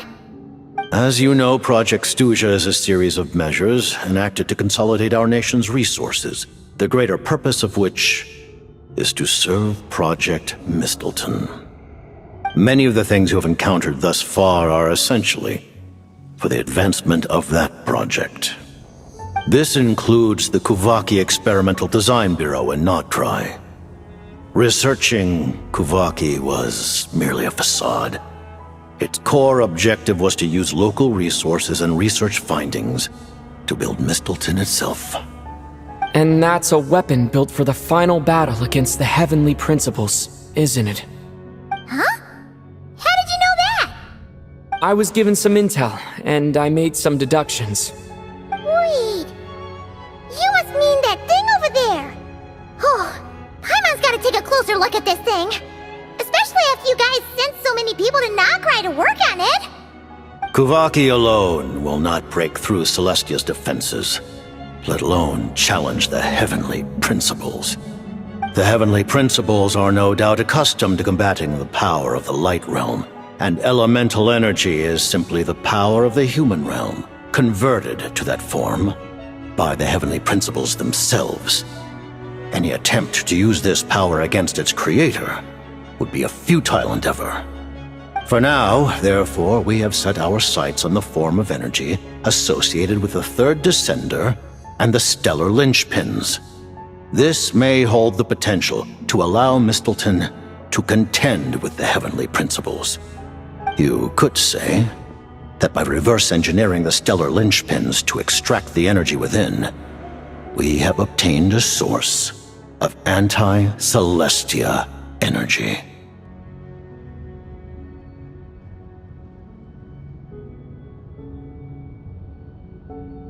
The Kuvaki Experimental Design Bureau, Project Stuja, and the new energy experiments.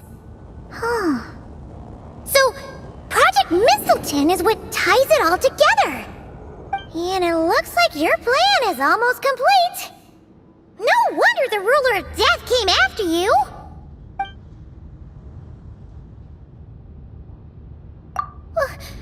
Paimon really doesn't remember. He's basically a stranger. You gotta believe Paimon.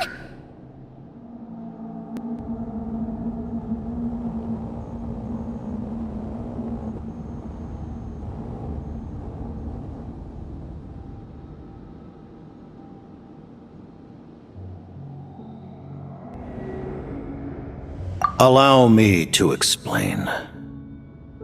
The reason Paimon reacted to the anti-Celestia energy developed by the Armory Palace is because she comes from Celestia herself. More specifically, she is one of its creations. Paimon? A creation of Celestia? Oh, right.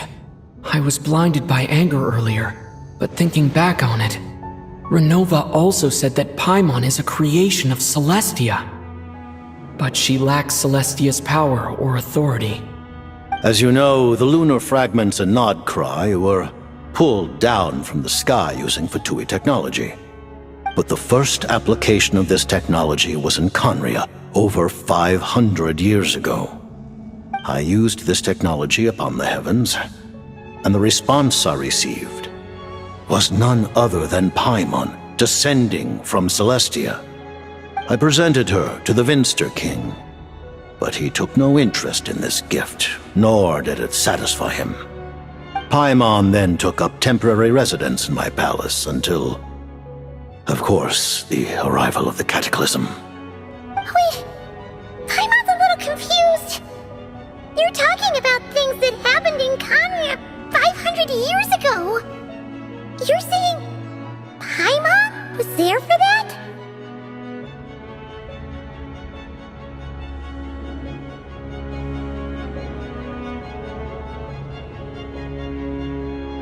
But Paimon doesn't remember any of that.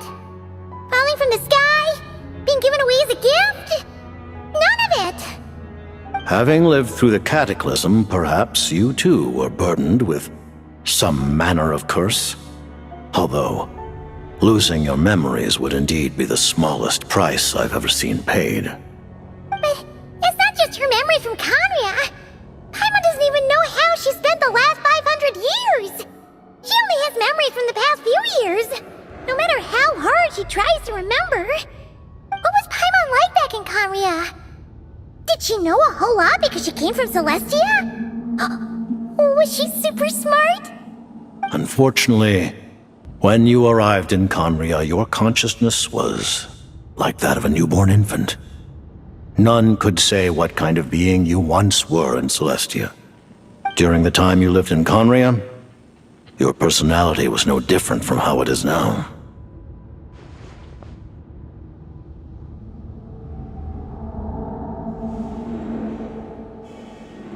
Aw, man! Paimon's plan to get her memories back and become super smart is ruined before it could even start. You know, even though Paimon lost her memories, she still feels weirdly close to you for some reason. That must mean you took pretty good care of Paimon back then, huh? On the contrary, I completely ignored your existence. I was entirely focused on my struggle against Troptatir the Wise. But now, as I see it, it is as if you are the only sane thing that survived that era of insanity, and thus are worthy of protection.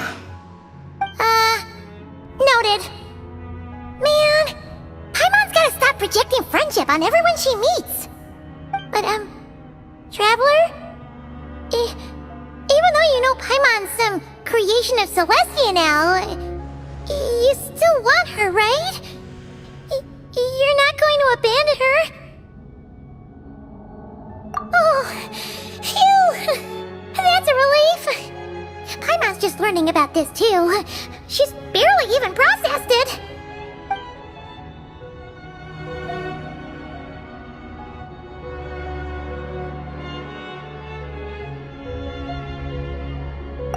Thank you for telling me so much.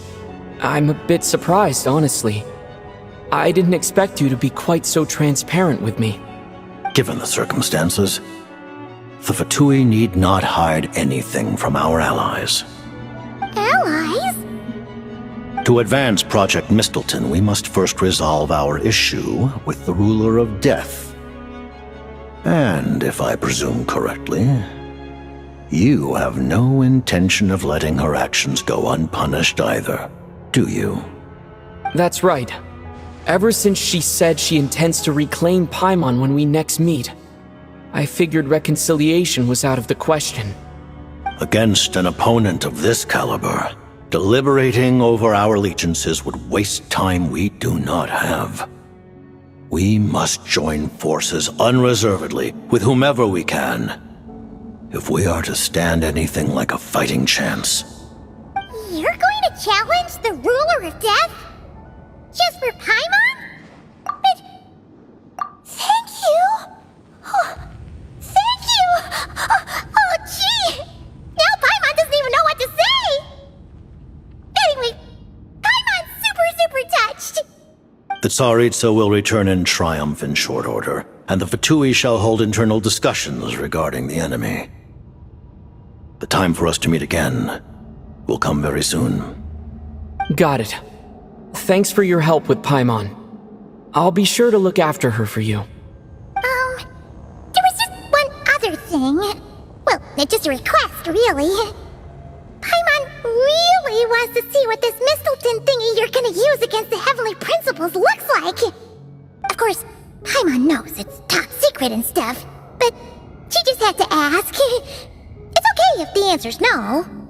Certainly you may. Whoa! For real?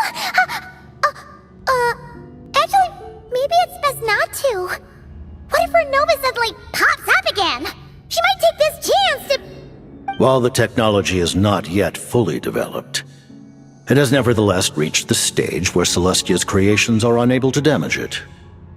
In that regard, you may rest assured. Oh. Wow. No wonder Paimon felt so out of sorts recently, even though it was super far away. Alright then! Paimon's ready to take a sneaky peek at this top secret super weapon!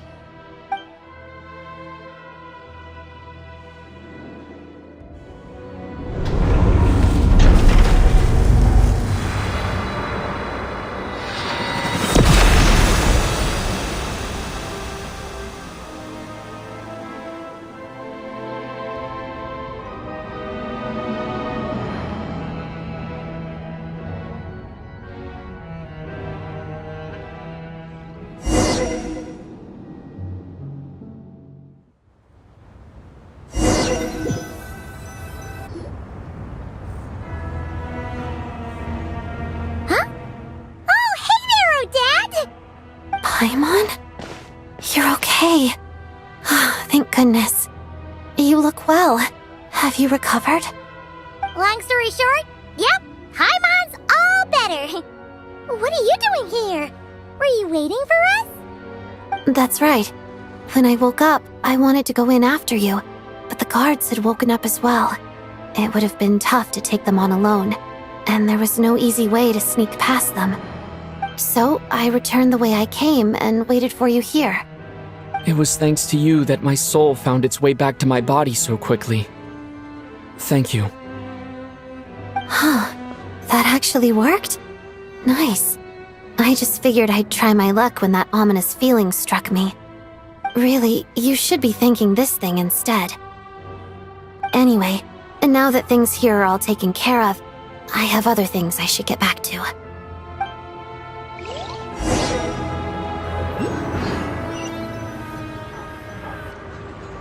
Ah, Director Chuganov, you're back. We just received notice that Project Stuja has been suspended, so we've convened an emergency meeting. This is the preliminary plan. In addition to expanding production capacity, we've also discussed feasible layoff plans to optimize revenue and expenditure structure. Our calculations indicate that the factory's profits will increase by at least 30%. Just give the word, Director.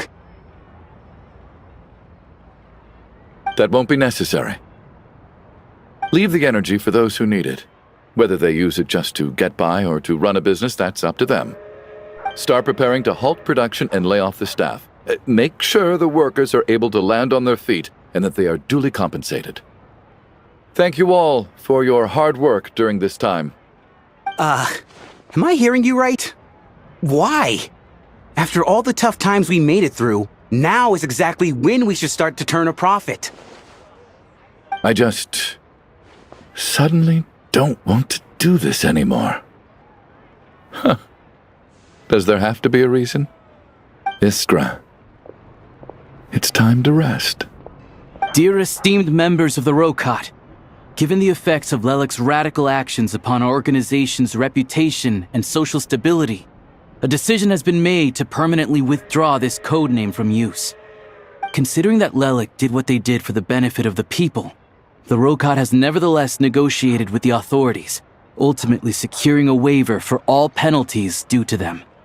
Lelik will be suspended for a period of time. Depending on their future performance, they may be allowed to adopt a new codename and continue acting as part of the Rokat. The purpose of this notice is to remind everyone once again that motives and methods are equally important when one operates in the shadows. Even with Project Stooge's suspension and our interim operational victory, we must guard against complacency and rashness and work to consolidate the progress we have made so far. We act only for the greater glory and solidarity of our nation.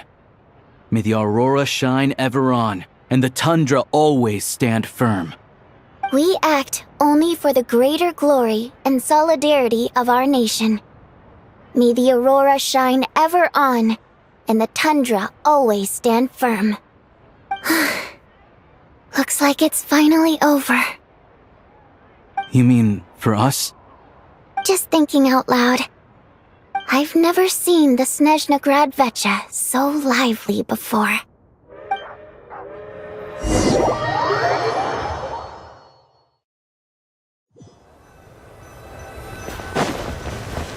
I never once thought I'd come here. But I understand everything now, Rosaline.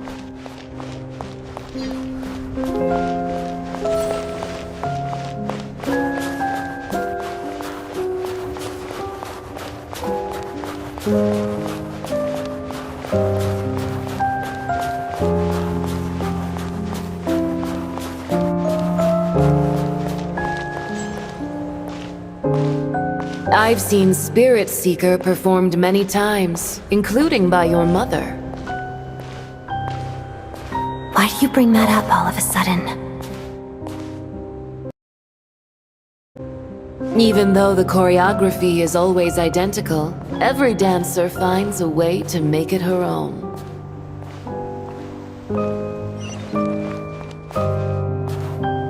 So you actually want to talk to me about ballet? I just think it would be a pity if the dance was lost to history. She didn't teach it to you, did she? That was an unusually subtle taunt for you.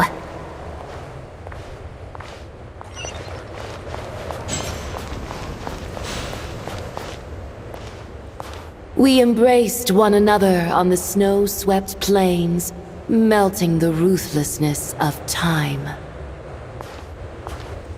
But when our bodies, in pieces, are cast to the winds, what of our love will remain behind?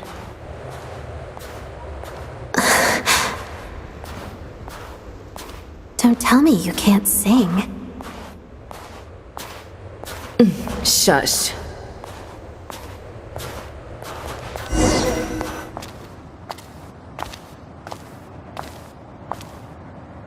I understand her hatred. The Fatui robbed her of the life she should have had. I never opposed her dancing. Yet still I became an enemy of her ballet. I'll just keep my distance. Many despise me. I'm used to it. You're certainly not one to shy away from confrontation. But children, they need a different approach. I'm hardly the most maternal figure. Yet, she is a child. In my experience, while a father commands authority, he must still yield to love. You should tell her what you think about her dancing.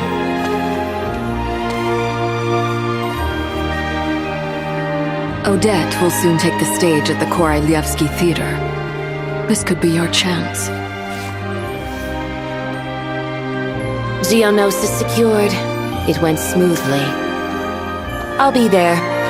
Have them send me an invitation.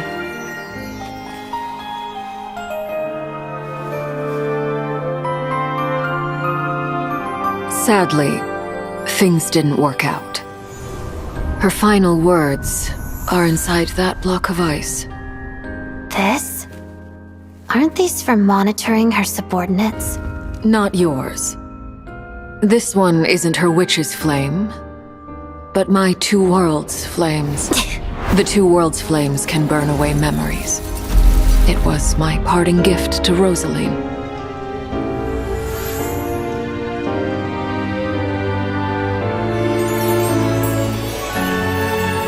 If all goes to plan, she and I will both live to see that Tsaritsa succeed. I believe she'll find peace. But if anything happens to me, she needn't follow in my footsteps.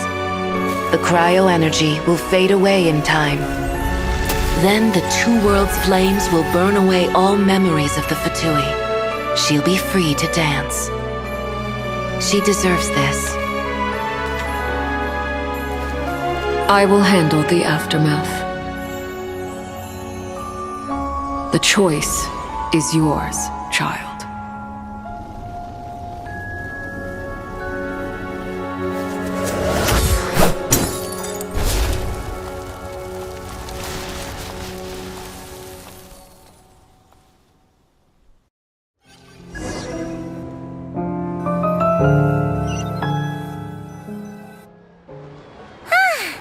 Fresh air at last! Paimon's head isn't spinning anymore, and the fever's all gone. Paimon's finally free to fly again! Oh, it's nice to finally know where Paimon came from, too. It did make Paimon a little nervous at first, but it's such a relief now. Like, who cares if Paimon's a creation of Celestia? She's probably not anyone that important. Probably just the fairy of food and fun or something. And like you said, this doesn't have to change anything between us. You're not gonna just... Hey! Hurry up! Why are you walking so slowly? You've spent the last few days lying in bed and stuffing your face. I didn't think you'd be able to fly this fast. Says who? Paimon's as agile as ever. They don't call her White Floaty for nothing. Paimon originally wanted to check out the bookstores in Snezhnograd, but she's more in the mood for flying around right now, so let's save that for later.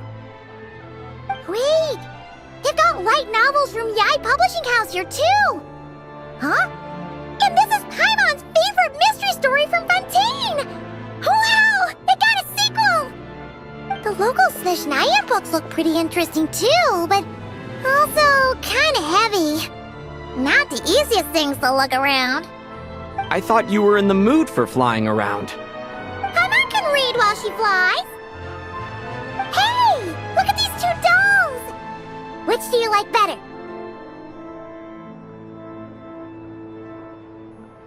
All right, boss, we'll take both. Paimon will have the other one. Oh, I thought we were only getting one. All right, fine. I'll pay. There you are. Thanks for visiting. Paimon will grab this and then... Huh? Huh? Huh? How many layers does this thing have? And what are you laughing at? Huh. You knew all along, didn't you? A whole bunch of people are gathered over by the plaza! Hey, look! That looks like Tartaglia! Hey, Tartaglia! I know that voice. Of course. If it isn't Paimon and my old comrade. You're looking well, Paimon. All better? Yeah! The Jester knew I was wrong and fixed Paimon right up! Thanks for sending someone to keep Paimon safe, too. Oh, yeah. About that. That was kind of embarrassing. Who could have known that our director would go looking for you in person? So sorry for the misunderstanding. Oh, right. Let me introduce you. This is my little sister, Tonya. Hello, Tonya. Hello. Firstly, I'm really sorry about my brother. Sounds like he's caused you no end of trouble. Hey now, why'd you have to start with that? Not that it isn't true, of course. So she's the real Tonya. She said you two didn't manage to meet up at the theater. She waited ages for me, and when I didn't show, she got a little worried and went outside.